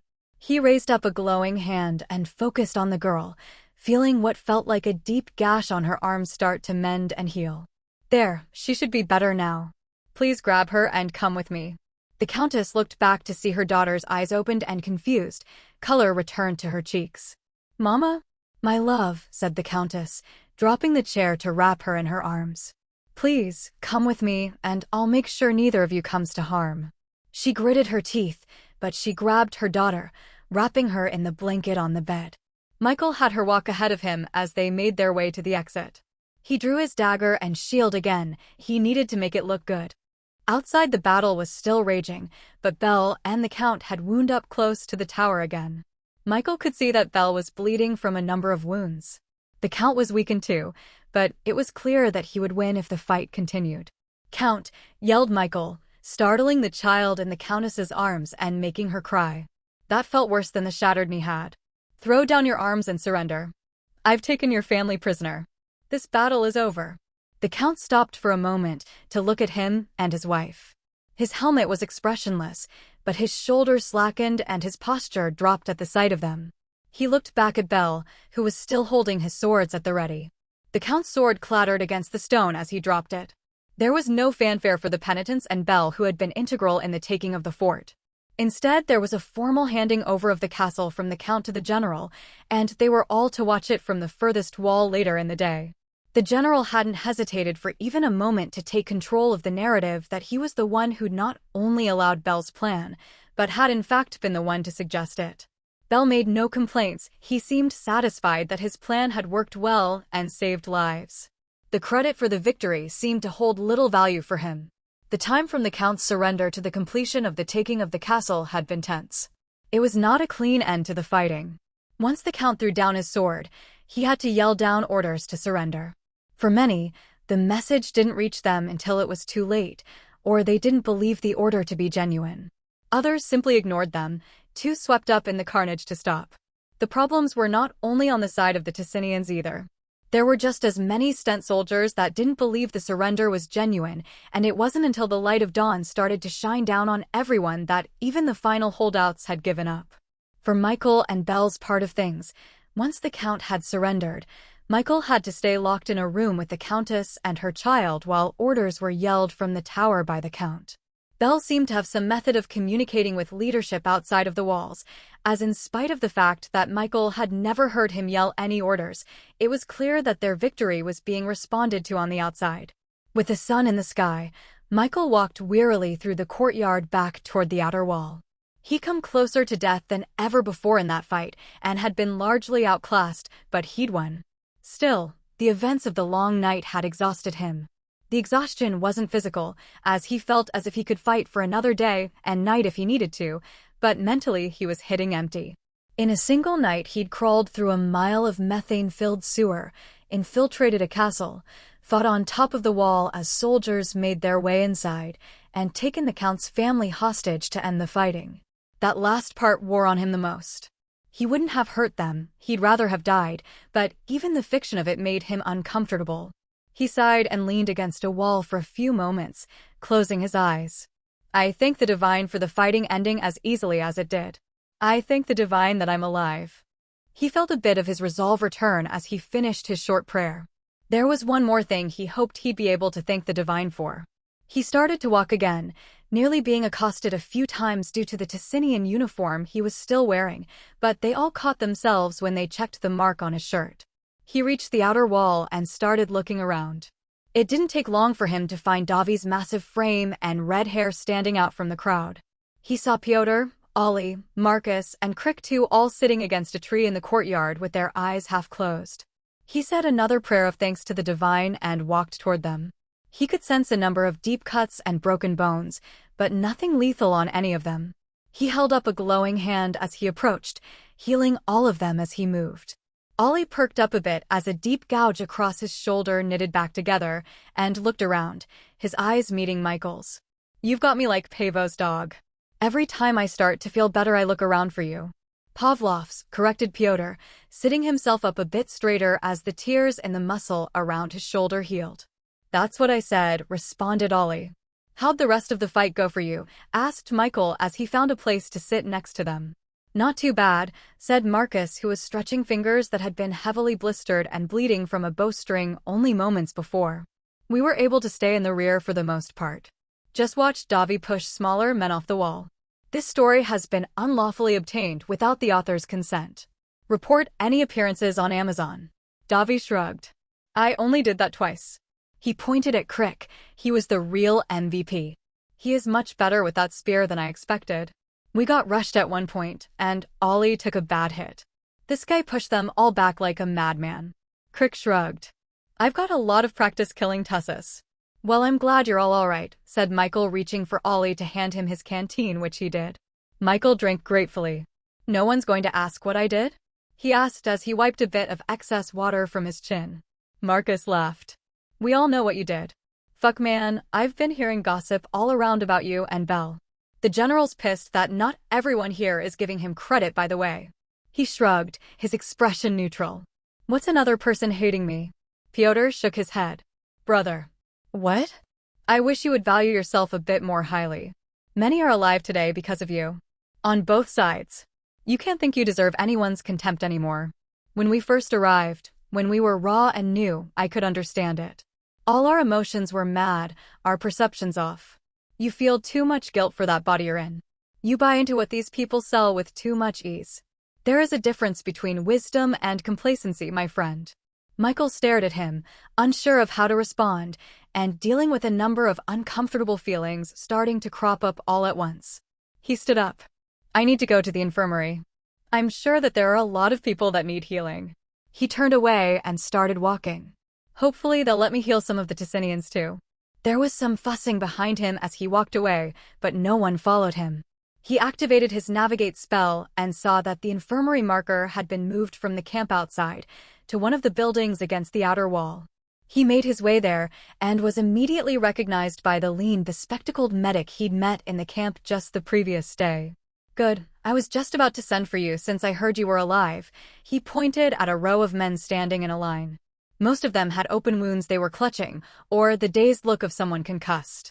They'll start to get infections soon, and we don't have enough men to get them sorted.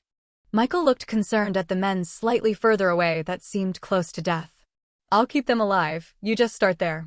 Michael gritted his teeth, feeling a bit of anger at the truth of Pyotr's words leaking into him.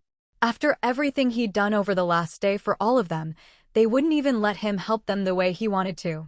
He walked over to the line and raised a hand. It began glowing, not just the soft golden light it usually did, but an angry, fearsome light that made them all squint. By the time their eyes adjusted to the light, their wounds were gone and Michael had already moved on to a man that he could tell was near death in the corner.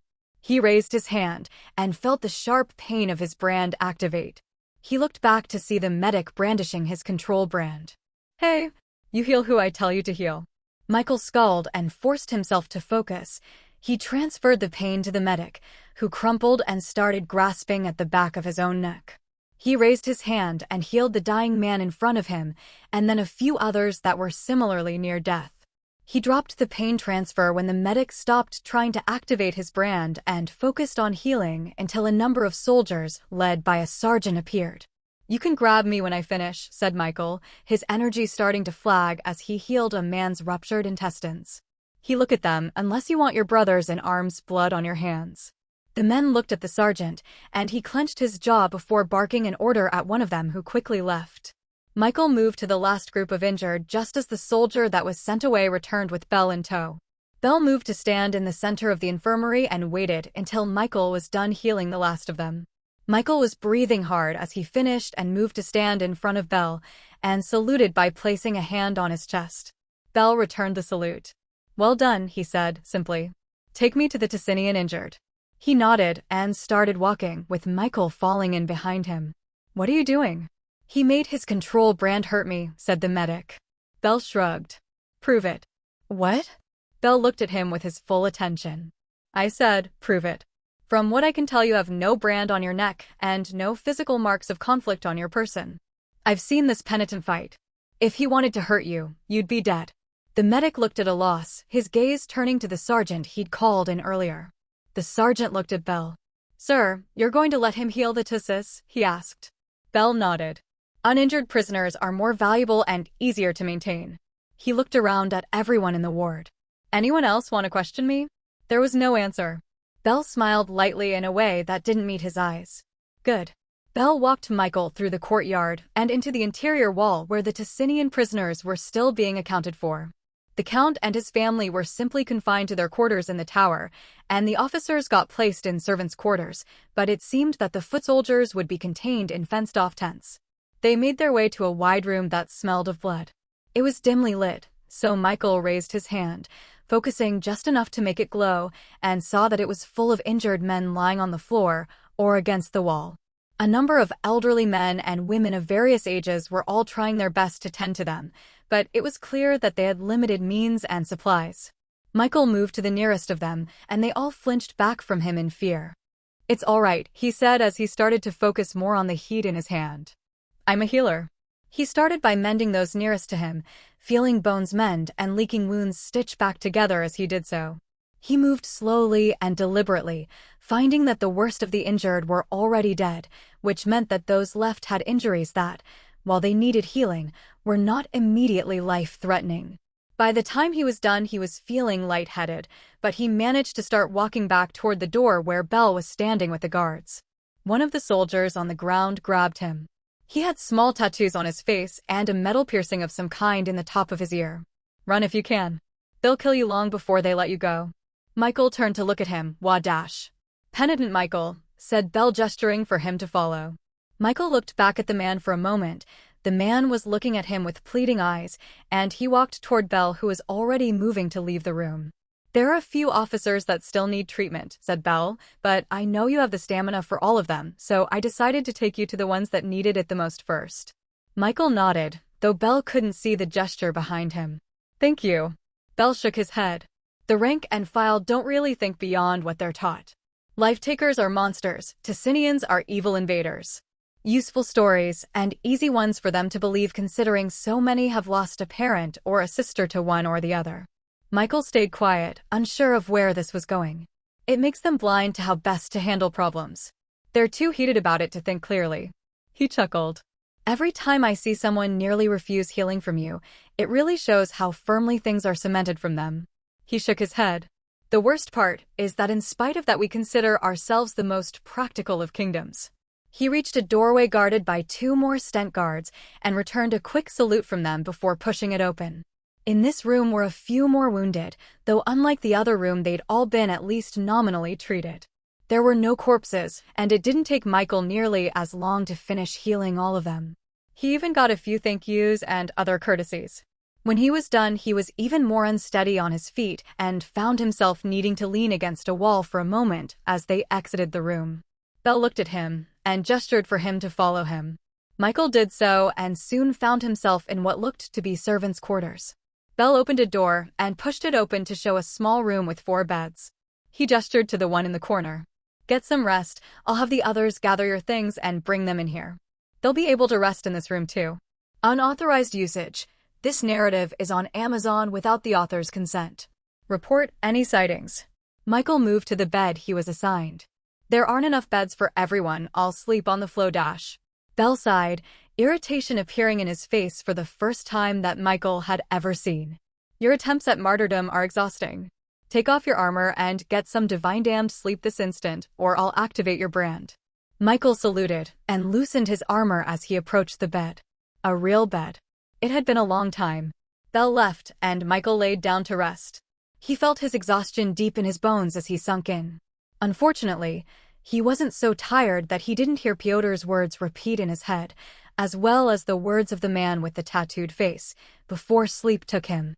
When Michael awoke, it was the middle of the night. He could hear the snoring of his friends, snoring that was familiar enough that he could identify that it was Davi and Pyotr that had elected to sleep on the floor. He sat up and activated his night eye spell to see in the dark. He rifled through his pack that had been placed carefully against the side of his bed. He fished his mirror out of it and made his way toward the exit. The first thing he did was search out a bathroom, which didn't take him long since these were clearly well-used servants' quarters.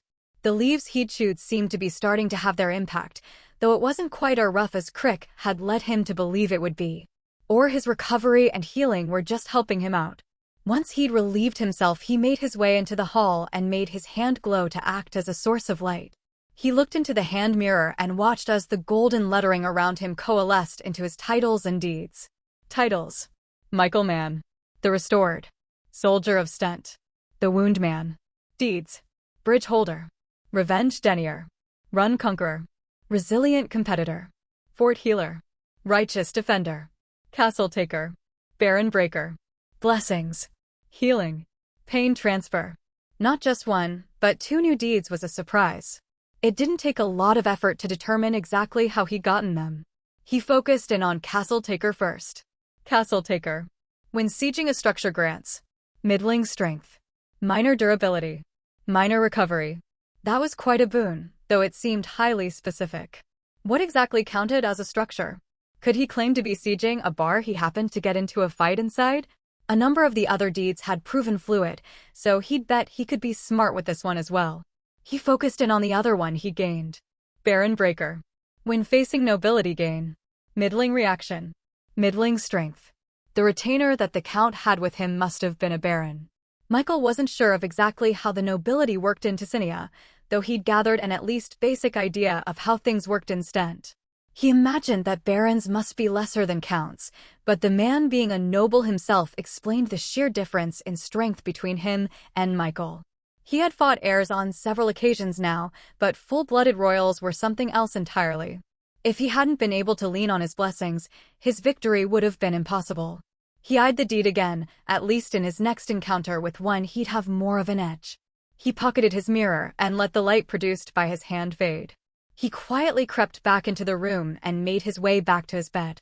He was feeling much better after the sleep he'd gotten, but he didn't know when he'd be able to sleep in a real bed again, so he crawled back into it and pulled the covers back up around himself. Before long, he'd fallen back asleep. They were woken by the sound of the door to the room crashing against the wall as it was slammed open. Michael and the others sat up with speed, half of them drawing hidden weapons, and Ollie actually channeling what looked to be a small ball of lightning that crackled and bounced in the palm of his hand as he looked around bleary-eyed. Bell was standing in the entrance, already dressed and wearing his armor. Michael wasn't certain the man had slept, but the circles under his eyes seemed to have lightened and his motions had the same steady strength that they'd had before the siege. "Get up and get dressed, quickly." They all immediately rolled out of bed and started lacing trousers and tightening belts. "I kind of expected a rest after crawling through a sewer and helping take a castle," said Ollie as he slipped on his boiled leather breastplate. "And you deserve one. Unfortunately, this can't wait." They all exchanged a look. "What is it?" asked Davi. "A rift has appeared in a nearby village." "A rift? Like the ones that destroyed the hewn lands?" asked Piotr, repeating what they'd learned in a long-ago Q&A session they'd earned from Klein. "I thought they only appeared near Old Hume since the Cataclysm." Apparently, that's no longer the case. Everyone quickly dressed and prepared all of their gear. Michael hadn't had a chance to take care of his chipped and dented sword and shield, but was pleasantly surprised to notice that they'd already been replaced. Whether it was by his friends or Bell he wasn't sure, but he was grateful to have the fresh gear. He kissed his amulet to the divine as he slipped it into his shirt and started placing it on his breastplate. His armor at least was still fresh since he hadn't worn it at all during the infiltration. At the rate his strength was increasing, he was wondering how he would be able to keep his weapons and armor in good shape. Fighting any nobility or sufficiently titled and deeded individual led to numerous dents and dings in everything he carried. Perhaps that was why Bell favored carrying so many blades at his waist. They were all ready in less than 10 minutes and quickly made their way to the courtyard where Bell was waiting with 7 horses being readied for them. Michael grimaced and wasn't alone. None of them had been particularly able horsemen, though Ollie showed a surprising lack of worry as he stepped onto a stirrup and hauled himself up. With his height and the size of the horse, he looked almost comical on its back. "I know you aren't the best horseman, but don't worry. These are all well-mannered Maras bred from Krent stock." Michael got his foot up awkwardly in his own stirrup and pulled himself up onto the horse as well, trying to follow Ollie's example. He took a few moments to find his balance and watched as the others got on as well.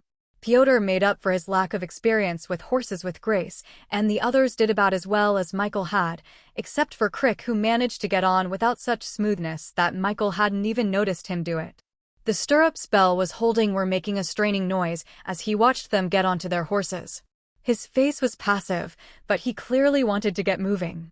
"All right, everyone, fall in and stay close. There's a road almost directly to where we'll be heading. Let's move." He squeezed his thighs and his mare started to move quickly toward the gate. Michael and the others didn't even have to do anything for their horses to respond to Bell and fall into line behind him. He jerked backward as his horse shot forward to catch up with Bell's. He balanced himself quickly, finding the most comfortable way he could to settle his backside as the soldiers moving in and out of the castle moved quickly to the side to avoid getting kicked by a hoof or trampled. Once outside of the castle, they cut across the open field in front of it for some time until they reached a road.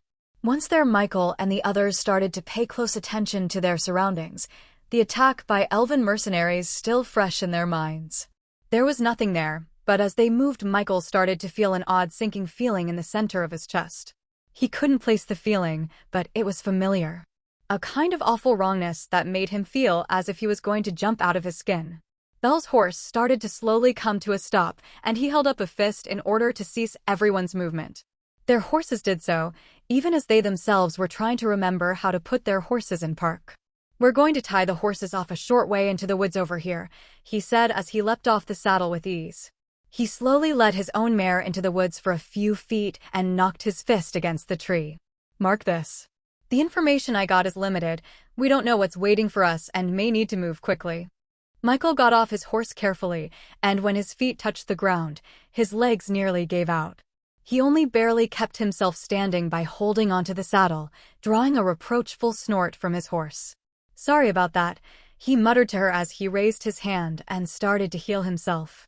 He felt a deep and painful burning in his thighs start to fade from the healing, and he quickly extended his healing to the rest of them, receiving grateful nods as their pained expressions dropped. He noticed that Crick didn't seem to need healing at all, and hadn't even tried to push the healing energy toward Belle, who showed no signs of discomfort. Once the horses were secured, they all muffled their movements and started to move further up the road.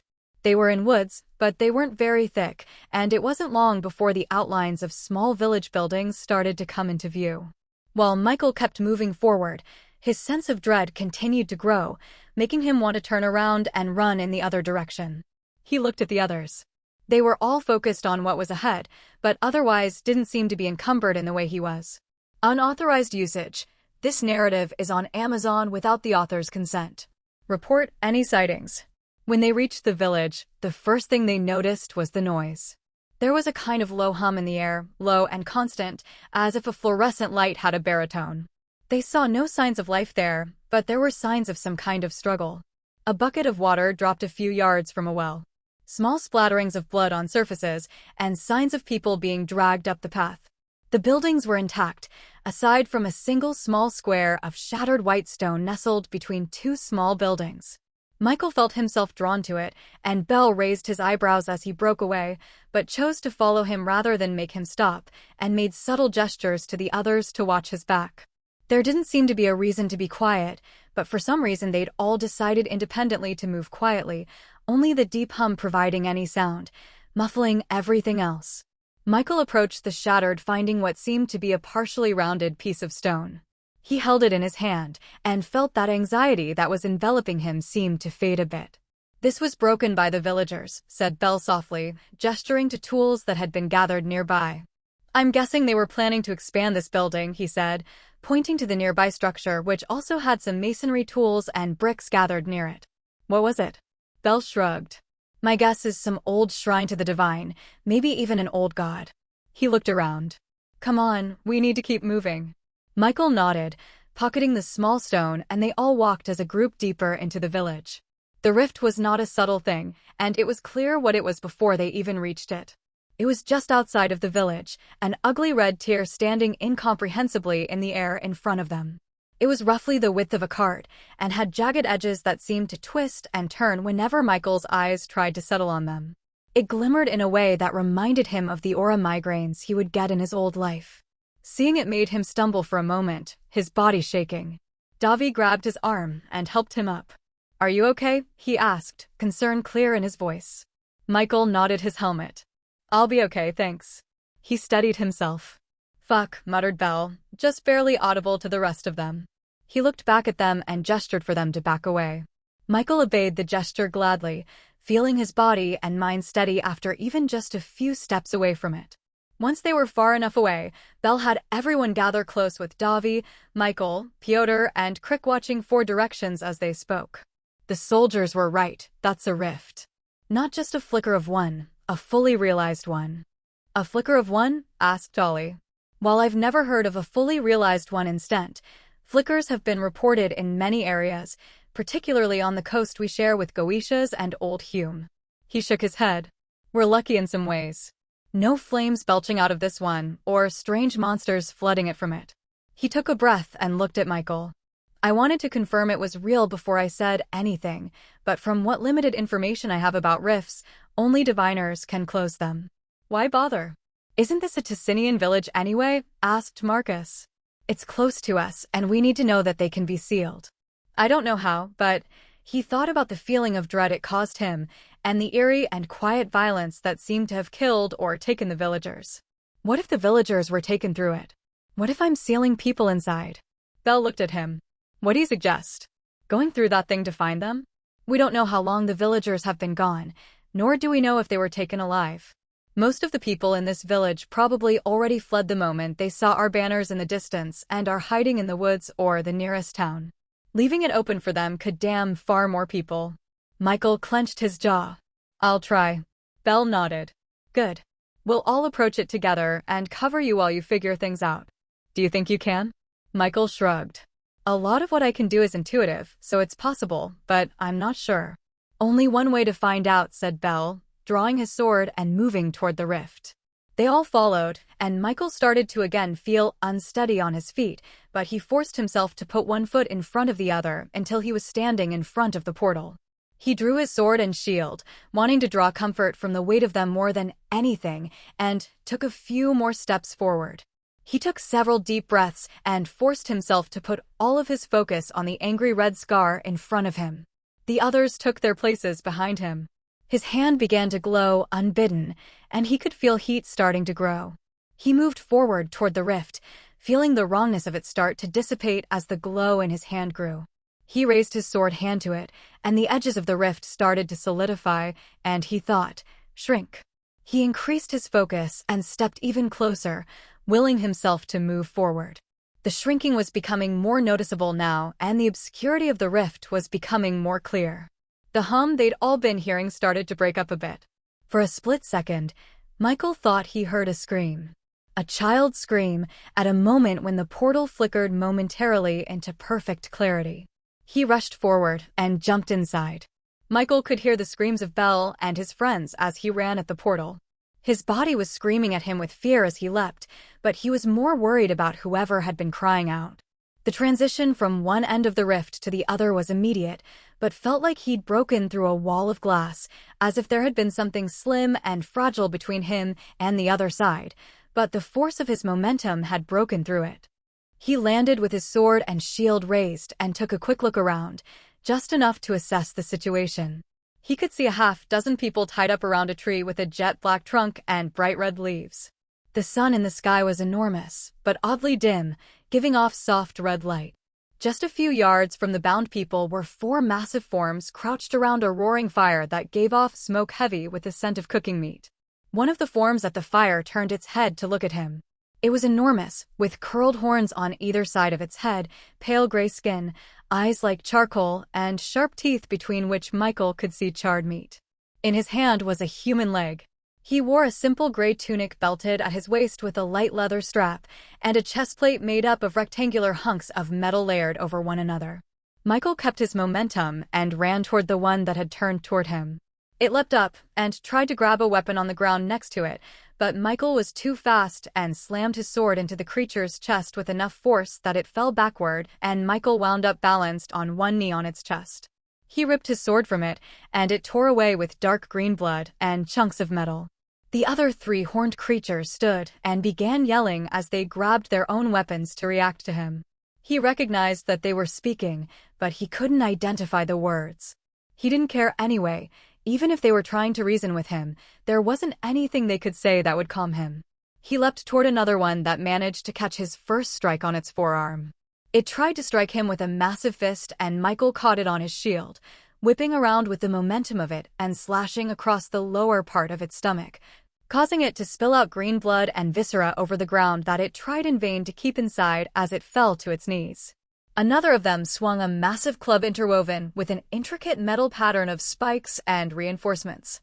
Michael caught the strike on the center of his shield and was thrown back and over the fire by the sheer force of the blow. Once behind the flames, he kicked at the fire from the bottom with his boot, throwing burning sticks into the creature's face before he moved to stab it in the chest. His blow was stopped by the 4th of the creatures, and he was forced onto the defensive as they both began a coordinated series of strikes against him. He found himself moving quicker and returning blows far more easily than usual, even though his opponents were far stronger and larger than him. He parried one blow and batted another away, getting pushed back, but not far. He then followed up with a quick slash of his own, managing to cut a deep gouge across the knee of one as he slammed his shield into the hip of the other, pushing them back. All that wrongness he'd been feeling had faded completely and was replaced by something new. Righteousness filled him, burning inside him like a fire as he pushed the horned creatures back away from those tied to the tree. He could feel the heat in his hand rising unbidden, but becoming hotter, more ferocious. The edge of his blade actually began to flicker with small tongues of flame, as if the energy from his hand was beginning to spread onto it. He could see fear in the creature's black eyes as he pushed them back, but very suddenly a new shape appeared, wearing the same shimmering armor as him, and knocked into the side of one of them with his bulk shield first, knocking him back. Behind him, an elegant swordsman flowed and sent out a slash at the other creature's arm, forcing it to drop its weapon as he carved a deep rend in its forearm. As those knights took up a position in front of Michael, a shot rang out, sending one of the beast's brains out of the side of its skull, and the other was struck by a bolt of lightning that threw its body onto the fire, causing embers and sparks to go flying. A case of theft. This story is not rightfully on Amazon. If you spot it, report the violation. Bell appeared right behind the others, taking quick stock of the situation with Crick close behind him. He looked at Michael. There was anger in his eyes, but he just pointed at the people that were tied up. Get them loose. We need to get back through quickly. The rest of you watch that path up ahead for any reinforcements. Michael obeyed and walked over to the Ticinian villagers. He raised his sword and chopped quickly through the thick rope that had held them all fast to the dark tree in front of them. Get through the rift, he yelled at them, and they were quick to respond, though one woman approached the limb that one of the creatures had tossed aside and started to weep as she grabbed it and clutched it tightly to her chest. He saw the crying child follow her, clinging tightly to her leg as she wept. Michael approached them, aware of how dangerous things got every second they were on that side of the rift. He reached for her shoulder, and the image of Sarah holding his own hand weeping in the same way flashed in front of him for a moment. He knelt next to the woman. Come on. He would want to be buried where you can visit him. He'd want you and your daughter safe there. She didn't stop crying, but she did force herself up, with Michael helping her to walk slowly to the rift, her daughter holding onto her leg. Michael could see Davi, Piotr, Ollie, Marcus, and Crick following close behind and watching the distance. Bell was just a few yards behind them and catching up quickly. He'd been spending some time examining what they'd killed, but seemed just as eager as the rest of them to leave. Michael stepped back through the rift and walked with the woman and her child a few more yards. Davi, help those two, Michael. Close this divine forsaken thing right now, yelled Bell the second he'd stepped out of the portal. Once Davi was helping them, Michael turned around and faced the rift again. This time, he had a better idea of what he was doing. He lifted his hand, putting all of his focus on the rift in front of him. His hand glowed a fierce gold, and the rift seemed to stabilize and then begin to shrink. It felt as if he was forcing a door closed as something else was pushing it from the other side. He slowly clenched his golden hand into a fist, and as it clenched, the rift closing began to speed up. For just a moment, he thought he could hear a kind of sorrowful howling on the other side, then the angry red mark that had hung in the air was gone. He held his fist closed there for a few moments, catching his breath. He was physically exhausted. The act of closing the portal felt the same as healing a dozen people in an instant. That, on top of the writing he'd just done, the battle he'd fought only a day ago, and the fight he'd had with the horned creatures on the other side had drained him heavily, but instead of exhaustion and misery, he felt elation. He'd saved people, slayed an enemy that actually needed slaying, and sealed something unnatural that could have brought harm to many more people had it stayed open. He felt steel in his spine, and he stood up straight looking into the sky and feeling the warmth of the sun bleed through his helmet's visor. Praise the divine, he said. Thank you for letting me perform a purely good act like this. He let out a long breath and looked at everyone else, noticing that he was getting strange looks from his friends and an analyzing one from Bell. The ones they'd saved, on the other hand, were looking at him with eyes widened in awe. He buckled his shield to his back and removed his helmet, looking at Ollie, who was the closest of his friends to him. I said that more loudly than I'd meant to, didn't I? While the immediate threat was handled, they were still in enemy territory, so while Bell interrogated the villagers for any additional information they may have gleaned, Marcus climbed onto a nearby roof to keep watch with Ollie. Michael healed the villagers of rope burns, concussions, and claw marks before healing himself and the others for some minor injuries they'd sustained in their short conflict with the creatures beyond the rift. He stayed close to Belle, who he wanted to make sure wasn't too rough with the villagers, but aside from being direct and a bit curt, he was overall very diplomatic with them. And he didn't even bother with the woman still sobbing as she clutched her husband's charred arm to her chest. Michael felt awkward about trying to comfort her, but was near making the attempt before some of the other women in the group started talking to her and even carrying her daughter for her. He felt some relief at that. She'd certainly take more comfort from those she knew than from a penitent from a foreign army, though he would have felt obligated to try.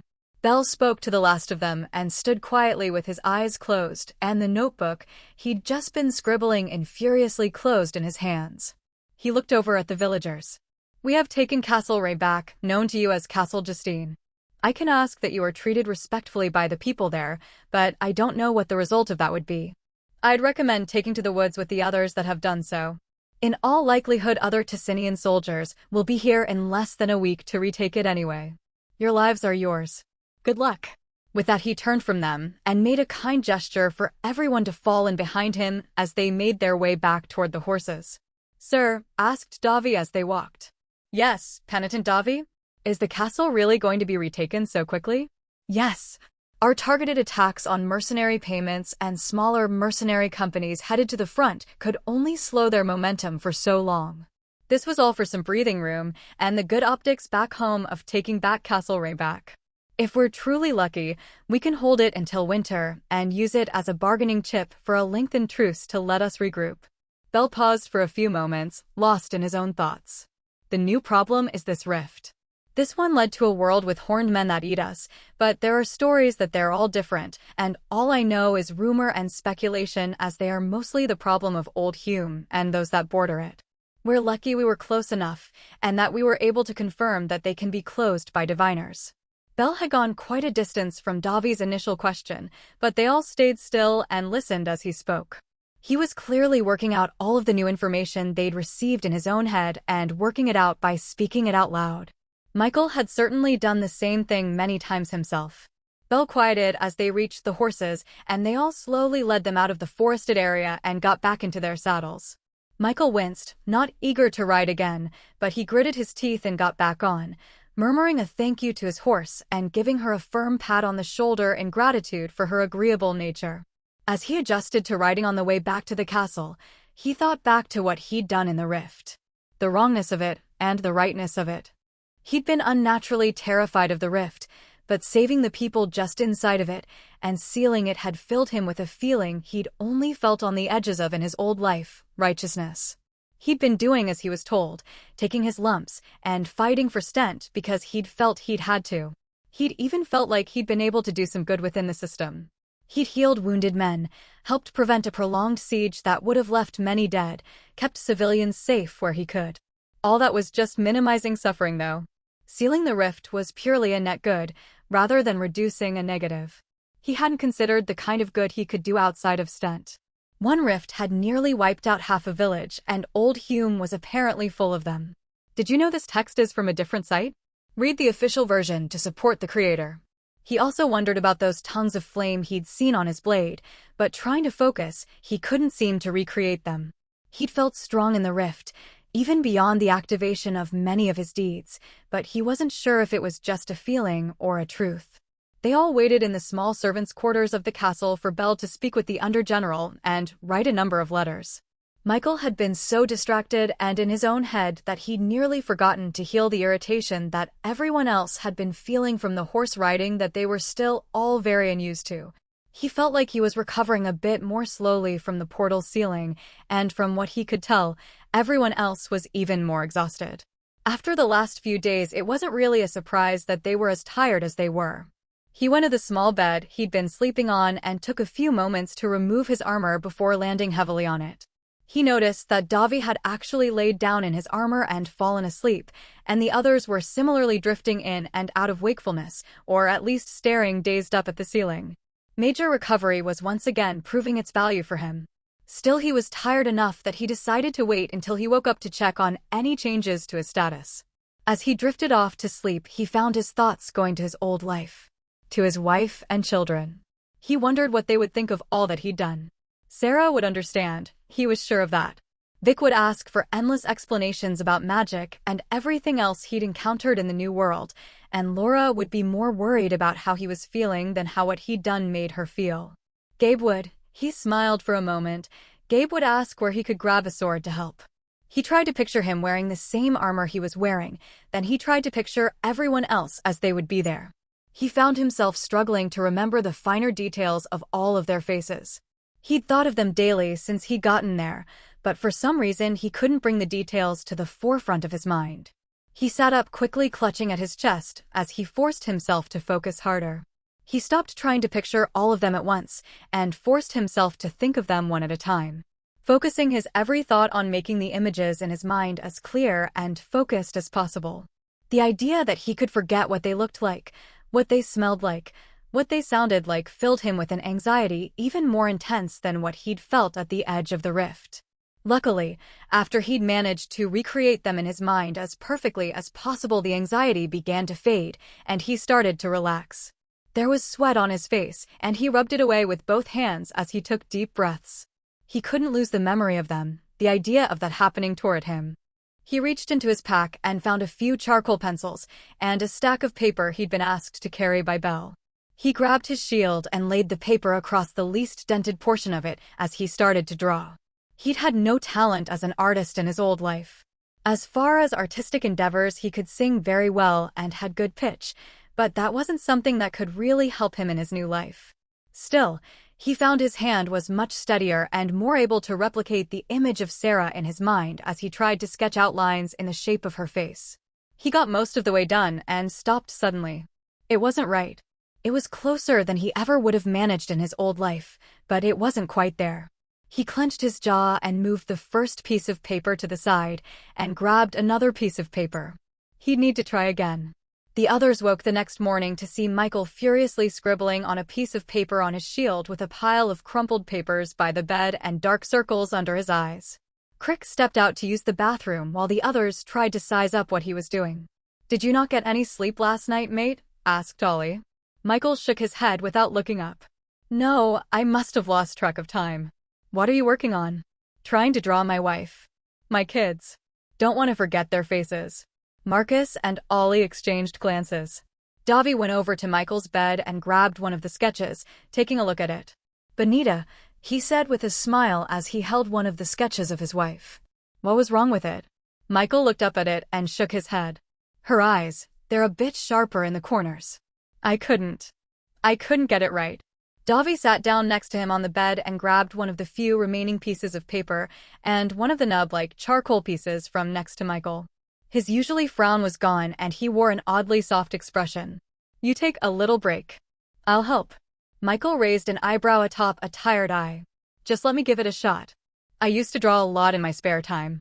A lot of beautiful women to draw in Rio. A lot of them very happy to have someone sketch them, dressed or otherwise." Michael sighed and handed him the longer pencil he'd been working with. "Okay." Davi put down the stubby pencil and grabbed the one Michael had handed him. He looked at the others. "You guys, go grab us some breakfast. I want to give this my full attention." Michael, his mind fried and his body exhausted, spent the next 2 hours carefully listing the problems with his sketches while Davi made his own. Michael had never seen him draw anything, but his hands moved quickly and efficiently, and he approached it with a greater patience than Michael would have expected. By the time he was done, Michael had sketches of his wife Sarah, his sons Vic and Gabe, and his daughter Laura. When Davi finished the last of them, he handed it to Michael, who spread them all out in front of himself and took a deep breath as he looked over them. Tears welled in his eyes, and he wiped them away with the back of his hand. "Thank you, Davi, I really appreciate this." He shook his head, grabbing another sheet of paper. "No, this is a good idea. I think I'll draw my mama too. I don't want to forget her either." He started gradually sketching out a woman on his own paper, his usual frown on his face, and his heavy brow furrowed, but with focus rather than annoyance. Michael very carefully took each of the sketches and folded them before placing them into his pack. He'd have to make copies with the ink duplication spell once he got the chance. He wasn't certain it would work, but maybe Ollie could help him with a variation. With those secured, he felt his mania start to fade and even greater exhaustion seep into his bones. He wasn't sure of exactly what had gripped him, but he was grateful he had the sketches, grateful he'd have another way not to lose their faces. He laid down, and very suddenly, sleep took him. "Them bigger," said Ollie peering over Davi's shoulder as he sketched. "That size would stretch credulity, my friend," said Piotr from the other side of Davi. "Besides, the smaller ones are more elegant." Michael sat up, bleary-eyed, and pushed his hair out of his eyes. Marcus was cleaning his gun near his bed and seemed to be inventorying his ammunition as well. Michael noticed he'd kept his bow from the siege and had somehow managed to hold onto a half-dozen of the arrows made from the carrion king's feathers. He glanced over at Michael, seeing the questioning look in his eyes. After Davi finished making portraits that were meaningful, Ollie convinced him to shift focus to something a bit more important. Michael caught a glance of the lewdly posed woman who bore a meaningful resemblance to Eva Green that Davi was drawing and laughed. "Wish we'd known that was something you could do back at the academy. Would have been a real game changer." Davi shrugged. "I had forgotten it. I stopped drawing when I became a cop. It wasn't at the front of my mind since being here." Crick was pretending to be sharpening his spear, but his eyes were very clearly drifting to what Davi was working on. "This is a real woman in your world?" he asked. Michael got out of bed and stretched, hearing his stomach groan from its emptiness as he did so. "She is, though she's being a bit exaggerated from what I can tell." Ollie shook his head. "No exaggeration at all, mate. That's accurate." Crick shook his head. "I don't know how a woman from your world can seem both over and underfed at the same time, but I can't say I mind it." "How long was I out?" asked Michael as he drank some water and searched for some of the food he had squirreled away in his pack. "If you stumble upon this narrative on Amazon, be aware that it has been stolen from Royal Road. Please report it." "Just a few hours," replied Marcus as he checked the straightness of his gun's barrel.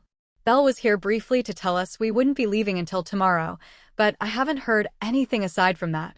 "Anyone hurt in the infirmary?"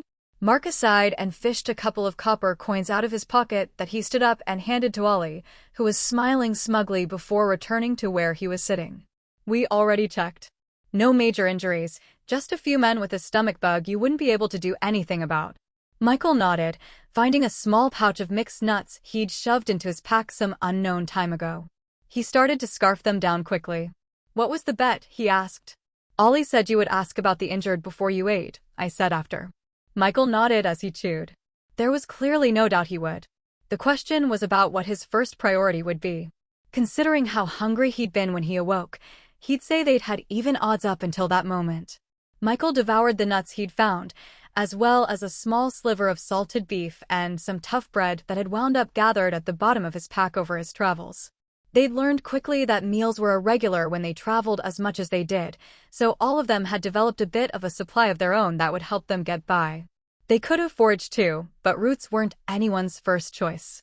Once he was fed, he made his way to the infirmary anyway, just to make sure that no one needed any help. The bespectacled medic was no longer there, and the man that was didn't refuse the extra help. He healed those dealing with vomiting, healing throats made sore by stomach acid and broken blood vessels in their faces from the strain, but unable to relieve them of their sickness. He'd noticed that while there had been some sickness at every camp and fort he'd been in, it wasn't nearly as bad as he'd seen and heard of in accounts of war from his own world's history. He presumed that the ability to purify water easily with magic was probably a major help with that. When he was done, he went back to his room and looked around for his mirror. Piotr pulled it out of his bedroll and handed it to him. "Sorry, brother, I was trying to see how much I'd gained. I cannot rely on you always for this." "No problem," said Michael as he stared into the mirror, watching the golden letters take shape. He very quickly found a new deed and focused on it. Rift Sealer. When in or around a rift grants middling protection. Michael frowned as he considered that. It was certainly a useful ability if he was near a rift, but it was much harder to game in the way he could his other abilities. Protection was also complicated. His amulet also granted protection. At first, he'd been confused about exactly what that meant, but he'd seen enough arrows stop just short of him, and blades narrowly deflected that he'd begun to figure it out. Durability handled how much damage he could take and keep moving, but protection actually prevented that damage. If very minor protection could keep him safe from the occasional arrow, then middling protection was a tremendous boon. It also seemed like a very rare benefit. He'd only seen it on the amulet and on his new deed. No one else seemed to have been granted any deeds or titles that gave it. He thought again about what he'd seen in the portal. Those horned men had been nearly twice his size, but he'd managed to take 2 down by himself before the others could even react, and then held his own against the other 2 with only moderate difficulty. Was the difference his titles and deeds? If he could fight that hard against creatures like those, how strong would he be compared to someone from his old world? What were the rifts for that matter? The way that Klein had spoken about them back at the academy had made them seem like a calamity long past, something that didn't need to be worried about by them anymore. Michael guessed that they were portals to other worlds, based on what he'd seen. If almost all of them were different from one another, as Belle had said, could that mean that one could lead to Earth? He supposed he would have heard about it if that had happened, but that assumed that the rifts corresponded to the same times and locations. If one opened on Earth in the bottom of the ocean, or the center of the Sahara, how would anyone know for sure? For that matter, maybe it had happened before. Maybe there was a lost Roman legion in Hume at some point, or this is where the USS Eldridge had been. Maybe those Amelia Earhart bones they'd found were an elaborate cover-up because this is what had really happened to her, and she'd spent the back half of her life slaying titled beasts. Most of the rifts seemed to lead to things that were dangerous considering the impacts that they'd had, but maybe it was possible that a few of them linked up to friendlier places. He shook his head as he thought of that. The sheer menace he sensed from the rifts, he just felt like they were there for a malicious purpose. Down to his core. He laid back down in bed, his mind spinning around the different possibilities of the rifts as he slowly drifted back to sleep.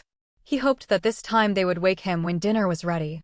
They did wake him for dinner, and after another night of rest they all enjoyed a breakfast on the castle walls together before Belle rounded all of them up to head back to the fort. "No horses this time?" asked Ollie with a grimace, as he rubbed his inner thigh exaggeratedly. Belle shook his head. "No, they'll need them for messengers and scouts while the Ticinians start to gather strength here again. We'll be on foot, all the way back to the fort. After that I'll be gathering information until we can head out to do more work." "We?" asked Piotr. "Yes. I've seen how all of you operate. It's a waste to send you on more standard missions. From here on I'll be working with you personally, or sending you on special assignments myself." "Will all of them involve trudging through a mile of shit?" asked Marcus. Belle smiled a bit at that. "More than you would expect. The good thing is you'll have larger breaks between assignments, though I may send you on a few smaller jobs like titled hunts if they come up." Michael raised an eyebrow at the thought of a titled hunt being a small job, but he supposed that compared to sieging a castle and sealing a rift the characterization wasn't entirely inaccurate. He lifted his pack and tightened the front straps with a quickly whispered spell. "Let's get moving. I'm hoping to make even better time than we did on the way here." They got on the road and did seem to be making a good pace. When they reached the site of the battlefield where they'd fought the Carrion King, Michael saw small patches of green growing up where the ground had been trampled, and even a small flightless bird nesting in the skull of a horse that seemed to have been picked mostly clean. It was still a rough sight, but seeing those small signs of renewed life made him feel better. He gently removed his icon of the divine from his neck and kissed it gently before saying a small prayer for the fallen. "What are you doing?" asked Crick as he walked beside him. "Saying a prayer for the dead. You think your gods followed you here?" "I didn't have any gods to bring. Yours have been kind to me, though. You're a penitent. I don't think the divine likes you much." Michael raised his hand and made it glow for a moment. "I get the impression they like me quite a lot. We don't even worship the divine. At least, not really. I've said a desperate prayer or two, but it's not all that important. Some of the more backward villages still hold a gathering sometimes during harvest, or maintain a shrine from the old times." Michael frowned at that. "Why is that?" "I mean, you have people with divine powers and the titles and deeds are thought to be from the divine as well. Why not worship them?" "What for?" "They won't give me anything extra for it." "Are you certain of that?" He nodded. "Yep. Otherwise everyone do it. On my world people pray and worship all the time with no clear benefit, but I guess when there are some benefits maybe things become quantifiable in a way that actually makes it less likely." Sure," replied Crick with a glazed look in his eye. "Do you know why your gods all merged into the divine?" asked Michael. It was a question he'd always wanted to ask at the old Q&As at the academy, but never got the chance. Crick scratched his chin. "Not sure. Just know it happened a long time ago." Do you know the names of any of the individual gods from before it happened? Asked Michael, remembering the shrine in the woods he'd encountered when fleeing from the elven mercs. Find this and other great novels on the author's preferred platform. Support original creators. Crick shrugged. Nope. Michael frowned. It wasn't normal to just forget gods like that. He was sure that some old gods of myth were lost back on Earth, but they weren't real and tangible in the way the divine was. It seemed very odd that even the names of some of their old gods wouldn't be common knowledge. Was something else going on? Some kind of magical or divine intervention? Wizard did it, said Ollie, slowing his long stride to walk next to Michael. What? I recognize that look on your face, mate. A wizard did it. Simple as that. Trust me, I am a wizard, so I know these things. Oh well, obviously I accept all of the answers provided by the great and powerful Ollie. As it should be, responded Ollie, making green flames appear for a moment around his face as he made his eyes wide. You're getting quicker with that kind of thing, said Michael as the green flames sputtered out. Well, we've been getting a lot of practice, and I've picked up some new deeds. He held up a hand and a small square of purple shield appeared and folded into the shape of a paper crane. I haven't really gotten much more magicka to work with, but I'm figuring out how much I can maintain at once thanks to my title. He crushed the crane in his fist and made it disappear. I'd be bigger than David Copperfield back home. Taller at least. I don't know that you have the same charisma. Maybe I can magic some up. Let's hope so, for all our sakes. They walked for another few hours before finding a camp for the night. Like the last time, Belle didn't seem to sleep at all, and the next morning, he roused everyone and got them moving again. They ran into a few messengers and small patrols, but it seemed that all of the Ticinian ones had been replaced with their own, so instead of danger they just had to deal with being ignored while those groups took the time to acknowledge only Belle. They reached the fort after another full day and a half of walking. The tower was empty of other penitents again, and they were all grateful to set their things down and take off their armor after marching in it for as long as they had. Belle proved true to his word over the next week, and they were all left to their own devices while he continued to update his maps and notebooks, sending out frequent messengers. Michael spent his time healing in the infirmary, sparring with the others, and even practicing his magic more. He'd grown complacent with it, relying more on his other abilities, but seeing the kind of utility that Belle had been able to get out of it, despite not being a mage himself, had made Michael realize that he needed to be more creative. He would never be able to throw fireballs or shoot lightning like Ollie, but there were definitely some simpler tricks he could learn. The first thing he did was start to refine his own small shield spell. He practiced it over his fists as he had in the past, but he started trying to practice placing it over his vitals or in front of his eyes quickly as well, having Marcus, with his excellent marksmanship, throw rocks for him to block. There were some mishaps, but with his ability to heal himself, the pain just acted as a good teacher rather than a debilitating problem. After he managed to block a pebble just an inch from his eye, he sat down to take a break, drinking deeply from his canteen. Marcus was juggling 3 stones with one hand when he sat next to him.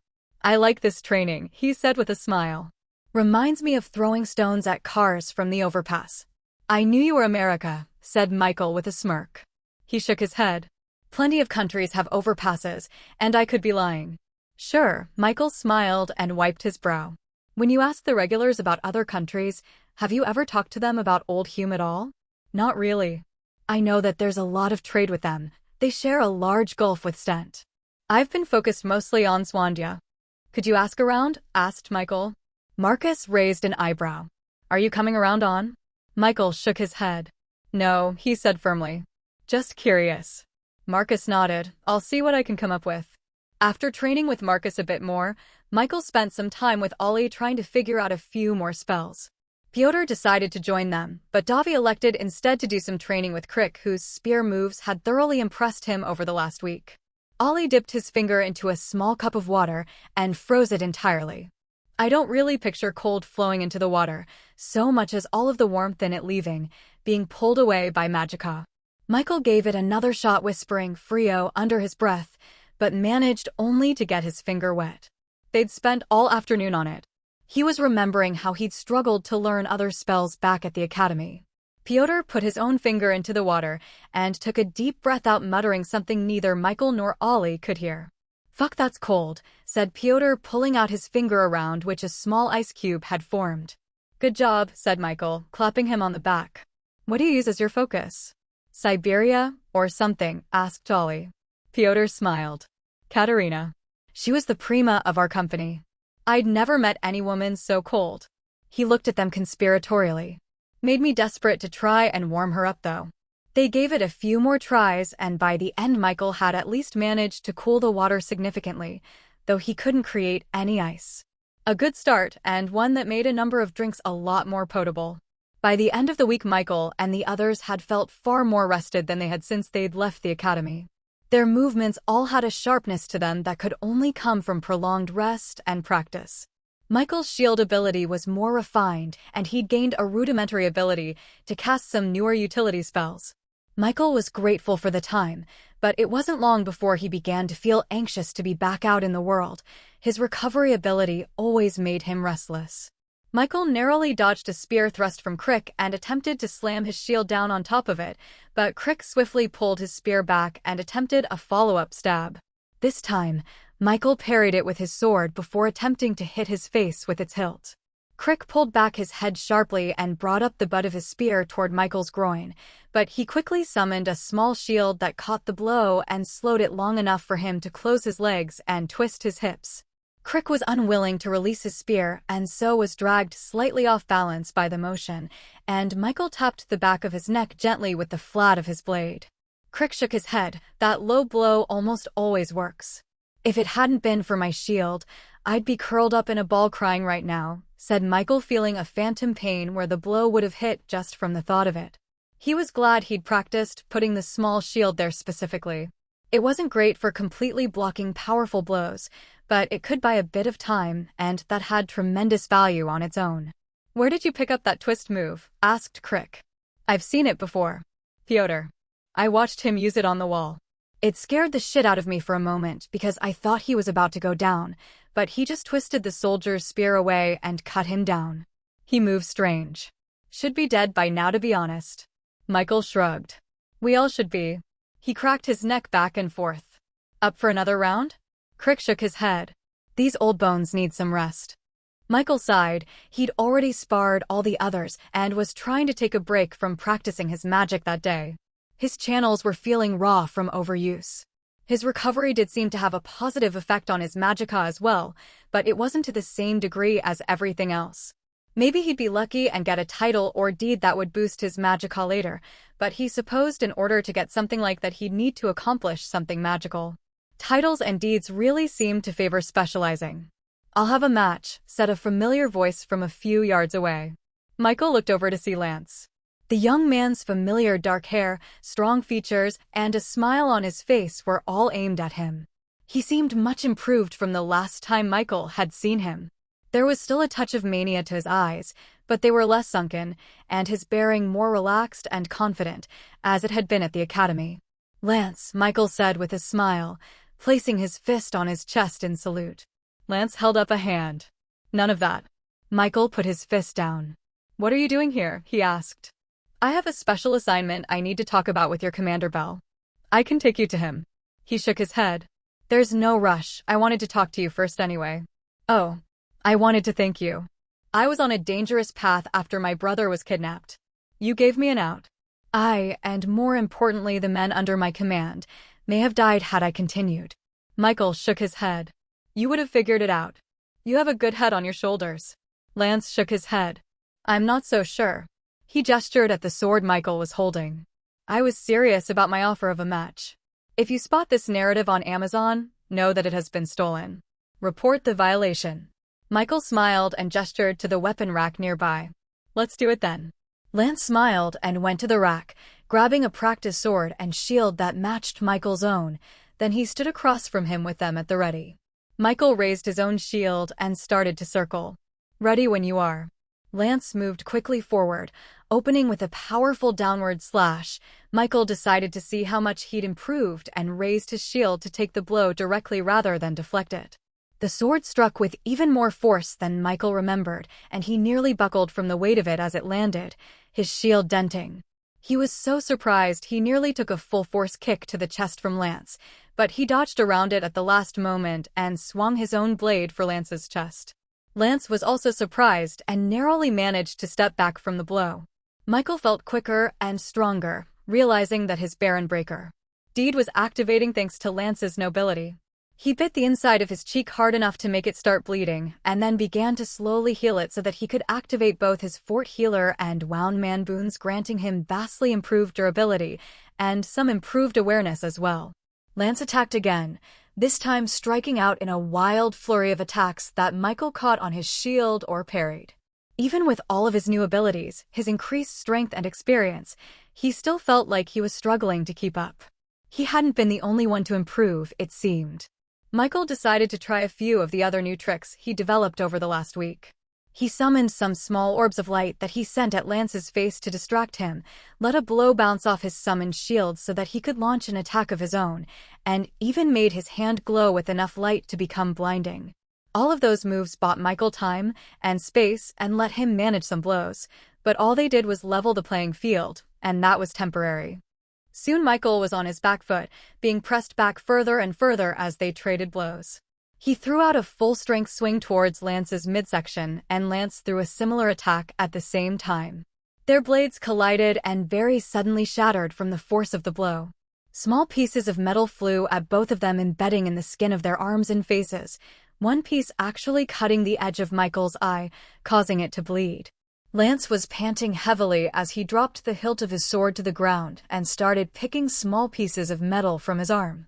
"Guess we could call that one a draw," he asked with a small smile. Michael very carefully removed the small piece of metal from the outer corner of his eye before raising his hand and healing them both. "Fair enough. You would have won though if it had gone on any longer. Lucky for me, they only ever give the penitents the most worn-down training equipment."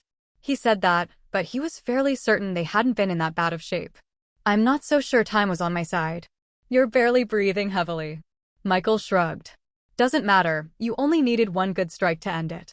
I was more likely to make a mistake than you were to run out of energy." He smiled. No sense in debating who would have won. He raised an eyebrow. "I'll just assume it would have been me." He stretched his hands a bit. "Hitting you is like striking solid rock. Your durability must have gotten monstrous." Michael chuckled a bit. It was good to see that Lance had regained some of his humor. It went well with his increased strength.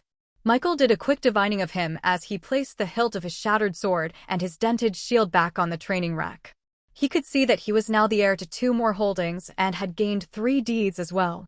Had the holdings been those of his brother that had been captured, it would make a brutal kind of sense to transfer them to the sibling that was still in the field, but he hoped that his brother didn't need that strength wherever he was. "I can take you to Belle," said Michael, gesturing for the corner tower. "Lead the way," replied Lance. They walked across the field to the small tower that the penitents called home. Inside was Belle and also, surprisingly, Yakub. They were in the middle of a conversation as they entered the room. There was a certain tenseness to the air, and Yakub looked uncomfortable about it, while Belle was visibly angry, something which Michael had never seen from him before, even in the midst of battle. Knight Lieutenant," said Belle addressing Lance, "I'm glad you've decided to come in person to demand control of my assets to execute a plan I presented to the War Council myself without me being involved. Would you care to give an explanation for that yourself, little Dukeling?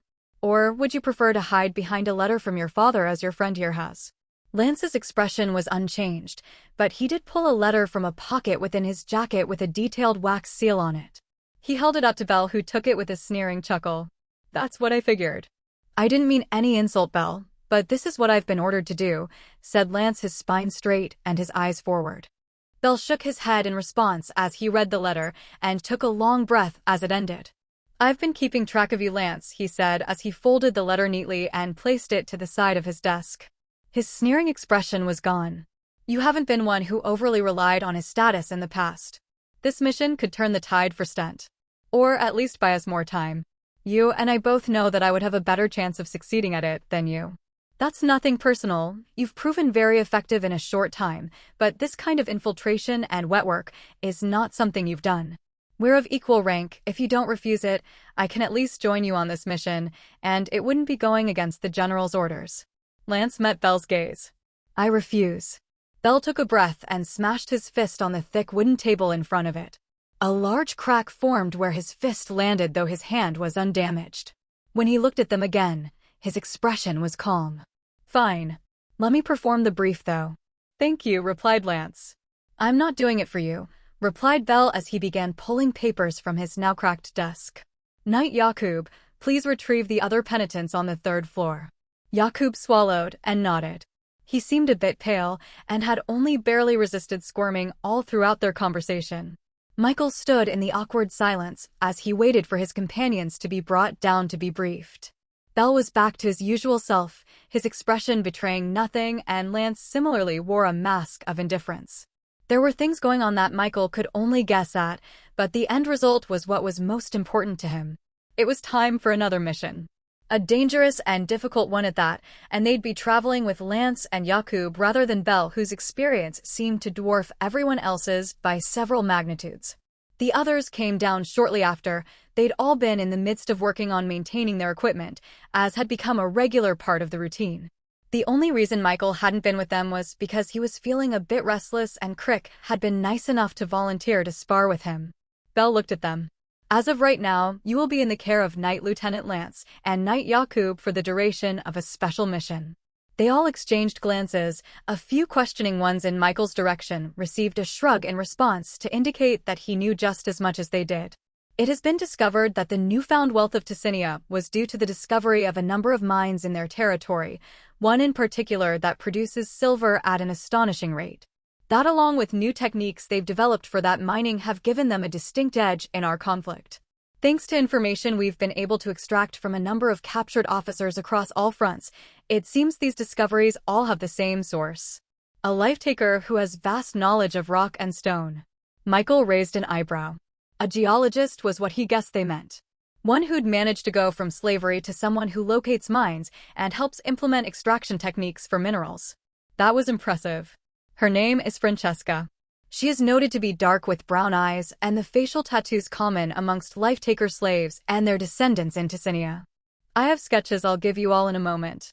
Your mission, as long as it hasn't been changed drastically, Bell cast a withering look at Lance, is to retrieve her and bring her back to Stent.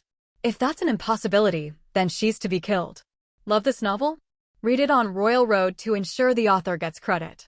Michael raised an eyebrow at that. Assassinations were always a possibility, but he'd expected them to be against enemy generals or nobility. He'd have to make sure that it didn't come to that. Where is she? I doubt she's as close to the front line as we've infiltrated in the past, said Marcus. I recently was able to intercept a message indicating that she's in the small eastern mountain ranges near the border with Svikt, seeing if an iron deposit there is significant enough to warrant a mining operation. Bell paused to breathe. You would need to cross a wide swath of enemy territory, reach the mining operation, kill or incapacitate all of their guards, and then make it back. If you fail, then I imagine the enemy asset will be moved further into their territory and her guard increased, making it almost impossible to try this a second time. Any changes beyond that? Asked Bell with an eyebrow raised at Lance. Lance shook his head. No. That's near exactly what we'll be doing. He looked over everyone else.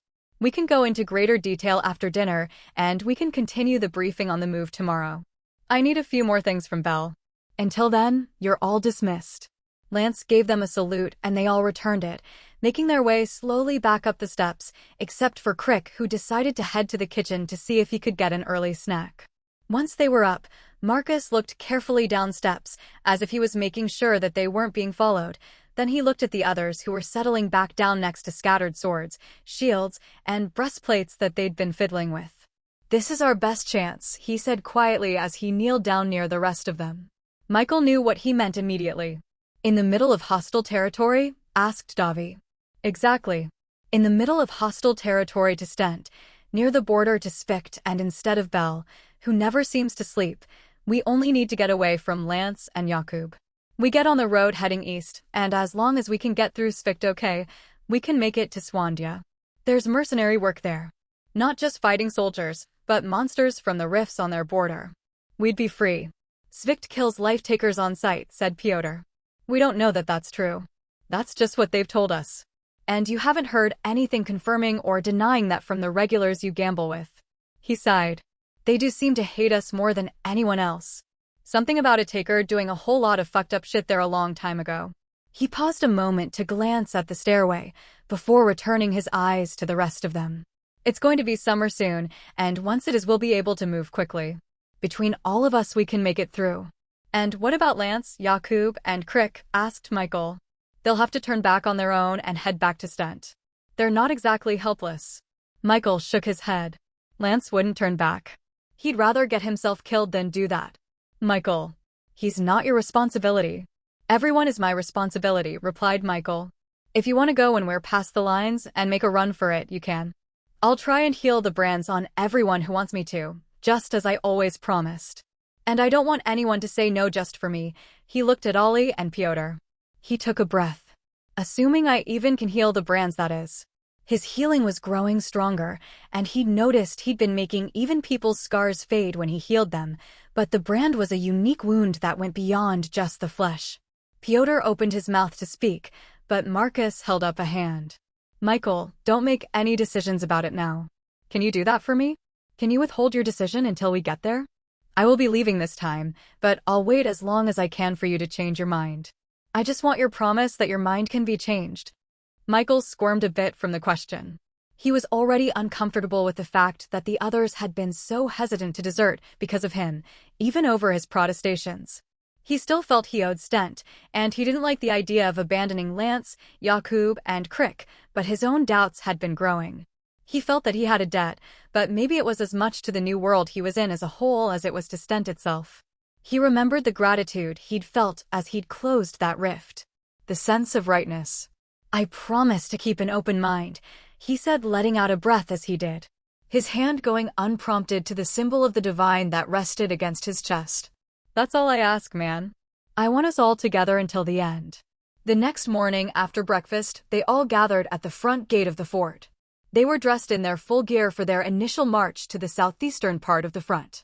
Once they reached that point, Belle had provided them with common Ticinian clothing that they could wear to stay incognito, including thin, colorful cloaks that were in fashion and would help them to conceal their weapons.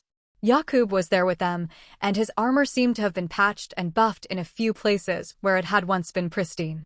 Michael doubted that he'd seen as much action as they had, but he'd clearly had some experiences of his own. How was the Western Front? Still warming up for the most part.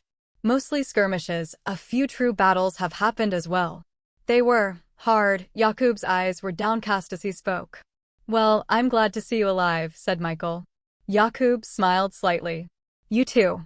The Western Front can be brutal, and once the rainy season starts, Crick shook his head, sheer misery. Lance and Belle were approaching with the same kind of tenseness that had been permeating the air since Michael had first seen them interact.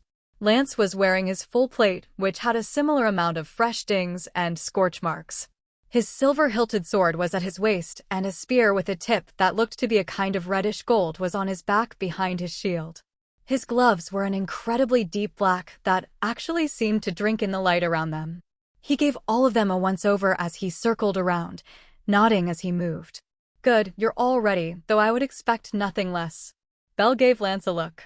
It wasn't a glare, there was no anger in his eyes, there was almost a pleading in them instead. Knight Lieutenant Lance, I believe that you want what's best for Stent, the same as I do. I would like to ask one last time. Please consider allowing me to accompany you. You have the authority, and it would drastically improve your chances of success. I will accept your orders during the mission. It's the wish of the War Council that I be in charge of this mission, said Lance. As Belle's ask was not in anger, Lance's was equally empty of enmity. It was simply a statement of fact. I appreciate your offer, though. Belle shook his head. So be it. He looked at them one by one, nodding in acknowledgement as he said each name. Ollie, Marcus, Piotr, Michael, Davi, Crick. Be safe and smart. I wish you all luck. He smiled lightly at Michael. Say some prayers. Divine knows you'll need them. They all saluted at Belle and followed Lance out the front gate and onto the road where horses had been prepared for them just outside of it. Michael was surprised that they'd managed to requisition them, but based on this mission, timing was everything, and Lance certainly seemed to have the political capital from his father to spend. Michael and the others mounted their horses with a bit more confidence than the last time, but they were still wobbly when they got their feet into the stirrups. They moved along the road at a steady gallop, and Michael very quickly felt his thighs begin to groan and scream in protest from the constant friction of riding. Crick was fine, as he had been last time, and Lance and Jakub were true knights, so horsemanship had been foundational for their training at the academy and even likely sometime before. Michael recalled that Lance had a deed for winning the Festival of Blades joust sometime in his youth. Davi and Pyotr managed to endure the discomfort of the ride stoically, but Ollie was cursing like a sailor constantly as he cast cooling spells on his thighs. Marcus was a bit quieter about his discomfort, but Michael heard more than a few mumblings of discomfort from him as well. Michael himself wasn't much better than either of them, but whenever his discomfort began to crescendo, he'd heal himself and the others as long as they were close enough to one another. The narrative has been illicitly obtained. Should you discover it on Amazon, report the violation. They took a few breaks to water the horses and have small meals, but they were short and they all barely had time to steady themselves on their feet before they were on the move again. Lance gave an outward appearance of calm as they moved, maintaining a stoic expression and giving his orders in a calm and clear voice, even making small jokes on occasion, but there was something behind that. He had a tension to him, like a bowstring being pulled back to its breaking point, but never being let go. Jakub was naturally quiet and only made light conversation as necessary while focusing primarily on what was ahead. Michael liked both of them. They seemed like solid young men, but at the same time he felt like they were being led by babes. Belle's frequent warnings hadn't helped with that, and he wondered how a man with the title of spymaster didn't have the authority to overrule Lance. Michael understood that on paper they had the same rank and that Lance had orders from not only his father, but the war council made up of multiple high-ranking generals. Still, it seemed ridiculous that Belle couldn't simply order him to make a change. He supposed that was all just the absurdity of the system. He remembered plenty of occasions back on Earth where he just had to accept the absurdity of things and move on. This was no different. He expected to receive a number of knowing glances and slight nods from Marcus as they moved, but had received nothing of the sort as they got on the road. He seemed to be giving Michael the space and respect he needed to make his decision on deserting on his own. For some reason that made him more anxious about it than if he'd been pressuring him. They didn't stop riding until there was too little light for the mounts to navigate by. They settled their horses. Michael healed them of their soreness from the ride. They all had a quiet and tired meal. Then they went to sleep, with Jakub taking the first watch. Michael was awoken by the sound of metal striking metal. He sat up to the side of an elf dressed in a dark blue outfit holding a long serrated knife halfway into his tent. He moved to grab him, but the elf managed to sink the blade deep into his hip before he could fully react. He grabbed the assailant's hand, keeping the blade in his hip so that the elf couldn't attack somewhere more vital. He focused as he did so, the golden glow of his hand filling his tent with a bright enough light to blind his would-be assailant. He kicked the elf into the edge of the tent as he tore the dagger from his hip to let the wound actually seal. He felt weak from the exertion of it, but lunged forward with the knife that had been made red with his own blood. The tent fell onto both of them, but Michael was stronger than the wispy elf, and so in the chaos of canvas and limbs he was able to drive the dagger into the elf's chest. He tore himself from his tent, worried for Lance, who should have been on watch by this point. He could hear sounds of struggle, and activated his Night Eye spell as he grabbed his shield and took stock. An elf was hurled past him and slammed into a tree, the impact causing a loud crack and his body falling to the ground limp. Michael looked at the source of the attack and saw another elf cut nearly in two by a glowing silver sword gleaming in Lance's hand. Lance looked like he was screaming, but no sound was escaping his lips. Davi was smashing the head of another attacker into a stone, Marcus was wrestling with one on the ground, and a bolt of lightning hit another that was in a tree firing arrows down at them. Jakub was next to Michael fighting off two with only his shield. Michael leapt to his aid, slamming his own shield into the nearest elf's neck and knocking him down to the ground where he clutched his throat and struggled to breath. Jakub managed to trip the other one with a kick to his knee, and then he fell onto him, slamming the edge of his shield into the elf's face and leaving it a shattered mess. Michael saw Pyotr fighting back against an elf while a wound bled from his side and raised his hand to heal him as he moved to help, sealing the torn flesh and muscle as he moved, though he felt himself slowing as he did so. Pyotr managed to rally, and danced around a strike, grabbing the elf's arm and throwing him onto the ground before slamming his heel into his throat. All around Michael the fights were ending, and he saw Lance standing over 3 elven corpses. He looked at them and said something, pointing at his mouth as he did so. Davi and the others did a quick check on their perimeter, making sure there were no other elves hiding, and Ollie went closer to Lance holding up a hand. "He's been silenced," said Ollie. "I'd heard about this, but never seen it. Can you hear me?" Lance nodded. Ollie closed his eyes and muttered a few words. Michael could feel a kind of pulse coming from him as he channeled his magicka. "Try talking now. Can you hear me?" asked Lance. They all nodded. "Good. I had been worried for a moment that they'd killed all of you before attacking me. Do you think they were targeting us specifically?" asked Jakub. Lance frowned and started looking around the bodies, examining them closely. He shook his head. "I don't think so. Elven mercs have been in this area for a while. Other people have been lost. This was just an unfortunate coincidence."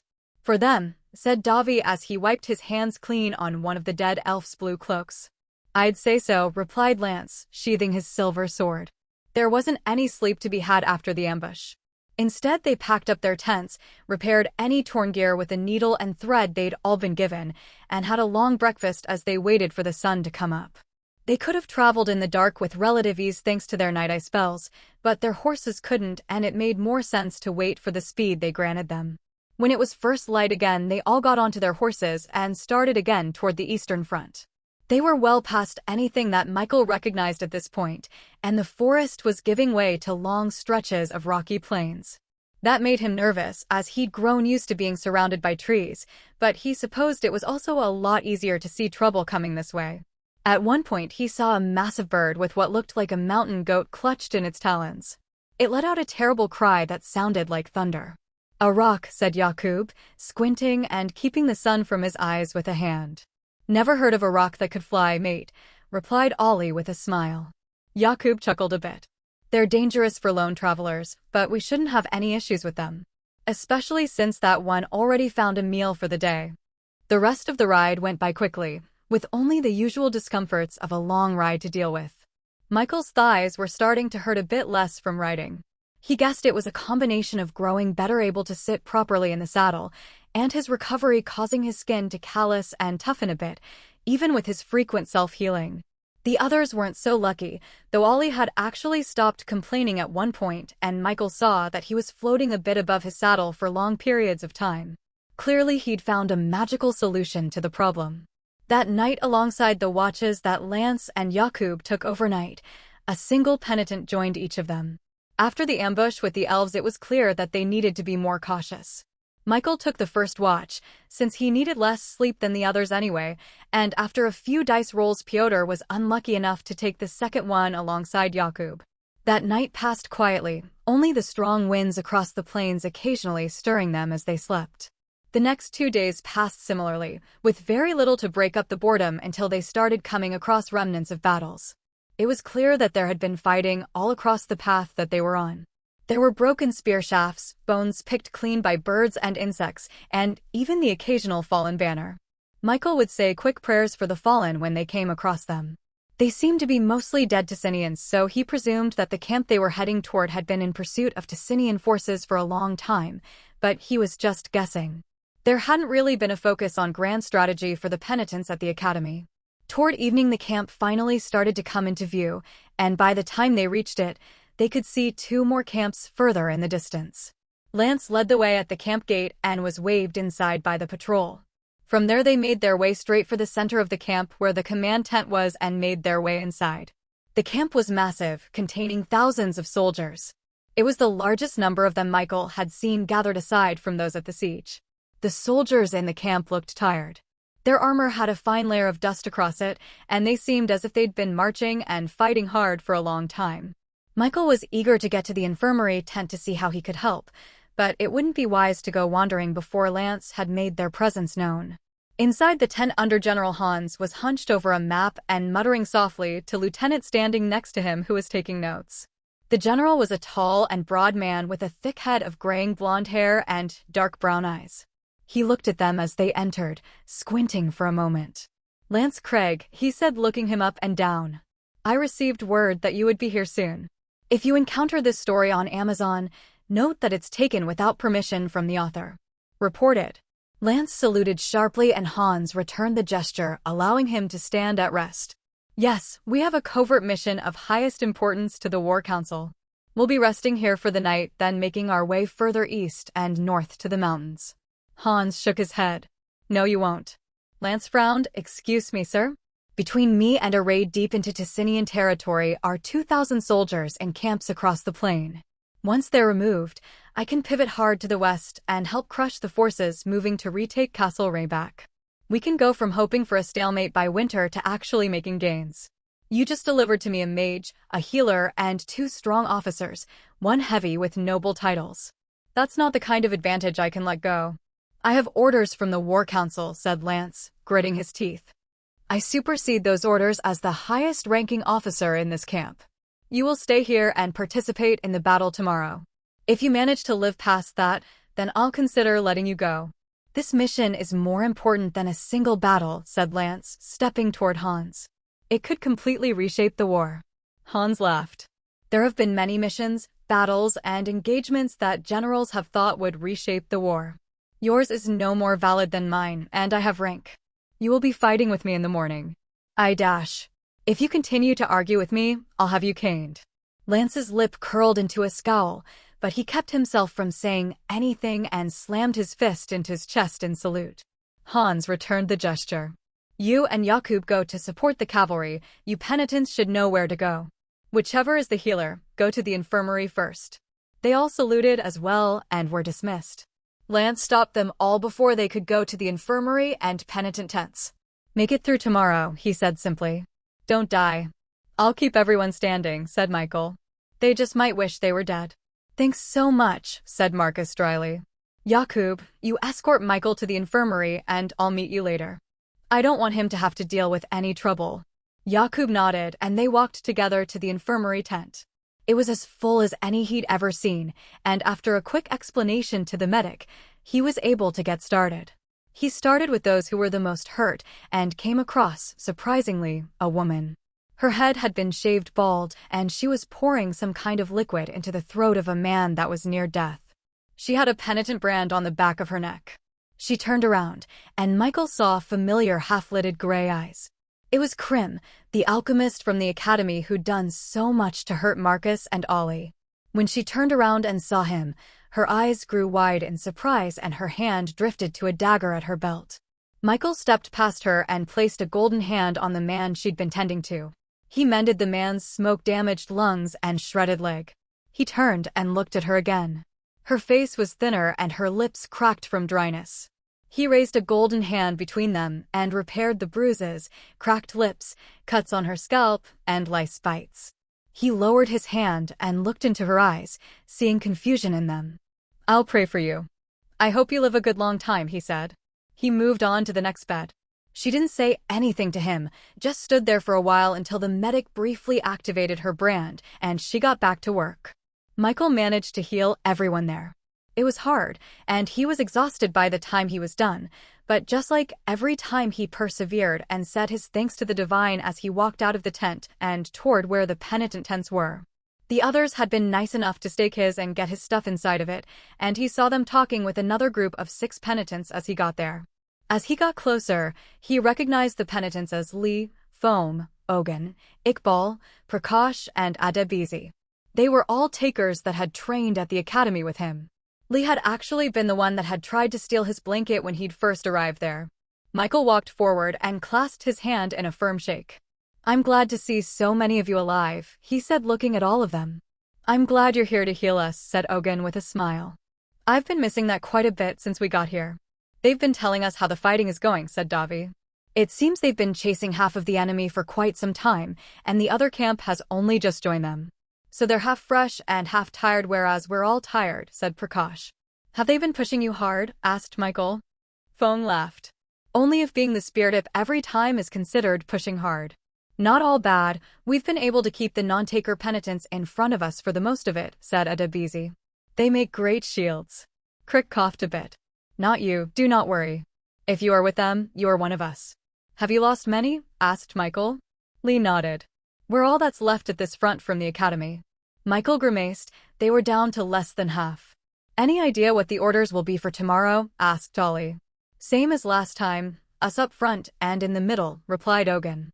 We'll be with you this time, said Michael, clenching his fist. And I'll make sure we all stay standing. The penitents, who were conscripted criminals of Stent, had been trained to hold a line, to move in formation, but the Taker penitents had not. Michael looked at how Lee and Ogun were positioning themselves since they'd been in this kind of battle before. They had both gotten shields and spears with swords at their waists. They held the shields high in front of themselves and took a medium stance with their spears pointed forward. Michael mimicked their positioning, as did Davi and Piotr. Ollie and Marcus were thankfully further back, their skills better to be used from a distance. Michael had been asked to move more toward the middle as well, but he wanted to be up front, where he could keep as many people standing as possible. Across from them stood the Ticinian forces. Much like Stent, they were lined up in neat rows with primarily spearmen in the front, but he also saw a group of cavalry a bit in the distance as well. He wondered if they were feeling the same anxiety that he was in that moment. Did Stent's sea of gray uniforms inspire the same fear in them as their sea of tan did? He drew his pendant out from his armor carefully and kissed it before muttering a prayer. Divine, give me the strength to protect my friends, to keep people from dying, and to end my foes mercifully. Amen, muttered Piotr next to him, tapping his elbow against Michael's shield. Davi chuckled from the other side of him. I'll say amen to that too. They stood there in the anxious calm for a few more minutes. The wind blew strong and warm across the plains, and Michael took a moment to appreciate how it felt against his skin. It was good to be alive, even there at that moment with all those people arrayed against him. The general's horn blew, and the sound of it made their bones rattle. They all started moving tentatively forward with shield high and spears ready. The Ticinian lines started moving shortly after, and soon everyone was marching closer. They were all moving at a steady pace, like two walls gradually closing in on one another, when the Ticinian cavalry surged forward. They were moving at an odd angle, and as they got closer, Michael could see that they had thin, short spears in their hands. Javelins, yelled Lee as the horsemen got closer and threw the javelins into their lines, using the momentum of their horses. Michael threw up his shield and deflected one of them into the ground, when very suddenly a long curved blade came swinging toward him. Davi smashed the sword aside at the last moment with his own, and Piotr actually managed to inflict a shallow wound on the attacker's horse as it passed. The javelin had only been the opening salvo, not the end of their charge. Michael began to heal, sensing a few men that had gone down nearby, and mended the terrible rents where their armor had been severed. He kept his hand hidden in his shield as he did it, to keep from drawing too much attention. One man had his head cleaved clear from his body. There was no fixing that. The healing was easy at this point, but how long would his reserves of energy last? Who would die because he ran dry? The enemy cavalry came back around to attempt to harry their lines again, but Stent's own cavalry thundered in to intercept them. A few of the Ticinians went down in the exchange, but Michael wasn't sure how it had happened, though he was fairly certain he'd seen at least one slash of a silver-hilted sword as Lance passed by. The cavalry charges ceased, but the arrows and bullets came soon after. The first volley was from Stent lines, and Michael watched as a rain of arrows flew from behind him and crashed into the Ticinians, several of them falling from the volley, though he noticed a number of them breaking in the air above them. The Ticinians sent their own arrows shortly after, and Michael managed to catch all of them on his shield, though a few bounced off his armor as well, and one seemed to simply break in the air in front of him thanks to his pendant. Davi took a lucky shot to the shoulder, but Michael healed him the moments he tore it out, and kept that healing going out among the rest of them as well. No one was killed by the first volley, but the second and third had some men dropping, and when the gunshots started, there was little Michael could do to heal someone whose brain had been turned to paste or a heart had exploded from bullet fragments. They were close enough that he could make out the features on the helmets of the Ticinians in front of him. Much like he'd seen before, a number of them had painted elaborate patterns or even scenes on their pauldrons. He saw diamond patterns of blue and red, azure skies filled with fluffy white clouds, and even idyllic scenes of valleys or homes. Most were amateur, but all of them were unique. They were a people that brought art to war with them. That wasn't something that Stent had told him. When they were nearing spear distance, both sides started to send out testing strikes. Michael blocked several blows, both headed for him and for Pyotr to his left. Davi was less able with his shield, but Michael trusted him nonetheless, and that trust was rewarded as he smashed spears aside with enough force to knock their foes off balance. Did you know this text is from a different site? Read the official version to support the creator. Ogun was the first to have his spear strike true. A lucky stab between the islets of the soldier across from him that killed him instantly. After that, it was as if a floodgate opened. The rows of men pushed against each other, spears thrusting, shields smashing together, and the men behind them pushing them forward. Michael's spear thrust forward with perfect form, smashing into shields or armor with enough force to knock enemies back more often than not. Just as he'd practiced his basic sword strikes to exhaustion, his spear wasn't far behind. He wasn't Pyotr, for whom weapons became an art form in his hands, or Davi, whose ferocity tore through his foes. He was a machine. A steady force that pushed forward like an automaton, relentless and unyielding. The lines on both sides gradually began to deteriorate, and everyone was gradually separated by the natural flow of war. Arrows and bullets whizzed by all around them, and the scent of blood was thick in the air.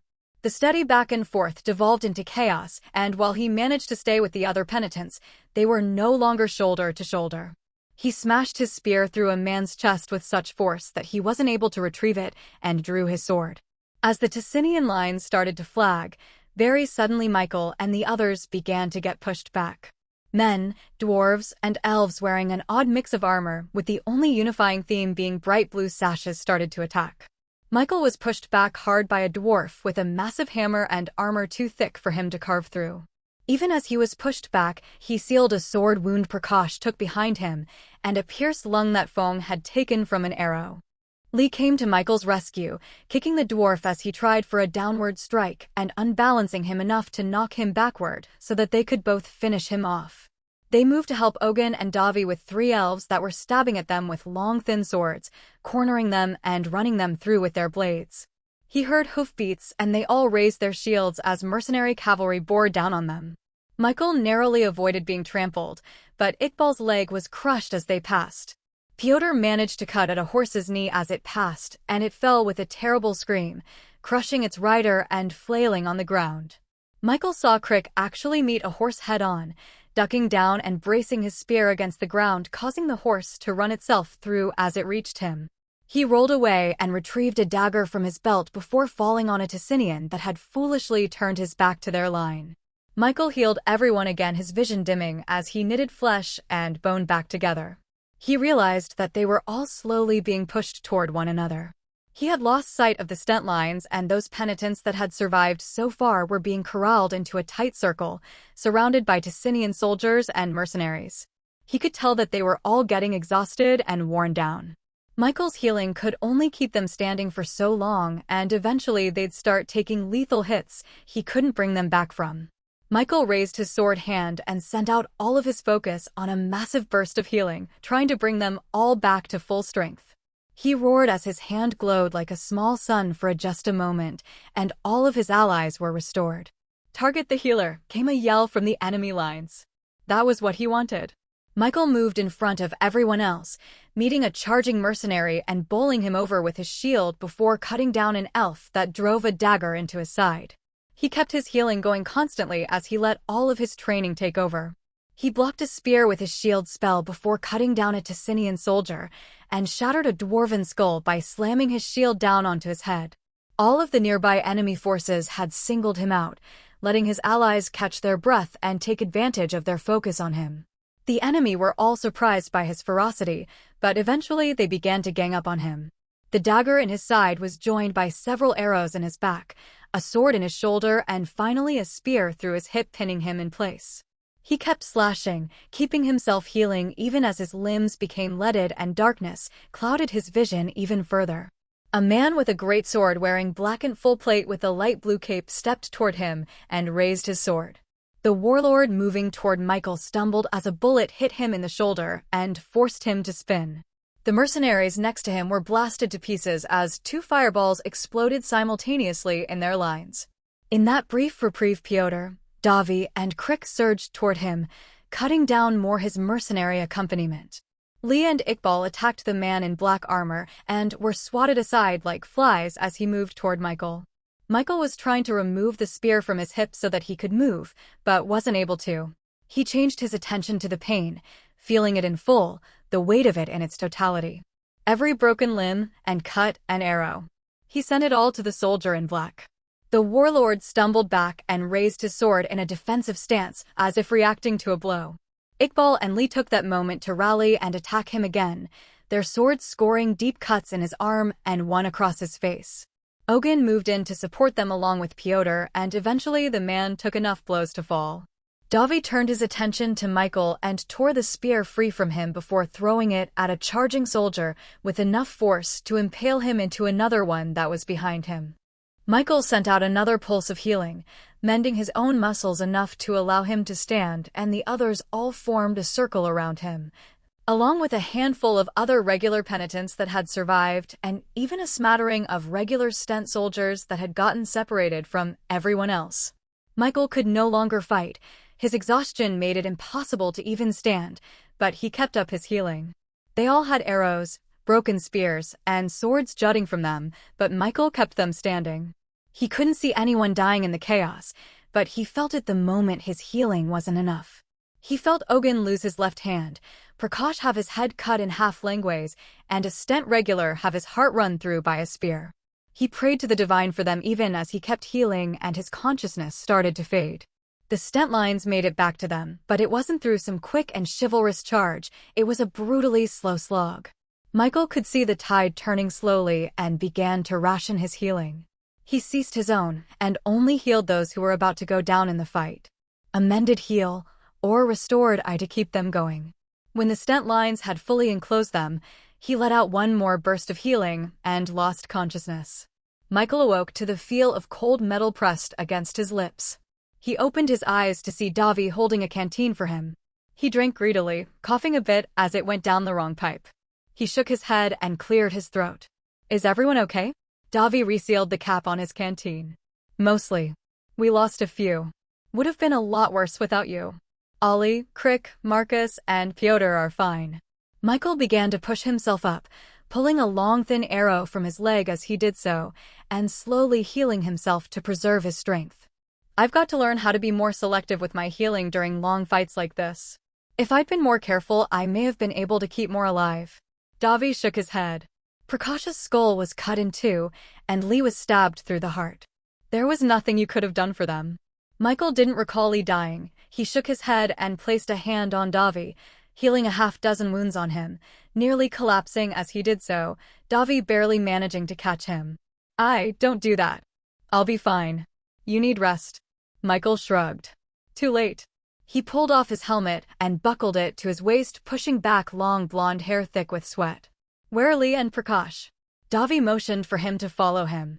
They were in a small group of soldiers still in the midst of the battlefield. Stent soldiers were being identified and buried, and even Ticinian officers and mercenaries of repute were being given at least some kind of burial. Remembering the fight they'd had with the King of Carrion, Michael felt like they had the right idea. From what he could tell, the Ticinians had been routed and Stent hadn't taken nearly the losses they'd anticipated. Michael stopped to heal people as they moved. The Stent soldiers knew he was a penitent, but unlike in the past, none of them refused his touch. They've all heard of you, said Davi as they walked over corpses. What? Asked Michael. Apparently stories of you healing whole camps of injured people have spread. They don't know your name, but the penitent healer is a common bit of gossip. Michael shrugged, leaning down to heal a man with a bandage over his eye. Whatever works to let me help them. They eventually reached a wide-open pit where a number of penitents had been covered in their uniform jackets and placed inside in neat rows. He quickly found Prakash and Lee, who'd been placed side by side. He slid into the grave and placed a hand on each of their chests. He closed his eyes. Divine grant them mercy and rest. Their lives were too short, there was more they could have done. Please give their souls peace. He could feel a kind of warmth settle over his shoulders and he shuddered a bit. He opened his eyes and looked around. He took his symbol of the divine from his neck and started going from body to body in the pit. He didn't know why most of these men were penitents. They could have been rapists or murderers, or they could have just been men who made a single bad decision at the wrong time. Still, they'd fought and died next to him, and he said a small prayer for each one before he climbed out of the grave with Davi's help. "Thanks," he said as he steadied himself. "I guess I'll go to the infirmary, then find the others." Davi chuckled. "What?" If you stumble upon this narrative on Amazon, be aware that it has been stolen from Royal Road. Please report it. That's where we were all planning on meeting. You are predictable. Michael laughed. I really am. The walk to camp was short, but felt like 100 miles. Michael's stamina and recovery had been pushed to their limits, and he could feel a deep weariness down into his bones.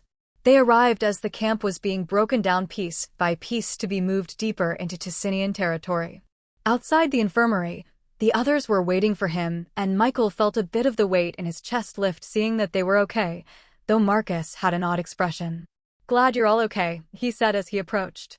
Pyotr gave him a wide, clanging hug, while Ollie patted him on the back and Marcus and him clasped hands and shared a quick embrace. He and Crick exchanged a nod. "Krim is in there," whispered Davi to explain Marcus's mood as a penitent. Michael nodded. "I know. I really thought they'd let her get away with everything." Michael shrugged. "Guess they get things right sometimes." He moved toward the tent and Ollie put a hand on his shoulder. "You sure you're up to heel, mate? You look like death." "Well, hopefully I won't scare anyone when I go inside." Michael walked inside to a number of sights and sounds he'd grown very used to. Seared flesh, leaking wounds, missing limbs, nicked intestines, all of had become normal to him. He went toward the nearest injured person and placed a hand on his shoulder. He healed the head wound the man had suffered, but ignored the minor scrapes and bruises across his body. It took more focus, but less energy, and energy was what was at a premium for him at that moment. He moved from person to person, taking his time even though the screams and moans made him want to try and heal them all as quickly as possible. He eventually reached Ogun, who was arguing with the medic, waving a severed hand at the man. "I am telling you, Michael may be able to put it back. I did not dig it out from under 7 corpses with one hand to not try. You people pulled your men back so that we could be surrounded and you could take your sweet time catching up, and now you deny me my fucking arm." "Oh, there you are."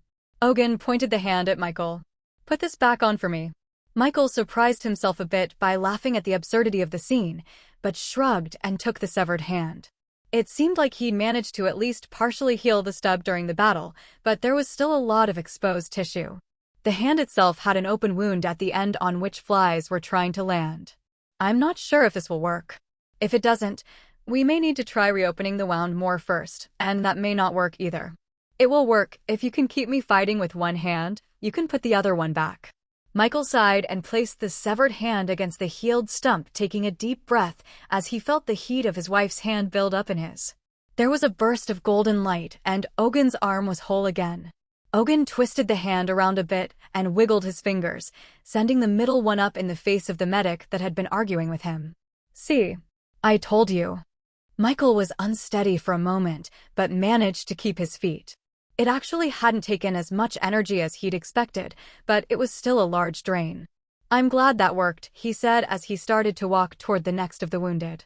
"Of course it did," said Ogun, standing and making his way to the exit. "You're the best." Michael appreciated the vote of confidence and got back to work with a bit of renewed vigor. By the time he was done, no one was going to die in the infirmary that day, though a number of them would need to rely on their natural healing to finish the job. Michael stumbled out of the tent when he was done and made his way to where the penitents were. Pyotr handed him a roll with salted meat inside, and then another, and then another. After that, he ate 4 bags of nuts and dried fruit he'd had squirreled away and washed all of it down with 3 canteens full of water. He could hear a bit of chatter around him, but all of them were in recovery and survival mode, so it was limited. Once Michael felt recovered enough, he stripped off most of his armor and went to his tent where he fell into a deep and dreamless sleep. He was awoken by the sound of his tent opening and Jakub peering his head inside. "Gather your things, Michael, we're leaving now." He nodded as he rubbed the exhaustion from his eyes and pushed himself out of the tent and into a pitch-black night. He started instinctually putting on his armor. "Just pack that, we need to move quickly." Michael nodded, exchanging a frown with the others who were also in the midst of packing. He felt groggy and unfocused, but he'd grown used to operating in such a state. Once he had all of his things together and in his pack, Lance showed up wearing only his uniform, his silver-hilted blade at his side. Our orders were to participate in the last battle. We need to leave before we receive any more. He gestured for them to follow him. Now that Hans knows about what Michael can do, there's no way he's going to let us go if he gets the chance to stop us. Michael thought about what Lance had said as they started to make their way out of the camp. He'd always thought of his value as part of the whole.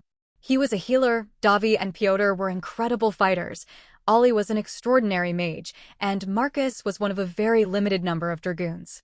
They were, as a whole, a very valuable group. The idea that Under General Hans was interested in him specifically took him by surprise, though. Thinking about it, though, it shouldn't have. So far, he had yet to encounter any other healers or watch them work. Back at the fort, any time he asked where they were, they had already been exhausted from healing only the knights and officers, and that was multiple of them in conjunction. He routinely healed entire infirmaries, and while it exhausted him, he could do it alone. Bell had indicated that their value had been underestimated, and that was one of the reasons he wanted to have them start working exclusively on his priorities, but he hadn't considered that someone of a higher rank might try to do the same. That was probably stupid of him, but in his defense, he'd had a lot of other things he'd needed to deal with. At the edge of the camp, the few men guarding the periphery stopped Lance. "Knight Lieutenant Lance, the Under-General has asked that you remain in camp for the time being." Lance raised his chin a bit and took a few steps toward the guard. "Where is your salute?" he asked, his voice icy. A dash, the guard stumbled a bit and slammed his fist into his chest. "I am a ducal heir, a knight lieutenant, and I am carrying out a mission for a full general. If you get in my way, I will cut you down, and if you say where I have gone, I will see to it that your commission is revoked and you are sent to your family with nothing but dishonor." The guard swallowed hard, still holding his salute. Lance slammed his own fist into his chest. "Dismissed." The man nodded and walked briskly away, notably not toward the command tent. Lance scowled as they walked out of the camp and started to head east. "Hate having to do that." The man was just following his orders. Jakub patted him lightly on the back. "It was necessary." Lance nodded, forcing his face to wear a neutral expression as he led their way to a nearby road where they were able to start moving at a good pace. "You think they'll send anyone after us?" asked Jakub. Lance shook his head. "It would be a waste of resources, especially with how many horses were lost in yesterday's battle." He shook his head. "Hans wants to push into Ticinian territory. He can't really afford to divide his focus from that." Jakub nodded, satisfied by that answer. "About how far to the mountain?" asked Pyotr. "It'll be around 3 days without the horses, but the sooner we can get there the better. We don't have clear intel on how long the target will be there." "I'd take a long walk over another battle like that one any fucking day," said Ollie, shaking his head. Michael agreed wholeheartedly with that sentiment, but he did worry about what would happen to those still in Hans's column. He said a little prayer for them. There wasn't much else he would be able to do in that moment. There were already so few of those penitents from the academy left. He'd wondered early on why he'd never seen older penitents, and it was seeming clear why. Then again, maybe just as many were sent on assignments by men like Bell. The kind of jobs that kept you from everyone else and still were very likely to kill you. He shook his head. He'd known objectively that he'd had blind spots. Had the others? Or did they realize it immediately and avoid bringing it up around him because of how he'd handled everything? He looked at the back of Marcus's head, watching him walk calmly. He still hadn't said anything more about deserting. He was still being respectful about his face. Was it because he knew what they'd see would convince him? Michael shook his head. Marcus wasn't that smart, but maybe Marcus, Davi, and Pyotr together could have come to that conclusion. This book was originally published on Royal Road. Check it out there for the real experience. After nearly a full day of walking without being pursued, they stopped for the night. They kept their armor hidden in their packs and switched to more casual clothes, which amounted to simple tunics and pants with large cloaks that draped over them well enough to hide their weapons. The fashion was only subtly different from the Stent clothing, having a more comfortable silhouette than the slimming and tight military-inspired casual clothing he'd seen in Stent. They slept that night without a fire, but the night was warm so they had no complaints. Michael took the first watch with Jakub, and then they switched with Pyotr and Lance. Everyone was exhausted, but Lance gave them no time for extra rest, instead insisting that they break camp to move at dawn. Before they were on their way again, Michael looked at his titles and deeds. He could swear for just a moment that his healing blessing said something different, but it was gone before he could read it. He focused instead on a new deed. Warrior Mender. When in battle and healing grants. Middling concentration. Middling recovery. The source of the new deed was obvious, and the benefit it would grant was immense. He'd only seen one concentration-granting deed before that Ollie had earned some time ago, so it seemed to be one that was focused more on magical abilities than martial ones. Still, it would allow him to focus better in battle and more selectively choose what he was healing. The recovery was one he was very familiar with. If it kept him standing when healing others, he would be grateful for it. The second day they were moving along the road when they realized that there were buildings ahead. They had a cover story about Lance being a groom that was being escorted to a village distant from his home for marriage, a common practice in the region. It didn't make sense to attempt it if they didn't have to, so they decided to sneak through the woods at the edge of the village to avoid being seen. As they made their way around the village, Michael found himself glancing at it. He hadn't really been able to take in the sights of the other Ticinian village because of the rift, but he was curious.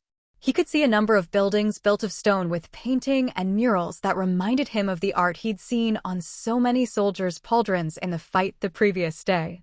As he walked further, he saw more houses, though these were made of wood and seemed to be smaller. They had art and decorations as well, but tended to use fewer colors. Among the houses he could see men and women working. Some were weaving, some were chopping wood, and one was shaving down a piece of wood for what Michael guessed was a piece of furniture. All of them had tattoos on their faces, and around their feet Michael saw a number of small children playing. He saw 3 of them chasing each other back and forth, and when one of them fell, he felt himself actually involuntarily reach out toward her. The man chopping would put down his axe and picked the girl up, throwing her in the air to keep her from crying.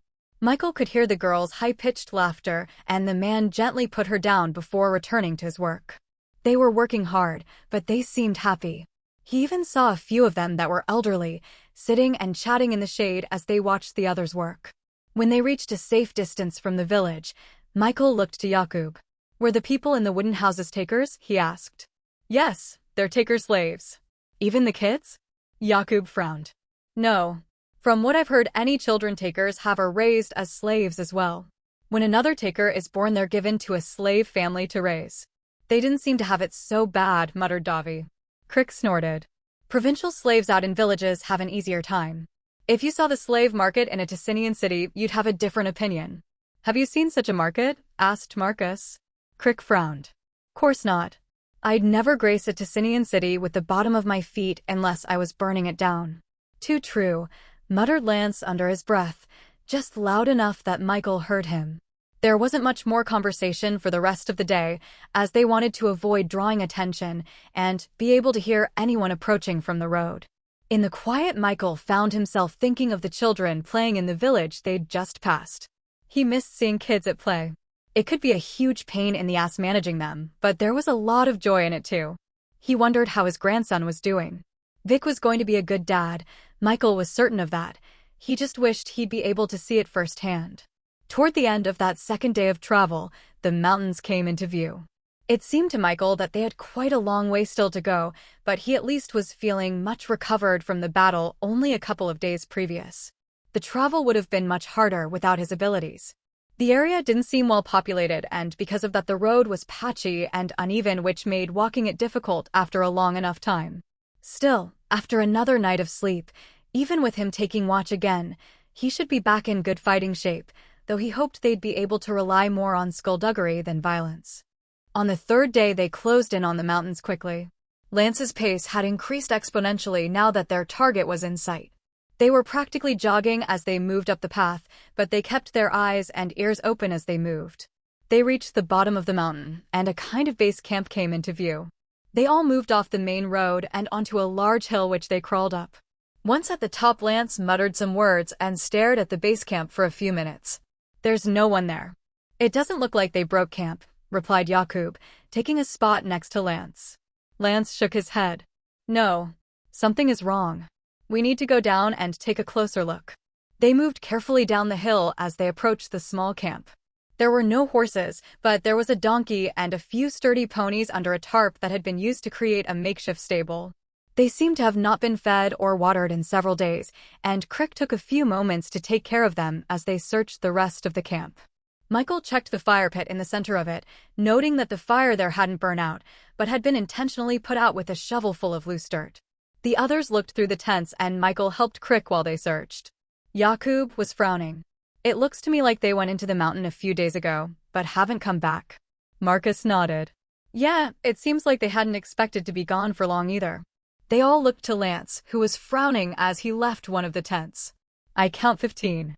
A few had stayed in camp, but must have gone looking for the others when they didn't come back. He took a breath.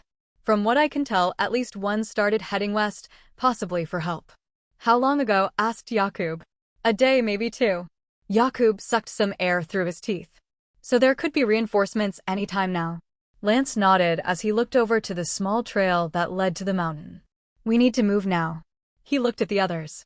Get on your armor. We don't have time for subtlety, and with their numbers, we'll need the advantage. We don't know how many are soldiers. They all nodded and slung their packs onto the ground. They quickly armored up, muttering their tightening spells to lock their armor into place. They'd had a lot of practice, so it only took them a few minutes. Once they were ready, they quickly moved up the narrow path toward the mountain, seeing no signs more recent than 2 days past. After a half-hour on the path, they reached a cave opening that seemed to lead into the mountain. Ollie went to the edge of it and ran a hand along it with a frown. It's a near-perfect circle, he said as he looked back toward them. Yakub looked at the floor of the cave. The floor is smooth as well, but has just enough traction to keep boots from slipping. He looked at Ollie. Magic. Ollie shrugged. None that I've ever seen in my limited time. Carving stone like this, though? Seems like it would take a tremendous amount of magicka and a long time. May as well just use tools at this point. Maybe dwarves? Asked Davi. Michael shook his head. Dugan described dwarven mountains to me before. They prefer hard edges and like to carve repeating patterns into their walls. This doesn't match that description. He shrugged. That was just one dwarf from one place's experience, though. Anything's possible. It doesn't matter, said Lance. We need to get in and out quickly. No lights. Night eye spells only, and muffle yourselves as well. They nodded and fell in behind Lance, who pushed to be in the front. Michael muffled himself and activated his night eye spell when it became too dim for him to see. He didn't need to worry about tripping. The tunnel seemed almost perfectly sculpted. They walked for a few minutes and started to see more signs of previous visitors. Some sections of the wall had had a pickaxe taken to them, their perfect smoothness tarnished by harsh cracks that left rubble and dust on the ground. As they got deeper, they also started to see a number of paths breaking off from the main one that they were on, but Lance kept them moving along the largest first. Michael heard a whisper in his left ear and what felt like warm breath and whipped suddenly around toward it, but saw nothing. The story has been stolen. If detected on Amazon, report the violation. They all turned toward him. Hear something? Asked Lance. I thought I heard a voice. What direction? Michael pointed toward a branching path. I'm not certain it was anything, though. If we don't find anything after a few minutes, we'll turn back. He nodded, and they all started to walk down the narrower side path. It wasn't too much smaller, so they were able to move 5 men shoulder to shoulder if they'd wanted to, but they stayed spread out, keeping their eyes and ears open as they moved. Michael thought he heard more whispering, that kind of soft impression of words you get when you're far away from someone speaking softly. He couldn't tell what the words themselves were, but he could tell that they were words. No one else was reacting to them, though. He focused for a moment, trying to divine the space around them, and after a few moments, he began to see the softest traces of gold lettering. It would only be for a moment before it would fade away, but he was certain that's what he was seeing. There's something divine here, said Michael softly. What? Asked Lance. I just tried divining and caught the hints of something in this direction. Any idea what it is? Asked Davi. Michael shook his head. No. The impression is weak. We'll give it another minute, then we turn back to the main path. The rock researcher wasn't here for anything divine, she was searching for mineral resources. They moved forward for another few moments, when Lance stopped suddenly. Michael saw the others stop as well, and he moved up to where they were standing. In front of Lance was a corpse. The man hadn't just been stabbed, or had his brain bashed in by a club, nor was he pin-cushioned with arrows. He'd been eviscerated. His body had been cut down from the shoulder down to the groin. One half of him leaned right, and the other half left with his head hanging limply from what remained of his shoulder. He'd been wearing a chestplate, but whatever had cut him down seemed to have torn through it as if it was paper. Blood and organs had spilled all across the ground around him. There were no flies on the body, perhaps because of how deeply they were inside the cave, but his blood had dried and the smell of him was tremendous. Lance drew his sword, and everyone else did the same, with Crick readying his spear. We need to find the woman quickly and confirm that she's alive. I want everyone to stay sharp and be ready for anything. What do you think it could be? I don't know. Perhaps some kind of creature that they disturbed with their digging. They delved too greedily and too deep, said Ollie as he looked around grasping his staff. Nerd, muttered Davi, looking behind them as he gripped his bastard sword tightly. You recognized it, replied Ollie with a chuckle, his nerves bleeding through a bit as he spoke. Yakub was breathing hard as he looked at the corpse, and Michael placed a hand on his shoulder, causing him to jump. It's okay. We're going to be all right. Yakub took a deep breath and nodded. Michael took a moment to go to the corpse and close the man's glassy eyes as he laid his body down in a more dignified manner. He whispered a quick prayer for him as he did so, then fell back in with the rest of the group quickly moving through the tunnel. As he moved, the whispering grew more clear, as did the gold lettering. He started to pick up on certain words here and there. Protection, shielding, safety, and many other such words along that same theme. It seemed in stark contrast to how he was feeling. His paranoia making him jump at shadows as he wondered what exactly could carve through a man and his armor with such ease. The sound of metal striking metal echoed suddenly through the cave. Move, yelled Lance, and they all started running as fast as they could toward the noise. Michael's eyes started to struggle to see, and he dismissed his night eye spell as he realized that there was light coming from up ahead. They all emerged into a massive chamber with a soft blue light illuminating it. At the far end was a massive white statue of a woman balancing a massive shield in front of herself. Her features were beautiful and perfect, and her hair had such detail carved into it that Michael thought for a moment that he could make out individual strands of hair, even at a distance. Closer to them was a man stabbing wildly with a spear as he screamed in terror. The creature he was facing was easily the size of a horse, with a segmented lower half covered in hundreds of legs as sharp as daggers, and an upper half that seemed to have the torso of a man, and 4 arms. 2 of the arms ended in fearsome blades like those of a praying mantis, and the others ended in savage claws. The monster's head was almost human in shape, but large enough to match the rest of its size. It had hair that appeared to be a thick chitinous mass, and 4 eyes all of different colors. Its skin was like obsidian, black and shining. 2 of its arms snapped forward and took the man's legs from him, then its clawed hand grabbed him by the arms, and its head shot forward, tearing the man's throat from his neck as he ripped his arms from their sockets. It swallowed and slowly turned to look at them. Marcus was the first to react. He raised his rifle and fired at the creature. The bullet hit one of its arms, breaking off a piece of glassy chitin, and it shrieked like a roach, expelling all of the air from its body. Ollie followed up Marcus's shot with a blast of lightning from each of his hands. One went wide, but the other struck the creature in its center, causing it to shriek again as it surged toward them, its bladed arms unfolding as it closed the distance, the viscera of its last kill sloughing off it as it skittered forward. The rest of them moved to meet the beast's surge. Lance reached it first, meeting the beast head-on. It sent both of its bladed arms toward him, and he managed to block one with his shield and the other his sword, but only barely. That attack was quickly followed up by its claws that raked across his armor and tried to tear at his gorget. Yakub attacked the beast from its side, but its skittering back half lifted and swung toward him with its dagger-like legs all aimed in his direction. He rolled under the attack quickly and struck out with his sword, but it bounced off the creature's exoskeleton. Crick stabbed at a more lightly armored area on the beast's stomach, but it batted the spear away at the last moment with one of its hands. With it distracted, Lance managed to push the blades off himself and cut at its gut with his silver-hilted sword. He managed to cut a shallow wound in its stomach, and a thin line of yellow ichor appeared. The beast threw him back and spun rapidly, forcing the 3 of them to dodge backwards to avoid its tail. Michael felt a sense of wrongness in his gut that had staggered him for a moment when he first saw the creature, but he, Davi, and Peter stepped in as the others were thrown back. Piotr elegantly spun around the beast's attack and cut at its face, but it adjusted its head and his blade bounced harmlessly off of its hide. Davi and Michael dodged decidedly less elegantly than Pyotr and attacked at the same time, both of them aiming at its chest where Lance had managed his small wound. Two of its arms reached out to grab each of their swords directly, while the blade arms quickly slashed out, slicing through their chest plates and leaving deep wounds across their stomachs. With those fatal blows dealt, it threw them away as a fireball smashed into its side and another bullet blew a small piece of its exoskeleton from it. It moved to charge at Ollie and Marcus, but Lance, Jakub, and Crick blocked its path. This time, it took the initiative and attacked with all four of its arms and its many legs at the same time.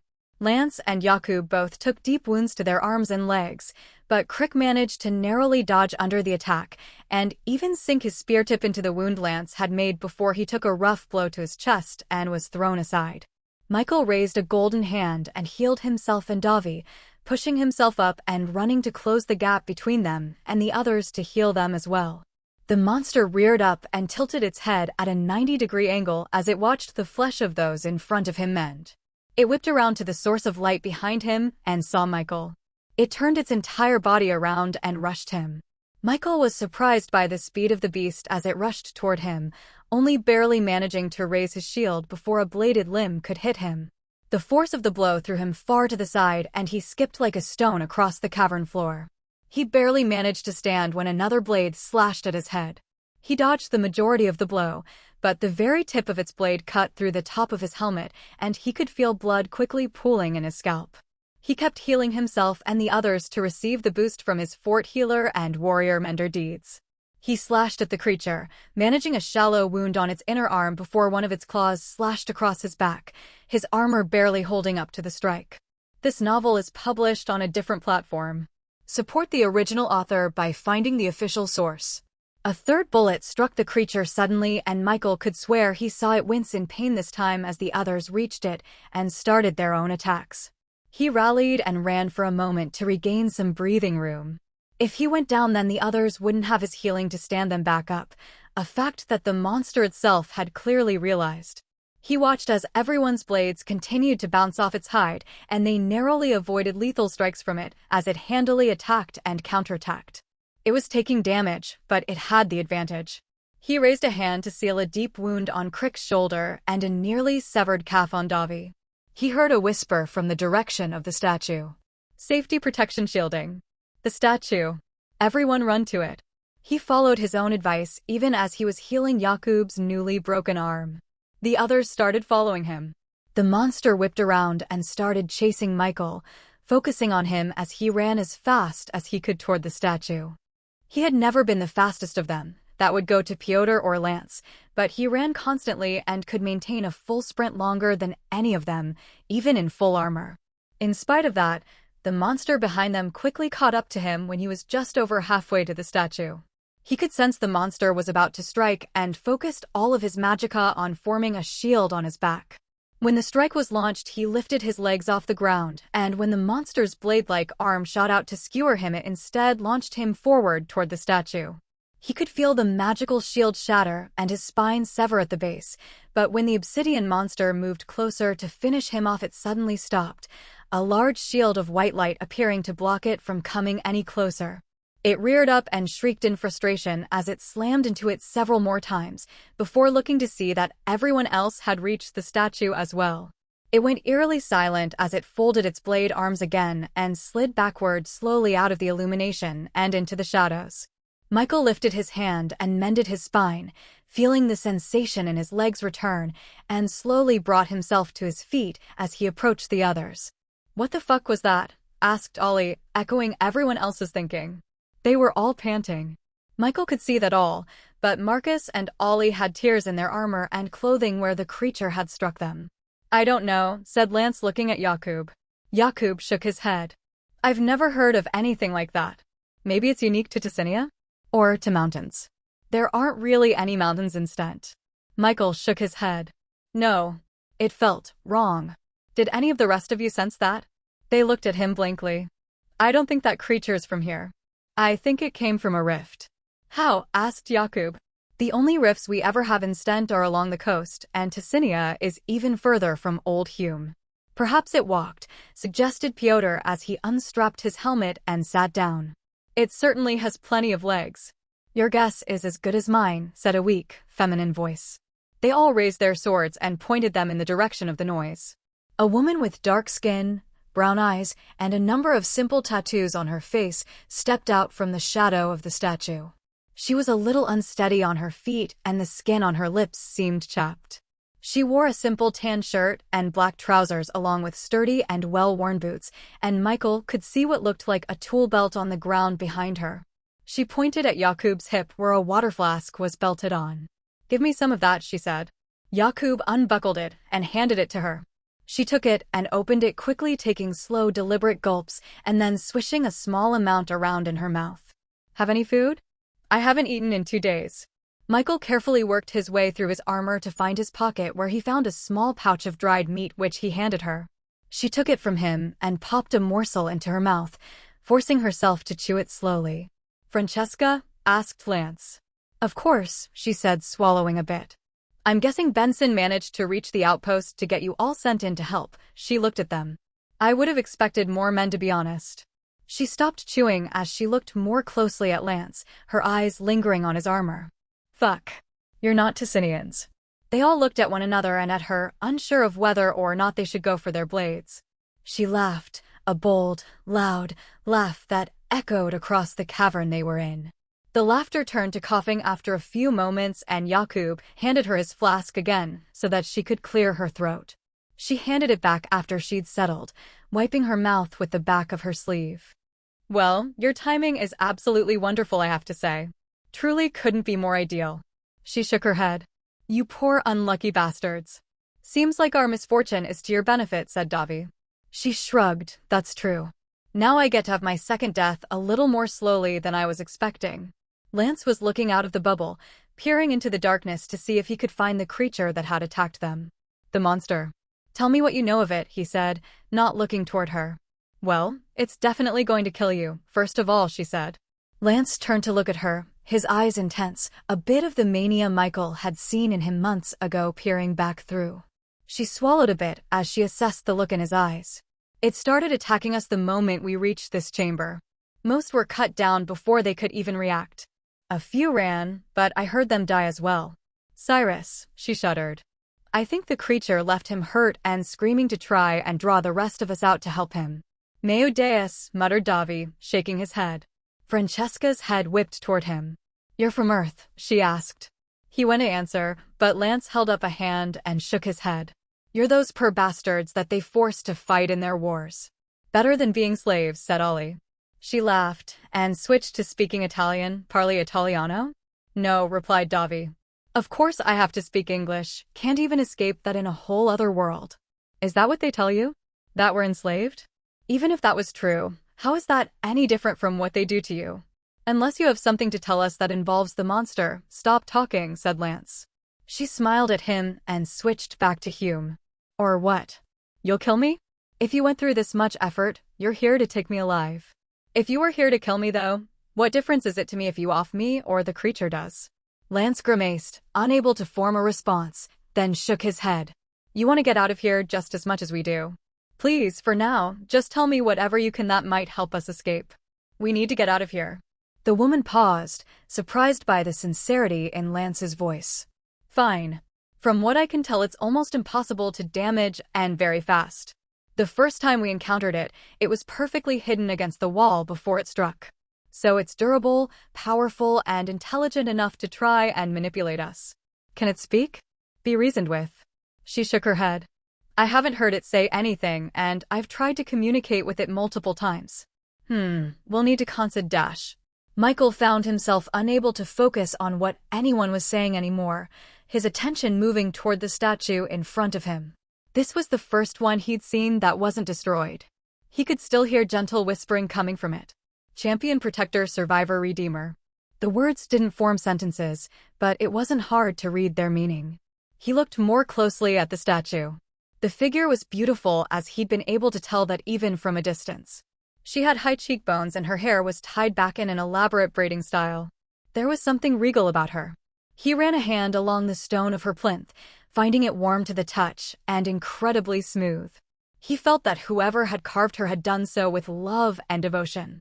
He moved around to the front of the statue, where he saw writing that he immediately recognized. This novel is published on a different platform. Support the original author by finding the official source. Sarah's, the Lady of Iron, Defender of the Weak, she who shields. Sarah's, he muttered, feeling a kind of warmth blossoming in his chest as he said it. He placed a hand on the words and felt the heat in his hand he'd grown so used to. He divined the statue and saw it glow brilliantly with golden words infusing every part of it. He could hear the others planning behind him. Most of it amounted to throwing a few spells, shooting a gun, and running like hell. He kept his hand on the stone and closed his eyes, bowing his head. Sarah's, Lady of Iron, Defender of the Weak, she who shields, please grant us your protection and give us the strength to survive this. He felt warmth spread through his body, and the words he was hearing shifted again. Devote, consecrate, pledge, vow. Michael listened to the words for a few moments, but didn't quite understand what it was telling him. Still, he felt calm and relaxed, which was a far cry from how that creature had left him feeling moments earlier. He turned his attention to the others. Attrition. We can just keep drawing him out, shooting or throwing spells at him, and then Michael can heal us if we get hurt. We have the benefit of a healer and it doesn't, finished Marcus. It's a good plan, but we don't have the time. We have a day if we're lucky. Once more Ticinians show up, we'll be captured and likely hanged even if we survive the monster, replied Lance, who was practically vibrating with eagerness to get out of there, his hand grasping the hilt of the sword at his waist tightly. Francesca was watching him warily, eating some dried fruit that Piotr had given her. Michael stepped forward. What if I draw it off, he said. No, replied Ollie. None of that self-martyring shit. When it realized I was healing you, it targeted me directly. Maybe if I can draw its attention long enough, the rest of you would be able to get out. No, said Piotr this time. Ollie is right, none of that. It's not like I'm going to try to die, said Michael. I'm the only one who could draw it off for a good amount of time. I can continuously heal myself, fight, and run longer than the rest of you. His friends shook their heads and crossed their arms. Lance, on the other hand, was looking at him sorrowfully, as if the decision had already been made. Are you sure? He asked. No, he's not sure, replied Marcus, stepping between them. Please, came a soft voice from behind Lance. They all turned to see Jakub looking down at the ground. I just want to go back home. I miss my dad. I miss my sister. I didn't mind fighting men, but this. I want to live. Michael moved over to him past Lance and placed a hand on his shoulder. Jakub had taken everything stoically and treated him far more kindly than most of the other students he knew at the academy. He was ready with his sword and his shield at their side since they'd been traveling as well. You will. He looked at the others. I'm doing this. Come on, even if we do get out, we don't know that the creature won't just follow us. This could be pointless, said Marcus. It didn't attack my camp, said Francesca, her voice steadier with a meal in her. We had no idea it was here until we came into this particular cavern. Michael unclasped his helmet and placed it over his head. The longer we wait, the weaker we'll be. We have limited food and water as it is. We should go now. Lance nodded. I agree. He looked at Michael. Thank you. Don't thank me yet, he said as he started to move toward the bubble that protected them, looking around carefully for the creature. The others stood with him and came up with a plan. First, Michael would move out into the cavern to draw its attention. Davi would carry Francesca as the strongest of them. Jakub would lead the way out with Crick. Piotr and Lance would bring up the rear. Michael took a step out of Sarah's protection, his shield and sword ready and his head on a swivel. None of them had been able to locate the monster in the darkness. He raised his sword hand, making it glow with golden light. Move. Marcus yelled behind him. He threw himself forward as the obsidian monster slammed down onto the ground where he'd just been standing. He parried a blade wipe with his shield and slashed at the beast's stomach, but it caught the blow with one of its other hands. Michael changed tactics and let the creature rake across his chest plate with its claws, ignoring it as he slashed at its stomach, managing a shallow cut across it, crossing the one that Lance had left earlier. He continued to attack, letting the monster hit him with anything non-lethal so that he could focus on getting some hits in. The pain was immense as he was covered in wounds he could only barely seal before another was opened, but he was managing a few superficial wounds on the creature as well, which he hoped would be enough to let him hold its attention. He considered letting it injure him worse so that he could attempt to transfer whatever pain he endured back to it, but it was taking all of his focus to be able to block its blows. If he took that moment to divide his focus, he might be eviscerated before being able to manage anything. After managing a small cut on the creature's face, he turned to run, the monster following him closely as he made his way for a tunnel at the far end of the chamber, opposite the exit. He nearly reached the tunnel when the others started to make their way to the other exit. The monster made a kind of rapid clicking noise that sounded almost like laughter, and Michael turned around in horror as it ignored him completely and made its way for the others. "No," he yelled. They all turned to see the creature approaching. They were halfway to the exit, and it was moving specifically to cut them off from the statue. Lance and Piotr moved to intercept it, trying to give Jakub, Krik, and Davi time to rally, but it moved right past them. Jakub barely managed to raise his shield as the monster's sword arm snapped out, severing his head from his neck.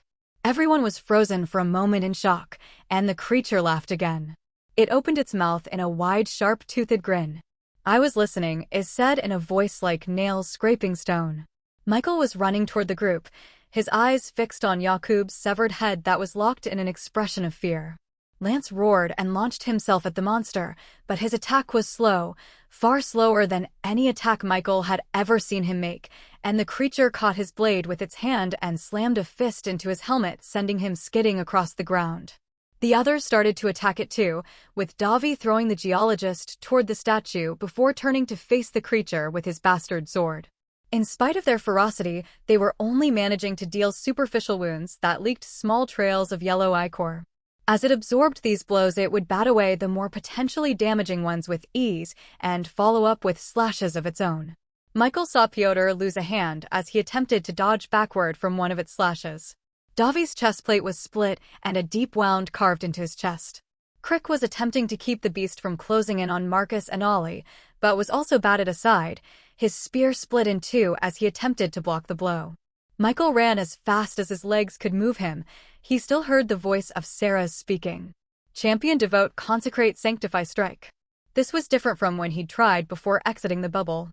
As he reached the fight and began healing those that the monster had damaged, he started to speak, his words seeming to thrum with strength and power that reverberated from his soul outwardly throughout the cavern. "I devote this fight to Sarah's, the Lady of Iron." He felt the heat in his hands spread through his entire body, and the blade of his sword began to flicker with flame, the same kind he'd seen when he'd been fighting in the rift. As he closed in on the monster, those flickers became a bright golden flame. The monster turned to him and shrieked as the golden light emanating from Michael began to touch him. It ignored the others to focus all of its attention on him, lunging forward and aiming a full-force strike of its bladed arm at his heart. Michael raised his shield and found that this time the blow felt lighter. His shield was also shining with golden flames. He swung his sword, using the same exact strike he'd first been taught at the academy, the one he'd practiced 1,000 times. The creature pivoted so that the blow would hit its obsidian hide, but the sword cut through it as if it was made of paper. The monster shrieked as yellow ichor poured from the wound, some of it causing smoke to rise from Michael's blade as the flames burned away the blood and cleansed the blade of the creature's filth. "You do not belong here," he said, striking again and cutting the monster's hand in half as it attempted to block him, his voice echoing like thunder in the cavern. "You will not harm another." He slammed his shield into an oncoming blade arm, and it cracked and began to bleed after its impact. The creature began to turn, as if to retreat, its eyes wide with fear. But it was a feint, and it instead swung all of its dagger-like legs at him. Michael roared as he met the blow with his blade and removed half of the monster's lower half. It screeched and this time did try to run, dragging itself forward on its uninjured arms and remaining legs. This time when he spoke, he wasn't sure of where the words were coming from. It felt as if they were bubbling up from somewhere deep within him, and yet outside of him. "When you die, you will not be sent back to your home, to your own gods. You will rot here, your soul bound to oblivion for all time." He raised his burning sword and stabbed it deep into the monster's back.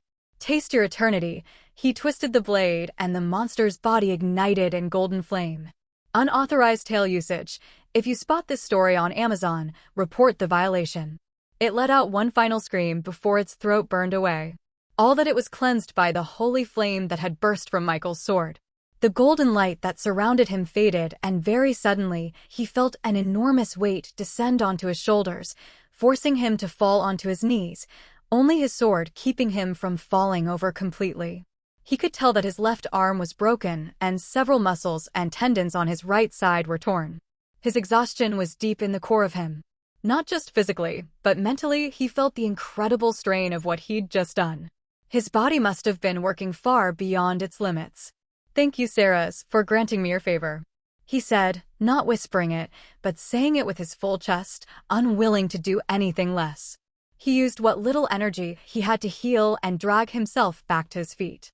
He walked over to Pyotr and took a moment to heal his hand back onto the stump of his arm and seal the wounds of the others before moving on. Lance was standing over Yakub's body, his eyes locked on it, but not really seeing it. Michael moved over to his head and carefully picked it up, cradling it in his arms gently as he moved over to his body. He placed it where it belonged, on his shoulders, and sealed the wound with his healing. He somehow knew that it would work. Yakub didn't wake up, it was far too late, but he was whole. Once he was done, he tried to lift the body, but stumbled until Ollie and Marcus moved in to help him. They supported him as he moved the body directly under the statue of Sarah's and placed it down gently. Michael crossed Yakub's arms over his chest and rested his hand on his forehead for a moment. "Sarah's, please watch over and protect him. He didn't deserve this." "I know it's hard, but we need to get moving, lads," said Crick, retrieving the other half of his spear as he looked toward the cave entrance. Lance shook himself. He hadn't moved from where he'd been staring at Yakub's body, even though they'd already moved it. He swallowed. "He's right," he said, his voice cracking a bit. He looked around. "Where's Francesca?" They all looked around. "Fuck. Let's move," said Lance, starting to run toward the cave exit, mania unhidden in his voice. "I marked her bag earlier, stay close." They all fell in line, with Michael bringing up the rear, still feeling hollow and weak after what had just happened. The voice was still with him, but more jumbled, harder to discern. He wanted to divine himself, see what may or may not have changed, but who knew when he'd get the opportunity. He cast Night Eye on himself once they got far enough away from the statue. He was lagging behind just a bit, but started to hear some struggling when the natural light at the exit to the tunnel started to be visible. "Help! Stent soldiers! Help!" yelled Francesca as she struggled in Lance's grip. "Please, I don't want to have to gag you, but I will. We've come too far now, and I won't have you jeopardize my dash." He shook his head. "Our mission." She punched him, very suddenly, and he flinched and actually lost his grip. Luckily, Crick was quick to leap forward and grab her. Michael moved over to Lance with his hand already glowing gold. "Are you okay? Did you take an injury back there that I didn't heal?" he asked. Lance should be far stronger and faster than Francesca. Him taking a blow like that and losing his grip was a big surprise. "This is all bullshit," she yelled in English, showing surprising strength despite the state they'd found her in. "You otherworlders, you should know that Stent's been lying to you. I'm not a slave. A second-class citizen, maybe, but I have a life. I don't have to fight or work myself to death. Stent wants you to think that Ticinians are your enemy, but they're not. Stent just wants to use Y-dash." Crick shoved a rag into her mouth and quickly tied it off to keep it in her mouth before tying her arms behind her back. "Can't have her alerting anyone else that may be close," he said, bringing himself to his feet and hauling her along with him. The rest of the penitents exchanged glances. Marcus in particular met Michael's eyes for a long moment. Lance put his hands on his knees. He was breathing heavily. "We need to get moving. We have no idea when more Ticinians might show up." He pushed himself back up straight and started walking, and the rest of them fell in line behind him. They walked south for a short time, until the sky began to darken. Everyone was in rough shape. Davi, Michael, and Pyotr took turns carrying Francesca. Lance stood out the most, though. He was practically stumbling as they moved, but refused to call for a break longer than 10 minutes until they were further away. During those short rests, he'd slam water and pant, seeming barely able to stay on his feet, but his eyes were full of desperation. During one of those breaks, Michael looked at Lance closely, watching as the golden lettering around him formed into his titles and deeds. His mind had been unable to focus, and Sarah's voice seemed louder as she strung along words that he couldn't fully understand, his body and mind too ravaged to. Now that they'd taken another break, though, he was able to do it. Michael's eyes widened. "Your air titles are gone," he said loud enough for everyone to hear. All of their eyes turned to Lance, and his back straightened as if hit by an electric shock. He turned toward Michael. "Why did you have to look?" "What's going on?" Lance asked Michael. "Nothing's going on. As far as it should matter to you, the mission is exactly as it has been. We just need to get this woman to the right place." Crick stepped forward, his usual dark expression changing into something neutral and his body language completely changing in just a moment. His back straightened, his shoulders went back, and his slight limp corrected itself. His face that had always been a bit scrunched up seemed to smooth out as well. By the end of his movement, he looked almost like an entirely different person. "This wasn't a sanctioned mission, was it?" he asked. Lance scowled as his eyes widened. You're one of Bell's agents." He shook his head. "How could I not see it?" Michael's eyes widened as he exchanged glances with all the others. It made sense when he thought about it. Crick always seemed more effective than they expected.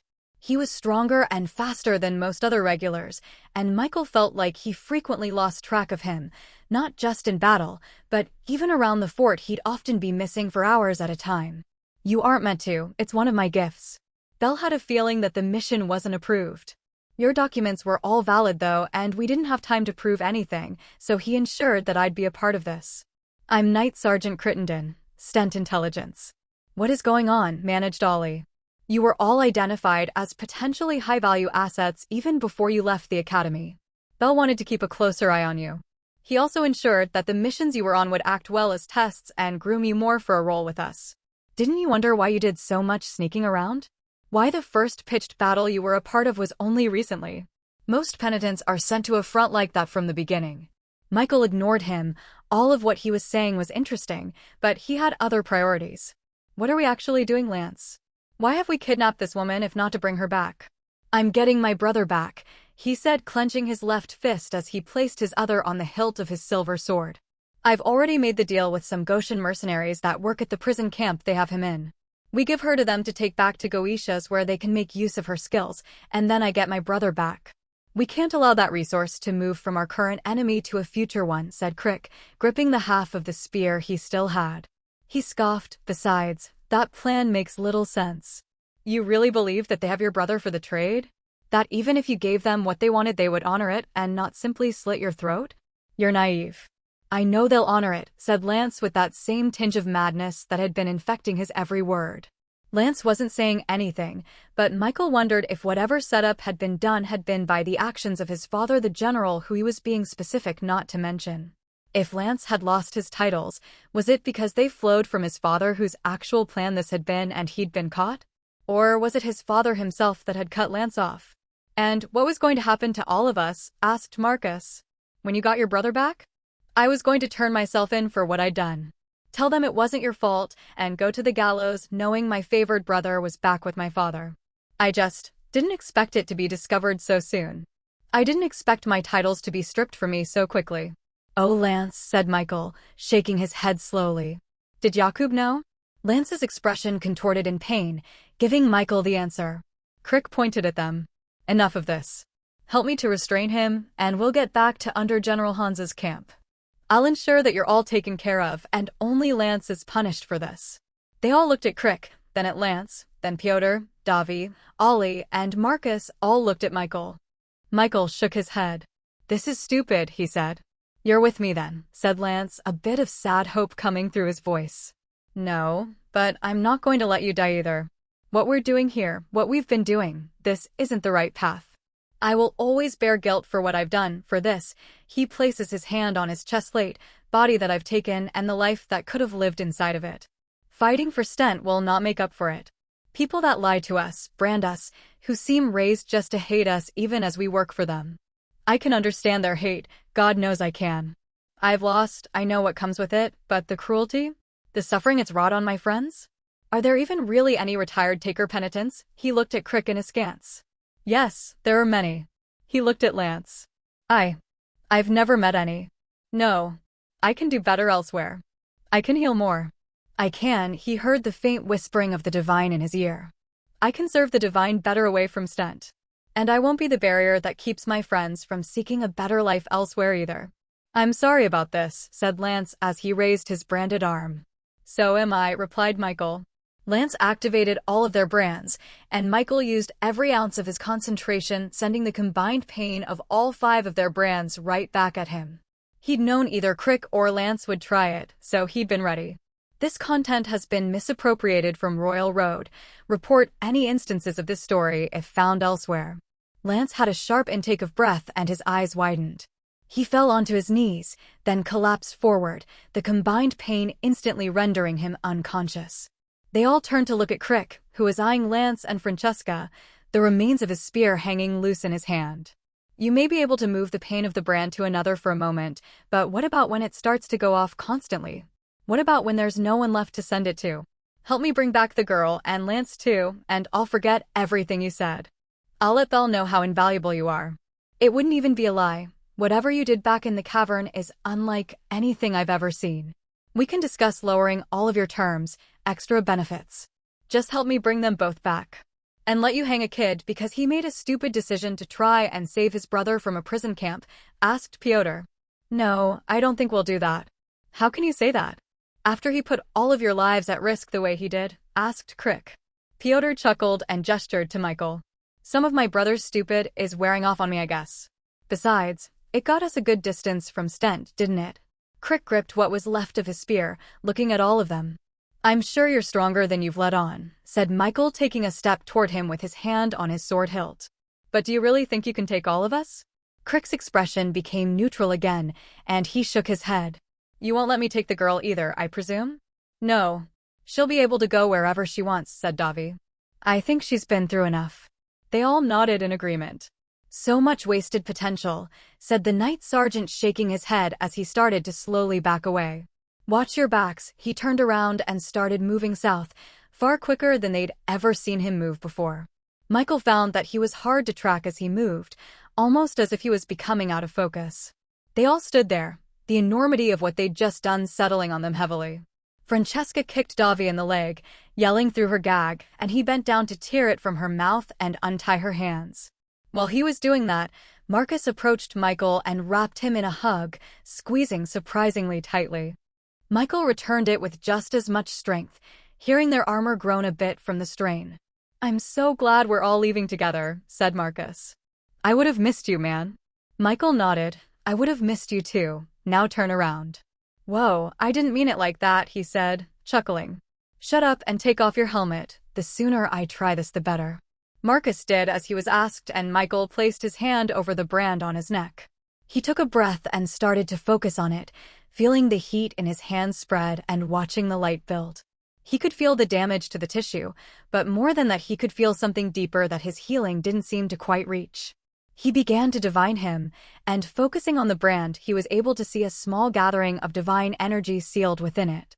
He began to focus on that energy as he healed, slowly working it toward the surface as the damage to his neck began to mend. Several letters and words of it began to leave from under the skin where it had connected to his soul, and then began to drift back into the air around them before shooting off very quickly to the south. He could feel a kind of soft guidance to his movements, a gentle nudge here and there wherever he touched the divinity within the brand. There was subtlety and strength to those nudges, and he could tell they were guiding him around lethal traps inlaid in the brand's divine circuitry, things he never would have anticipated. After what felt like an hour, but had to have been much less, Michael removed his hand, a bout of dizziness nearly making him fall over, but managed to keep himself steady using Marcus.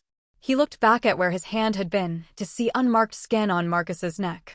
If he'd tried that before that moment, he almost certainly would have killed him. It's done, but I think we were right that it tells them what we did when I heal it. I'll need to move quickly with the rest of you. He gestured to Ollie and began the process again, though the strain he was feeling was starting to build too much for him to keep at it much longer. Davi helped Francesca to her feet. I'm sorry about all of this. Do you know your way back to your camp? He said. Where are you going? She asked. It would not be smart of us to tell you, he replied, his eyebrow raised. I may want to go with you if you're going where I think you are. Where do you think we're going? Asked Marcus. Swandia. The only place I've heard of that doesn't treat takers like shit. I thought you said that Ticinia didn't keep you as slaves. It does treat as slaves. I was lying to get you on my side. It's better than Stent from what I've heard, but that doesn't mean I want to be stuck here. Besides, Swandia has the largest mountain range on the continent. She smiled. The things I could learn there, particularly if I can join up with some dwarves. I don't know, we're going to have enough trouble keeping ourselves fed, and you are hardly in the shape to travel, said Marcus. We should help her, said Michael. His vision was half gone, but he was holding on to consciousness somehow. She wants the same thing the rest of you do. Yes, listen to the one that can glow gold and heal people. Clearly he has the right ideas about things, said Francesca. Ollie laughed. It took us this whole time to get him to agree to desert. Let's not give him too much credit. Michael shook his head, smacking the back of Ollie's as he finished healing him and gesturing to Piotr. Once he's done, we'll get moving, said Marcus. Svikt will be the most dangerous part for us, but once we're through there we'll be home free. Michael focused on healing Piotr, then Davi. Finally, he placed his hand on the back of his own neck and started to focus. As he worked, he kept finding himself hesitating. He would push back against the nudges and pushing of the divine that had been helping him with the others. If he left, if he abandoned the sentence that had been laid out for him, was that justice? He had taken a life. He believed that thoroughly. If the man who'd killed his son was in his position, would he want that man to free himself? In spite of everything he'd taken from him? It wasn't the same, he realized that. His own guilt had equated it, but he hadn't known he was taking a life. That still didn't make it right, and it was still close enough to tear at him.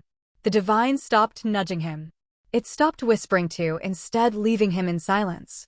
It wasn't going to tell him what was right. He needed to decide for himself, and whatever duty he had to the divine he needed to choose to serve in spite of this. He would understand. If that man was in his position, was able to help people by choosing freedom. His rage at that man wasn't worth the deaths of others. It wasn't worth allowing greater suffering at the hands of an unjust system. He let some of that anger go, and felt some that he'd felt towards himself fade away as well. It would never completely fade, but that was okay. He didn't want to let it go completely. He hadn't earned that, and possibly never would. He felt relief wash over him as the divine returned to him and helped him to finish his task. He removed the brand from his own neck and felt the wound in his soul seal. He fought to maintain consciousness and drank some water before lifting his hand to heal every one of whatever small scrapes and bruises remained. The warmth of his hand reminded him, as always, of his wife and led him to remembering the sketches of his children that still rested in his pack. They were still with him, and he'd hold onto them dearly now that he was working to pursue his penitence his own way. He could still hear the whispering of the divine, the words finally clear enough for him to make out. It wasn't devoting himself that had seemed to imbue him with divine might, it was devoting his actions as if he was offering a deed to them. That lack of understanding had led to Yakub's death, but he understood it now. He had a lot more work to do, a lot more gods to find. He listened to the words of the divine. Godseeker, devotee, believer, pilgrim. A man walked down a long stone corridor.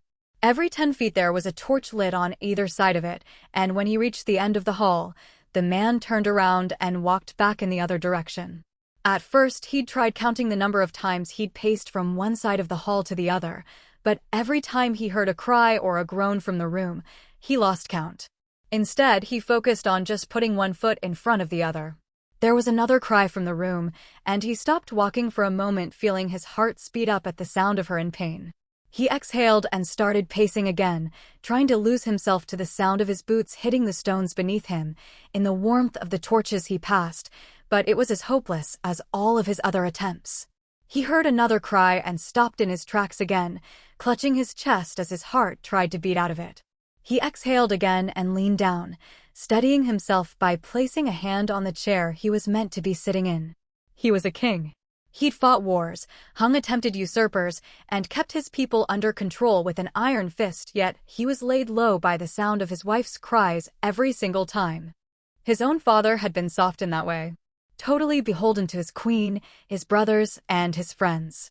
He'd given away land and titles like candy, and left him in a precarious place once he took the throne.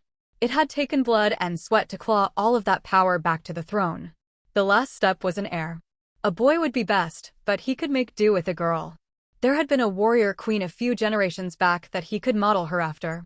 Still, A boy was clearer, though with how many stillborn they'd already buried, he would take whatever was granted him. He heard his wife cry out again, and his mind was washed clean with his worry of her. The back of the chair he was clutching shattered as his grip tightened. He brushed the splinters from his hands as he started pacing again.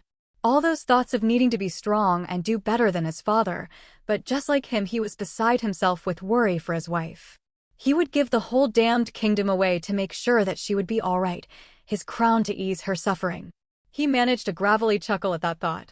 No one would be more against that than her.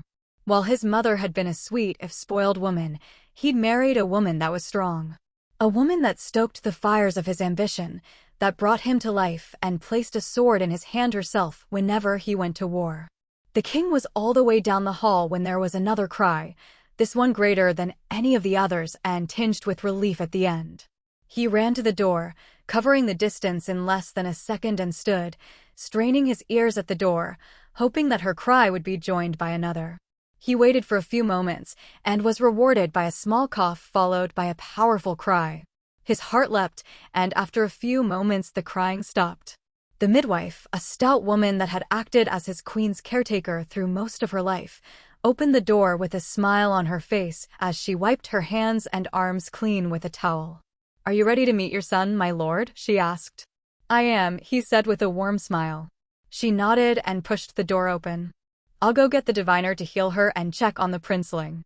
The king resisted pushing past her and instead made his way as dignified as he could to his wife's bedside.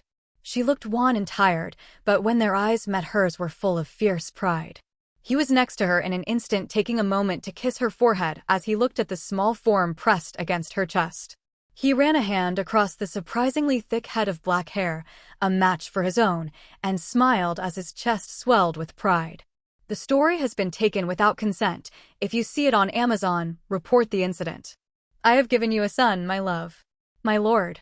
The greatest gift anyone has ever granted me," he said, smiling at her. "It'll be far easier to keep your nephew and the others in their place now." He laughed. "Your mind never rests, does it?" She shook her head. "Trust me, it was far better to focus on that problem than the pain I'd been dealing with. Besides, we know our enemies never stop plotting. We have no time to rest either." There was a knock on the door, and the diviner let himself in. "I am sorry to interrupt, my lords. I am here to heal Her Majesty and ensure that the child is of this world." The king nodded. "Of course. Please see to my queen's health first." The man bowed. "Yes, my lord." He walked over to the bed and held out his hand for the queen. She grasped it strongly, and gold energy began to emanate from him onto her, restoring some of the color to her cheeks and giving her strength back. He himself paled a bit from the effort. He wasn't a young man anymore, and even this amount of healing had become enough to drain him. "My lady, you're hurting my hand," said the healer with a wince. She loosened her grip. "I'm sorry, Julius." He rubbed his hand and nodded. "It's no trouble, Your Majesty." He gestured to the babe in her arms. "May I?" She nodded and handed it to him. The baby whined a bit, but otherwise stayed quiet as the diviner looked at him, focusing on his titles and deeds. The king and queen were unconcerned about the chance of their child being a taker. They had lost so many of their children that they could not imagine the cruelty of a world that would take another of their blood in such a way. That changed when the diviner's gentle smile began to dip, his brows furrowing. "What is it?" asked the queen. The diviner looked at her with sadness in his eyes. "I'm afraid a taker has killed your child." They stood there silent for several moments, none of them saying anything as the weight of what the diviner had said settled down on them. "It is our responsibility to take him into the woods and let this world decide if he should walk free upon it or not." "No," said the queen. The king looked at her, surprised at the terrible certainty in her voice. He realized that she wasn't looking at the diviner, she was looking at him. "I am sorry, my queen, but the laws are clear. None are spared from them. I have taken many takers into the woods for barons and counts many times. Your child is already dead. No, my son is alive and in your arms. He will inherit this kingdom and continue the work of his father. There is no other option." The king turned from her to look at the diviner, his own expression now sharing the dread certainty that she had. He started to take several steps toward Julius. "Sir," he said, backing up a step involuntarily. "What are you doing?" "Hand me the babe," said the king, holding out his arms. "Just let me hold him once." The diviner hesitated, but held out the babe, and the king scooped him up, staring into eyes that matched those of his wife, swearing he could see something swimming beneath them. The king looked at the diviner. "You were a good man," he said, before slamming the side of his hand into his neck with a strike that held the total of his terrible strength. The diviner's neck snapped and his body hit the far wall, crumpling into a pile. He brought the babe back to his love and handed it to her. "This will not be a tragedy. This will be a victory." He gently pushed her hair from his face, understanding her. "He will be stronger than other princes. Perhaps have the wisdom of age to help guide him and our kingdom." She nodded. "And if he doesn't, it'll be far easier to break a man wearing our child's skin than it would be to discipline a soul actually forged by our love." The king looked at his hand, still feeling the impact with the diviner's neck. He grasped hers, feeling the strength of her hand in his. He will be a prince among princes, and someday a king among kings. He looked at the dead diviner in the corner. "All we need to do is make sure that all the loose ends are tied up." The door opened, and the midwife walked inside. Michael was crouched low as he looked at the small wooden building a few feet ahead of them. He'd already cast muffle on himself, but was still finding his footfalls to be louder and heavier than those of Marcus, who was crouched down just a little further ahead.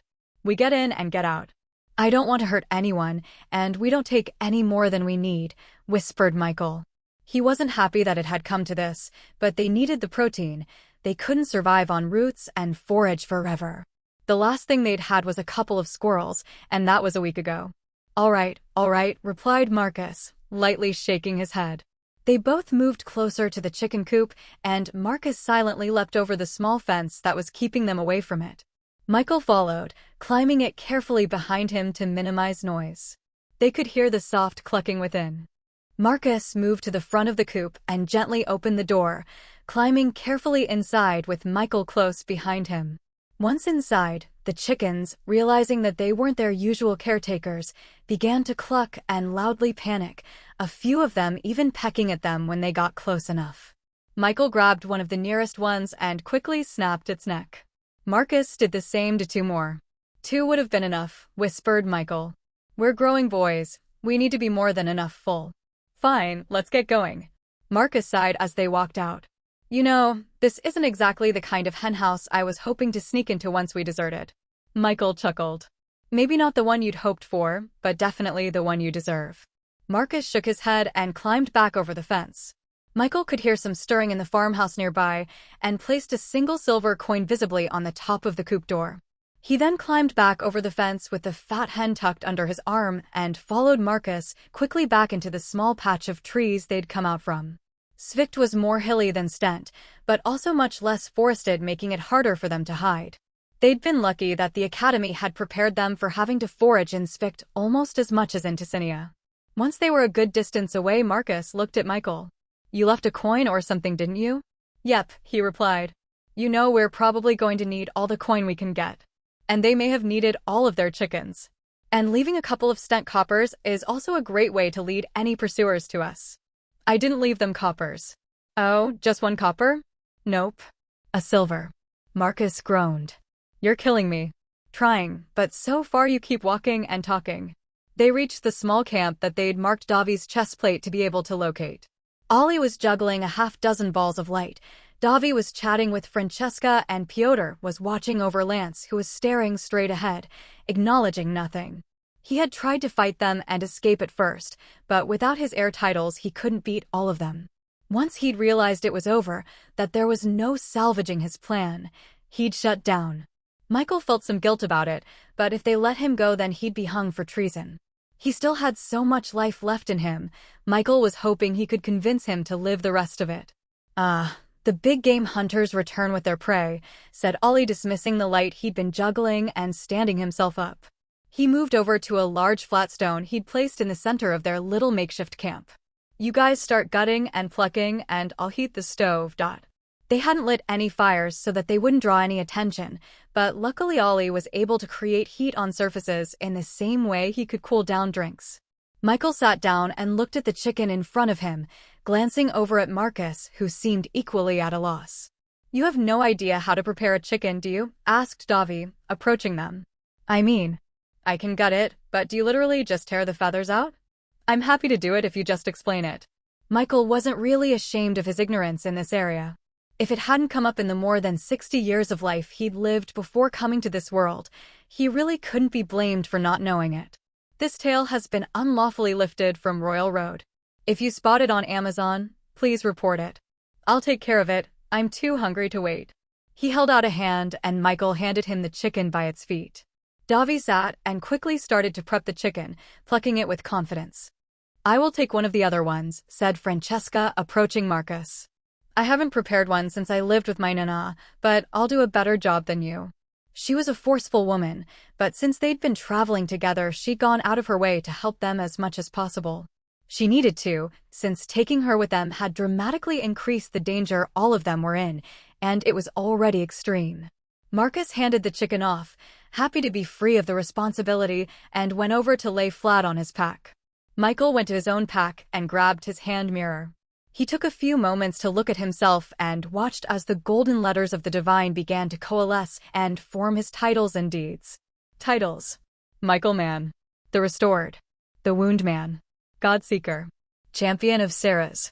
Deeds: Bridge Holder, Revenge Denier, Run Conqueror, Resilient Competitor, Fort Healer, Righteous Defender, Castle Taker, Baron Breaker, Rift Sealer, Warrior Mender, Blessings, Healing, Pain Transfer, Smite. He started by looking again at his new titles. Godseeker grants greater awareness of the gods. Champion of Sarahs grants very minor protection, very minor recovery, can be strengthened by accomplishing feats in her name. Both of them almost certainly came from his encounter with Sarah's statue in the cave and his subsequent battle with the creature that had been lurking there. So far, the Godseeker ability seemed to manifest as a kind of pull. He had only been able to follow that pull once, but the small overgrown shrine he'd found near their camp had nothing legible on it. His Champion of Sarah's ability was much more clear. He'd invoked her name when he defeated the beast in the cave, and had been rewarded for it. He hadn't received a deed for the slaying, but strengthening his connection to the gods was what he wanted at that moment, and they'd already been more than generous to him. He could still hear the slight whispers of the divine, but they were barely audible most of the time, seeming to wax and wane naturally throughout the day. He wanted to know more about the gods, and to deepen his connection to them, but while they were still so close to the border with Ticinia, he couldn't exactly make it a priority. He turned his attention to his new blessing. Just like the others, focusing on it didn't seem to bring up any new information. He had a general idea of how it worked, of course. He wouldn't have survived the fight in the cave without it. It bathed him in gold light and coated any weapon with divine fire. He hadn't been able to manifest it since then, but he didn't really want to. He noticed the first night they made camp that the steel of his sword had weakened and grown brittle since he used it the last time. He'd done his best to take care of it, but he wasn't eager to test it out in another battle, especially now that he didn't have easy access to fresh weapons. He blinked away the golden letters and gently wrapped his mirror in cloth and placed it carefully back into his pack. He could hear the sound of meat sizzling and looked to see Davi and Francesca gently placing hunks of chicken onto the heated stone. Ollie sighed as he watched it cook.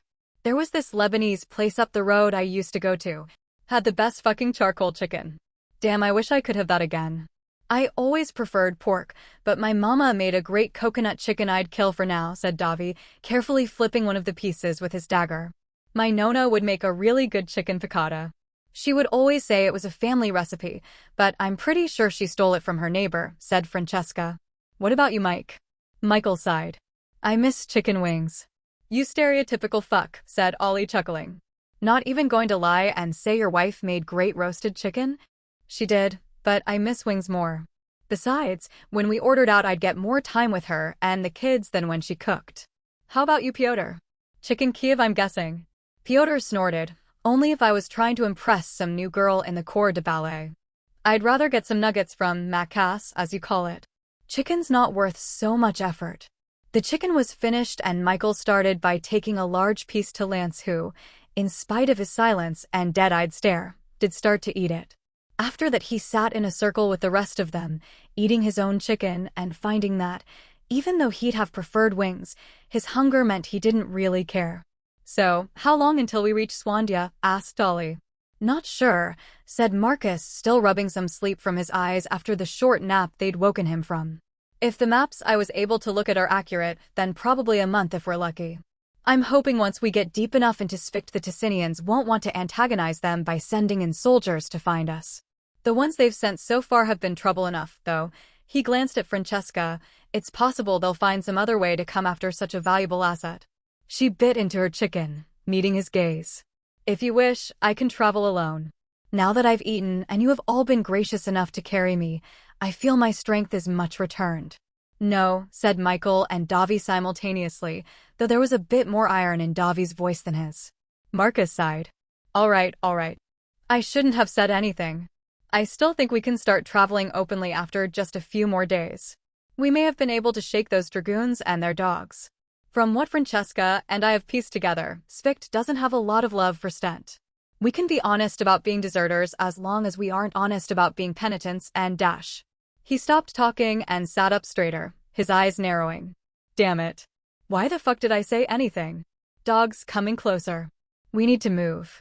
Michael took one last bite of his chicken and shoved the rest into his pack, throwing it on and getting ready to run again. They'd hoped that Ollie managing to remove the marks left on their gear would have kept Stent and Ticinia off their tails, but apparently good old-fashioned tracking was a different story. The dogs caught up with them around 15 minutes after they abandoned their camp. These weren't like any dog breeds on Earth that Michael had ever seen. They had loose flaps of skin, thick fur, and heads that seemed too large for their bodies and came with a massive set of teeth. The last time there had been about 20 of them, and this time there were closer to 15. As they started to catch up, Michael saw Francesca falling behind, and Lance barely paying attention to where he was running. "We're going to have to fight," he yelled, turning around and moving to stand where he could intercept any of them heading for Francesca. One dog was running so fast it practically flew over a nearby hill and aimed at him like a missile. He took his shield and slammed it into the dog's face, hearing bones crunch as it fell down to the ground, limp.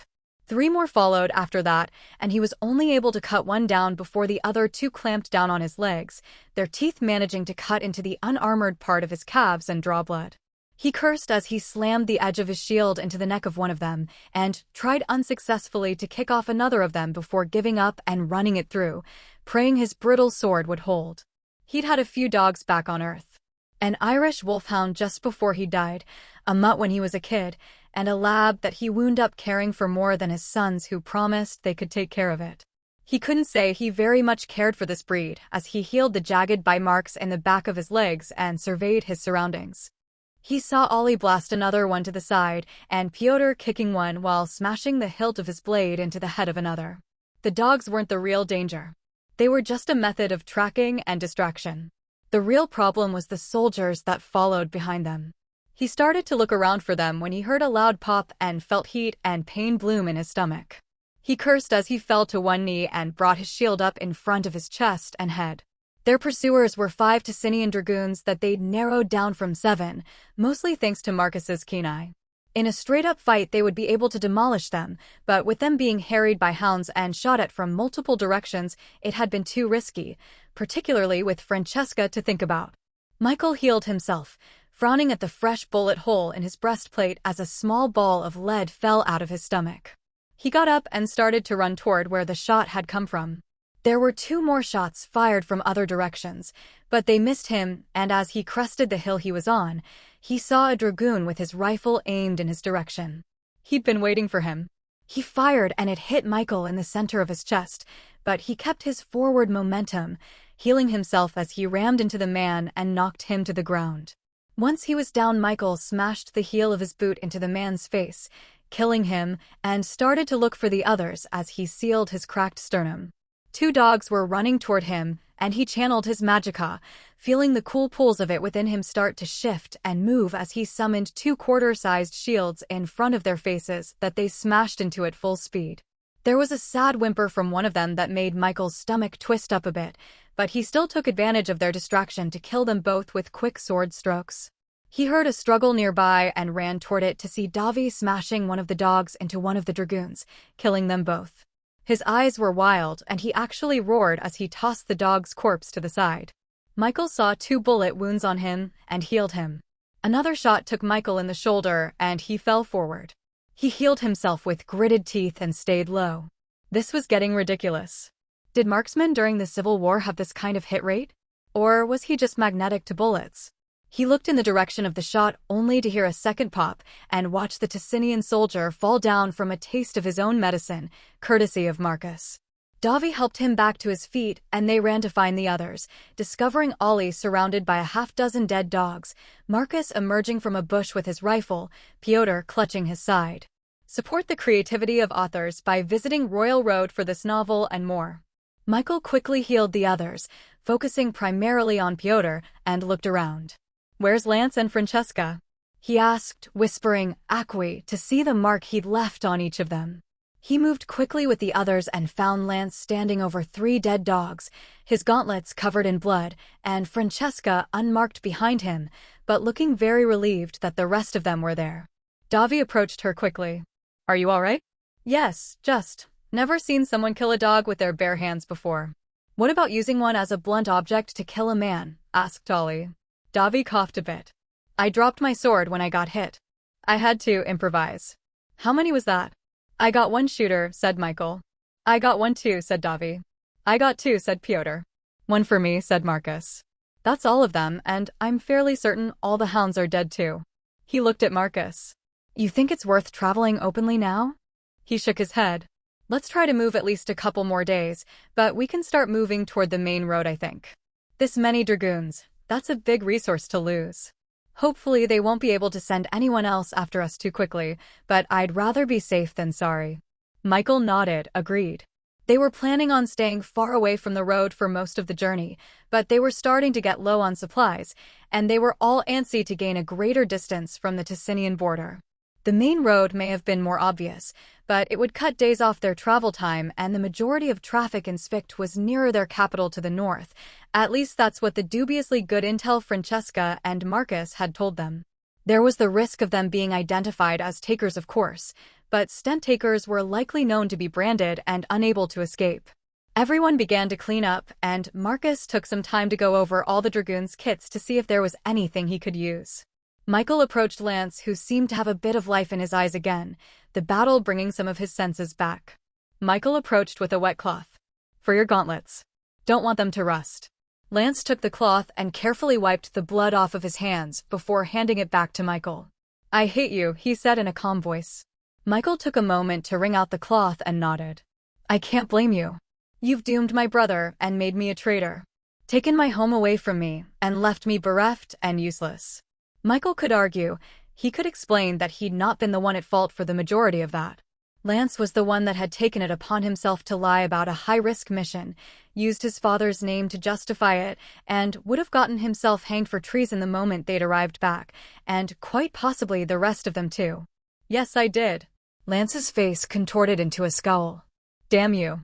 He shook his head and stood up, taking a step toward Michael. "Damn you for agreeing with me. Damn you for not calling me a fool and saying it was all my fault. You would really let me blame you? Let me hate you for saving yourself and your friends? For not letting me go to the gallows?" Michael stayed silent. He hadn't been ready for that response. He just met Lance's eyes with his own. "Am I truly just like a child to you? That you would let me say and feel these things at your own expense to make me feel better? Do you think me so immature?" Michael took a deep breath and let it out. "Maybe I do, and that's wrong of me. I just can't imagine what you're going through, and I thought that if hating me and blaming me would help you move forward, then it would be a worthy problem to endure. What if I tried to kill you because of it?" "You mean again?" asked Michael with a small smile. "I'd probably take it as seriously as the last time, and beat the shit out of you along with everyone else." Lance's skull deepened and kicked a nearby stone. Hard. He looked at it and shook his head. "I would have at least cracked it before." "You're still stronger than almost everyone else," said Michael. "You have as many titles and deeds as most of the rest of us, even without your heir titles. If I leave, will you and the others try and stop me again?" "It depends on where you're going to go." "I'm not sure yet," replied Lance. "I don't know that I have many choices." Michael laughed. "You have 1,000 choices and most of a life left to live. 999 choices. You won't let me go back to Stent?" "No. I suppose you could lie and head back that way, though I'd hope you'd see the futility of that by now. Lance's face went through a half-dozen different expressions before becoming neutral again. And you would allow me to travel with you even past Svict? Even with what happened? I would, and I talked to the others about it already. They're not enthused, but it's better than worrying about you slitting all of our throats in the middle of the night. Lance looked at his hand and clenched it into a fist. I'll travel with you, at least until I figure out what it is I want to do. Michael nodded. Sounds like you're up to helping with the firewood tonight. They traveled along a main road with most of their armor in their bags, but their swords and weapons displayed clearly at their waists. There was a small village a few miles ahead that Marcus had spotted when they'd crested a particularly high hill. It was a warm day, and there was a pleasant breeze that would occasionally push Michael's long hair out of his face. He was well due for a trim, but at this point it didn't seem like he'd have the time for one anytime soon. The buildings were primarily A-frames with a wattle and daub construction and thatched roofs. They were all tucked fairly close to one another and sat at the base of several large hills that sat only a little higher than their buildings. There were small gardens near all of the houses, and in the distance they could see a number of smaller outbuildings and large fenced-off fields filled with what Michael believed were sheep or goats, but couldn't quite tell from where he was standing. Michael started to notice that he was feeling a pull, the same one he'd felt the last few times Godseeker had activated. It seemed to be coming from the direction of the herds in the distance, but he couldn't make out anything that it could be drawing him towards. There was a kind of whistle as they started to get closer to the homes, and a number of people went from milling about to going inside and grabbing things before standing and waiting at the entrance to the village. Michael saw men and women clutching hooked staffs, pitchforks, and a few with actual spears and axes. They were wearing mostly simple brown clothes, but they seemed to be of very fine construction with no pilling or threads out of place. Michael had snuck ahead with Marcus earlier and taken the time to divine as many of them as he could, but hadn't been able to mark any of them as a diviner. That meant that they should be in the clear when it came to them being discovered as takers. From what they understood, takers were killed on sight. Francesca had hidden her face with a hood after caking some dirt over her tattoos to hide her taker marks. A man stood in front of the rest of them, a large dog with motley fur at his side and a long shepherd's hook in his right hand. He was bald except for a crown of dark gray and had a beard of a matching color and small, dark eyes. "Who are you and what's your business here?" asked a man that Michael was able to divine as being the village's leader, not that he really needed to given the context around him. "We are deserters from Stent, on our way to Swandia. We want no trouble, and have a small amount of coin we'd be willing to trade for supplies and a roof for the night." "We have no need of coin," replied the man. "Well, do you have anyone that needs healing?" asked Marcus. "My friend here is a healer and may be able to help." Marcus gestured to Michael. The village elder stroked his beard for a few moments, looking them over. "Can he heal animals as well?" "Yes," replied Michael. He hadn't healed any animals aside from a horse or two, but he didn't imagine that a sheep or whatever it was he'd seen in the distance would prove much more difficult. The elder nodded to himself and stamped his staff on the ground. "If he heals all in the village that need it, as well as the sheep, then you are welcome to stay the night. Do not touch our women, do not take anything you do not barter for, and know that you are being watched." "Understood." Marcus nodded. The man held out a fist. Marcus raised an eyebrow, but bumped his own fist against the elder's. The elder nodded one more time and looked behind himself. "Ezra, take their healer to Tholomew, then over to the herds. Bede and Nicked, show them to the winter sheepfold." Michael smiled his friendliest smile at Ezra, who regarded him with a blank and empty expression of his own. Ezra was nearly as tall as the village elder, but broader at the chest with a flat nose and muddy brown hair. "Follow." Michael nodded and fell in behind him until they reached a small house. He knocked on the door, and there was a sound of movement inside until a man pushed the door open, nearly falling through it as he balanced on a rough crutch. "Ezra, I told you 3 times already, I can't go out into the field today like T-dash." He stopped and looked at Michael. "Oh, is he what the whistle was about?" Ezra nodded and pointed at Michael. "Healer." Tholomew raised his eyebrows and looked at Michael. "Well, what are you waiting for?" Michael chuckled a bit at that and raised a hand that began to glow with golden light. He placed it on the man's shoulder and focused for a few moments. Not only did the man have a broken leg, but his hip had some severe damage, and he had multiple slipped discs. The pain should have kept him from being able to stand, but clearly he was made of tough stuff. Michael took his hand off the man and he stood up straight, stretching out his healed leg a bit and twisting around a little. Support creative writers by reading their stories on Royal Road, not stolen versions. Huh, that's better. Normally I ask the divine to turn a blind eye to me, but I'm glad they had a bit of a peek my way today. Ezra gestured his head toward the nearby field on which Michael could see a number of herds of brown sheep. As they approached them, Michael realized that while they were very much sheep, there were a few key differences between them and what he'd seen on Earth. To start with, they all had horns, most of them small and slightly curling, but a few had horns like rams. Secondly, they were all about 3 times the size of what he'd seen on Earth.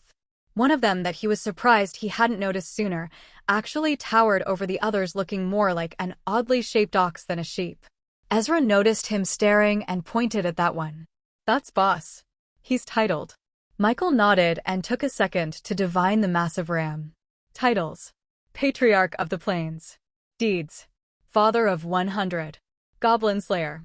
Michael nodded, impressed by the creature, and fell back in behind Ezra, who took him to a shepherd sitting on a nearby stone outcropping and watching the herd. The shepherd looked at them both curiously, and Ezra pointed at Michael. He's a healer. Oh, you can heal sheep? Just take me to them, and I'll make it happen. The shepherd nodded and started taking him amongst the herd. Some of the sheep seemed cautious of him, but Michael didn't mind having a bit of distance between them and himself. They smelled like all of the petting zoos he'd taken his kids to, multiplied by a factor of every horse he'd smelled at the academy. The shepherd went over to one of them, seemingly at random, and wrangled it over to him, showing surprising strength, and nodded at it. This is Curly. She has a bit of a cut from a rock trying to carry her off. Michael nodded and placed a hand on her soft fur, finding it surprisingly pleasant to the touch for raw wool, and channeled his healing. His hand glowed gold, and he was able to find the cut on one of her haunches and seal it. She'd been struggling a bit, but the healing seemed to calm her, and when he was done, she actually butted her horns lightly against his leg, as if thanking him. She's more grateful than most people would be, said Michael, smiling. Sheep are better than people, said Ezra, and the shepherd nodded in agreement. After Curly, Michael was taken to heal around 20 more of the large herd. The shepherds seemed to know exactly where each of them were, and Michael guessed he was probably using some kind of marking or tracking spell to keep track of them, though he wouldn't have been surprised if the man was simply that good at his job. Almost all of the sheep gave Michael some kind of grateful gesture after he was done healing them, and he was finding himself to be very fond of them in spite of their smell. After fixing a particularly bad skull fracture on a male that had picked the wrong mate, he looked to see the shepherd frowning. Something wrong. Well, Boss has been a little slow lately. I didn't see him get hurt or anything, but he hasn't seemed right. Could you take a look at him? Michael looked over toward the towering ram, who he could see clearly even at the far end of the herd. The idea of getting closer to it was not something he relished, but he didn't like the idea of such an animal being in pain if he could prevent it. Of course I can. The shepherd nodded, smiling, and started to gently push his way through the sheep and toward Boss. When they reached him, the shepherd went over to him and gave him a few firm pats on his neck while whispering something soothing in his ear. Michael approached him carefully, and Boss actually bowed his head toward him, closing his eyes. He was surprised, but he placed a glowing hand in the center of his head and began channeling healing energy into him. Unfortunately, the beast wasn't injured, he was just old. Still, Michael did what he could, fixing some tearing in the muscles at his hip, fixing some broken teeth and torn gums, restoring some of its eye that had been scarred at some point, and even sealing some very minor skull fractures from what he guessed was a duel with a younger male. It wasn't a lot, but the beast seemed grateful, leaning its head hard into Michael for a few moments before returning to his work looking after the rest of the herd. Did you fix him? Asked the shepherd. I did what I could, but unfortunately I can't heal aging. How old is Boss? I think he's seen nearly 40 years. I guess it's not surprising, but I like to think the old man will be around forever. 40? Michael didn't know anything about sheep, but that seemed very old. Michael could hear the voices of the divine start to grow louder. Pilgrim near shrine worship god altar traveler. Michael looked around, but didn't see anything. He looked at Ezra and the shepherd. Do you have any old shrines nearby? Like For worshipping the divine. The shepherd scratched his face. I think there's a bit of white stone over yonder that has some writing on it. Why? I worship the divine. I'm trying to find out more about them, particularly their names. The shepherd frowned. Well, I say it's a bad idea to turn the divine's attention your way, but you've done the herd a lot of good today, so if you want to go check out the stones, we won't stop you. Why do you think that their attention is bad? The man shrugged. The divine's just as likely to give you bad as good. Rather keep things neutral. You wouldn't happen to have ever heard any of their names, or descriptions, or anything like that? Can't say I have. The diviner we take the newborns to up in town up north may know something, but I don't remember him ever saying any names aside from the divine. Michael sighed. It was a long shot, but it never hurt to ask. He had theorized for some time that their names were intentionally repressed. Not sure how something like that would be managed, but in a world of magic, he supposed it was a possibility. He pointed. They're just over there, I think. Michael looked in that direction and could see small strings of golden lettering in that direction. He nodded to his escorts and walked that way, cresting a small hill to see what looked like the remains of an old statue. The statue was white and seemed to have maintained that color in spite of how old it had been. Pieces of it had broken off, but there was still a single leg on it. The odd thing was that the foot on that leg seemed to be facing away from the village. In fact, it seemed very odd to him that the statue was this far from the village in general. All of the other altars and statues he'd found had been close to village or city centers except for the ones to Sarah's he'd found deep in the woods and in the cave. There must have been some reason for the odd positioning, but he couldn't figure it out. He moved to the front of the statue and dug up a bit of the dirt in front of it to see if he could make out any writing, and was excited when he saw what looked like completely clear lettering. He dug more quickly and wiped the dirt on the writing aside with the side of his hand. Michael placed a hand against his face and shook his head, letting out a laugh. There had clearly been one word on either side of the, but while that word was perfectly clear, the others were completely gone. Ha ha, pilgrim. He supposed it wasn't the worst thing that the gods had a sense of humor. Michael was awoken by a light shake of his shoulder. He looked up to see Marcus holding a finger to his lips before he went to wake Davi. They were in an empty longhouse that seemed to exist to store the sheep during the coldest parts of winter. He cast muffle on himself and gathered his things as he watched Marcus awaken the others and tell them to do the same. He was surprised when he saw that Francesca had a muffle spell of her own, and once they were all together, Ollie added in a spell of his own that seemed to hide their shadows and muffle their movements even more. Once they all gathered their things, Marcus had them move slowly for the back door where he very gently pushed it open and gestured them outside before having them move further out. Once they were nearly a mile away, Marcus turned to them. There was a bounty hunter in town, he said as he made certain that his pack was secure at his back. Just one? Asked Davi. We could easily handle one. Marcus shook his head. I'm not sure. This guy felt off. Kind of like Bell when he was fighting, except the man was just walking and talking calmly. He shook his head. Besides, the villagers could have gotten caught up in it, and I didn't see a reason to risk that. The last thing I heard was him letting them know that we were takers. They didn't take it well. You heard him? Asked Ollie. Yeah, I was bartering for extra supplies. Michael sighed. And I was just feeling proud of you for considering the villagers' safety. Marcus shrugged. Our lives are important too. Fair enough. Do you think we'll be able to stay ahead of him, or should we set a trap instead? He may be strong, but with all of us prepared, I feel like we could probably take on most. Maybe better than looking over our shoulder. Marcus shook his head. There are a number of branching paths on this road from what I remember on the map. If we're lucky, we may be able to avoid him entirely, and if not, then we can hopefully find a better place for an ambush. He gestured around to the mostly open hills and plains around them. Hard for us to hide for too long out here, especially not knowing what abilities this guy has. If I could divine him, I may be able to figure it out. Unless he notices you before you notice him. He didn't notice you. He almost did, and I was in pitch darkness several houses away with a muffle spell from Ollie. Michael looked at Ollie with a raised eyebrow. Do you ask friends why they need healing, or do you just heal them? Michael sighed. Very weak excuse, but debating everyone's morality isn't why I'm here. I'm not your dad. Piotr and Lance both snorted at that, drawing a glare from Michael, who dropped it and sighed. Old habits die hard, I suppose. They traveled at a quick clip the rest of the early night and most of the morning without stopping. There were a number of smaller side roads that Marcus began to take them down, taking some time to cover their tracks with Ollie's magical assistance when they did so.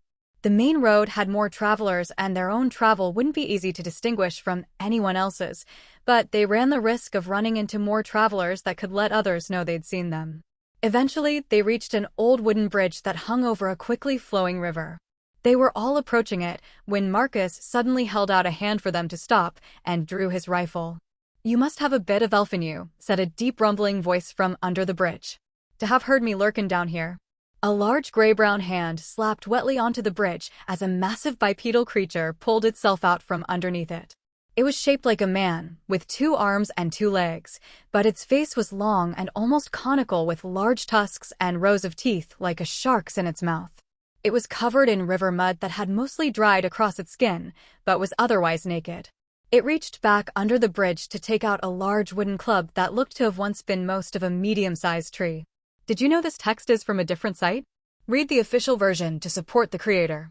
"Troll," said Lance as he drew his sword. "Haven't ever seen one in person."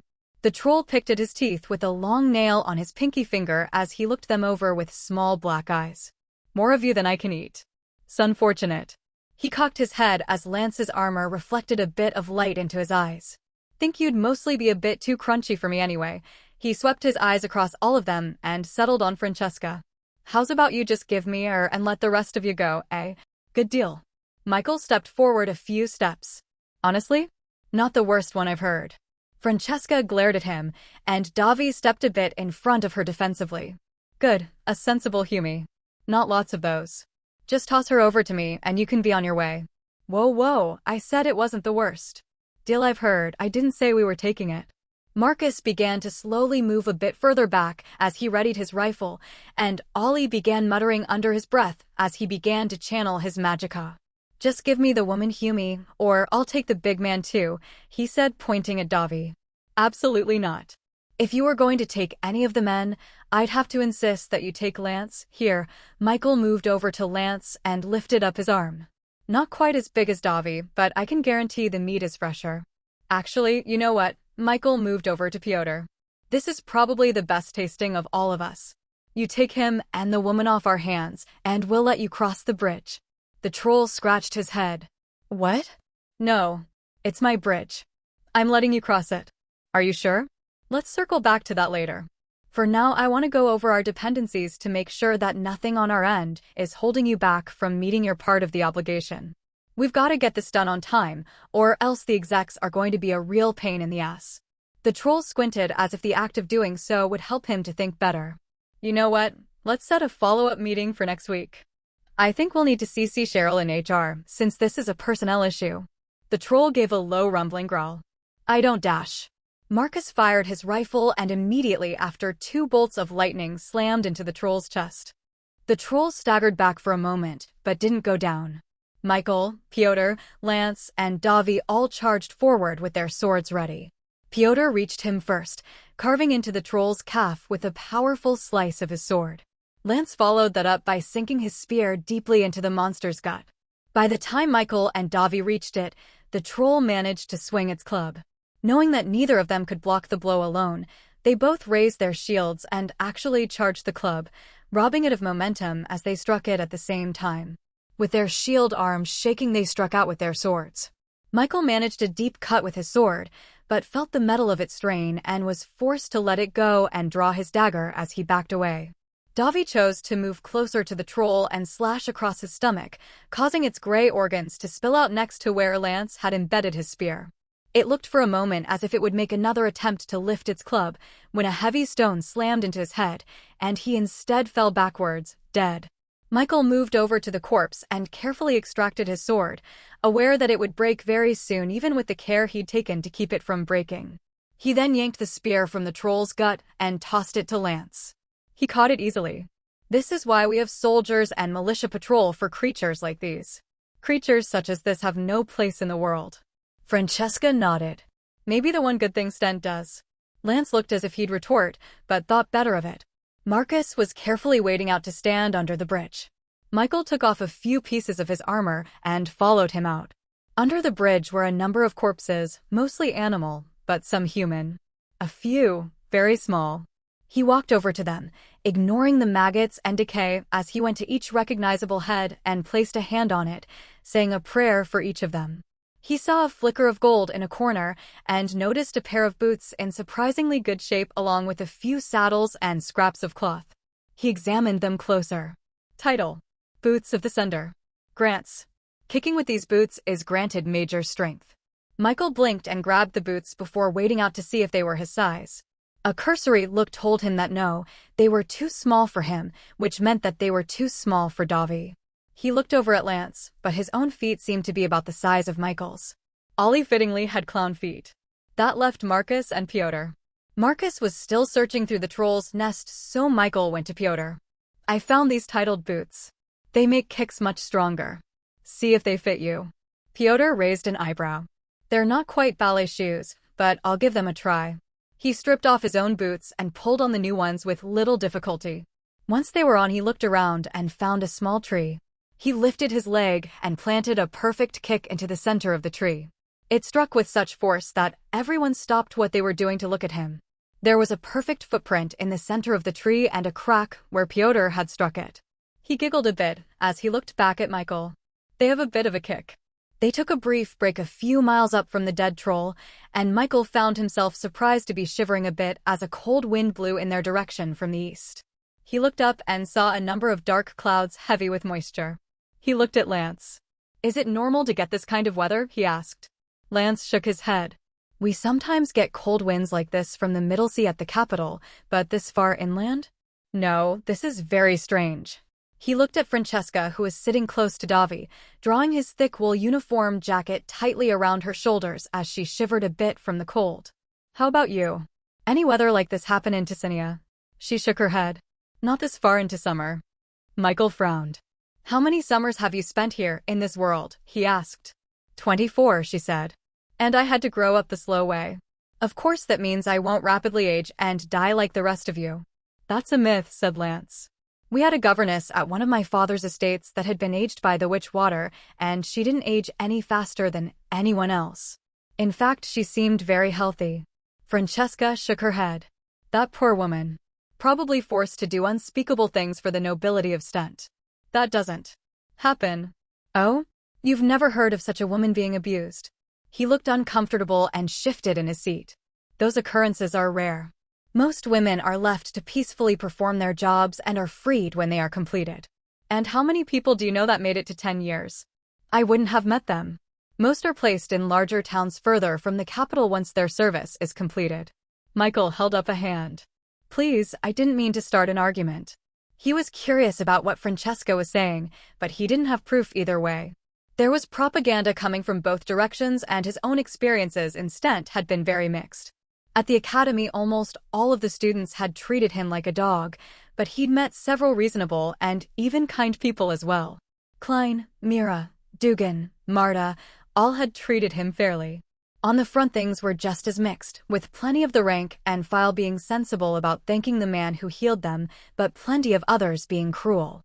Bell had been a decent sort, but he also seemed like he would kill him at the drop of a hat if it was good for Stent. If not for what had happened, he would still be there, serving his sentence. Maybe there would be something he'd be able to do for the takers that were still there at some point, but for right now the focus was on surviving to get that chance. Did you leave much behind in Ticenia? He asked. Francesca nodded. Just about everything. The family that raised me after I was found to be a taker, the friends I'd made, my house, my cats. I'm sorry. She shook her head. Don't be stupid. It was my choice. I don't want to be relegated to finding holes filled with shiny rocks for them to fund wars for the entirety of my new life. There's too much to see. Find this and other great novels on the author's preferred platform. Support original creators. Davi scoffed. Too much to see being different shiny rocks. Shiny rocks that have no equivalent on Earth. Shiny rocks that are magical and make no sense. Also, not all of them are going to be shiny. I assume. Well, it's good to be passionate. I don't miss my job back on Earth. Miss a lot of other things, but not work. I wouldn't mind being on the stage again, said Piotr wistfully. Especially with these new young joints. I get to do plenty of dancing still though. It just leads to more things dying. My job's basically the same, said Davi. Cracking skulls and staying alive. Thug, said Francesca with just a hint of affection bleeding through. I guess I couldn't do mechanical work anymore here, said Ollie, scratching his chin. No cars, and if there were my magic would fuck 'em all to hell. He raised a hand and summoned a small orb of light that he had drift into the center of their little gathering. Heat began to emanate off of it, dulling the strange chill in the air. Couldn't do this back then, though. How about you, Marcus? Asked Michael, seeing that he was pulling something from his pack. Do my old job here? Wouldn't be the easiest thing to do. He pulled several dark brown wool outfits from his bag and started tossing them to everyone. Not like we've come across a whole lot of good shit for me to steal. Also no cocaine, which makes dealing a lot more difficult. Michael held the outfit in his hand and sighed. This is what you were bartering for? He asked. Marcus nodded as he began to strip. Yeah, thought they'd help us blend in, but with this cold it makes even more sense to wear them. Michael shook his head, but he took the time to strip and get dressed. It wasn't like they'd turn around to return the clothes. Francesca went a little further into the woods, but the rest of them didn't really care about modesty. It was a hard thing to keep in the army. Michael found the wool to be incredibly soft, softer than cotton, but without any of the scratchiness he'd grown used to with wool back on Earth. The dark brown color was a little drab, but considering he'd be wearing gleaming armor over it, that didn't matter too much to him. Once they were all dressed, they started walking again, finding that it was growing even colder as they walked. The cool wind was building from shiver-inducing to feeling like it was actually cutting at them with the cold. After a few miles, snow actually began to fall. It wasn't a heavy snowfall, but it was steady, and very soon the road ahead of them was a sea of white, and they were all shivering even with their new clothes and in spite of the fact that it should be the hottest part of the afternoon. Ollie summoned another orb of warmth and had it sit just above them. It melted the snow and made them a bit wet, but it helped more than it hindered, and they were all grateful for it. Michael stepped off the path for a moment, and Lance grabbed his shoulder and yanked him back. Be careful. That's the edge of a frozen lake on that side. Michael looked and just saw more snow. You sure? He nodded.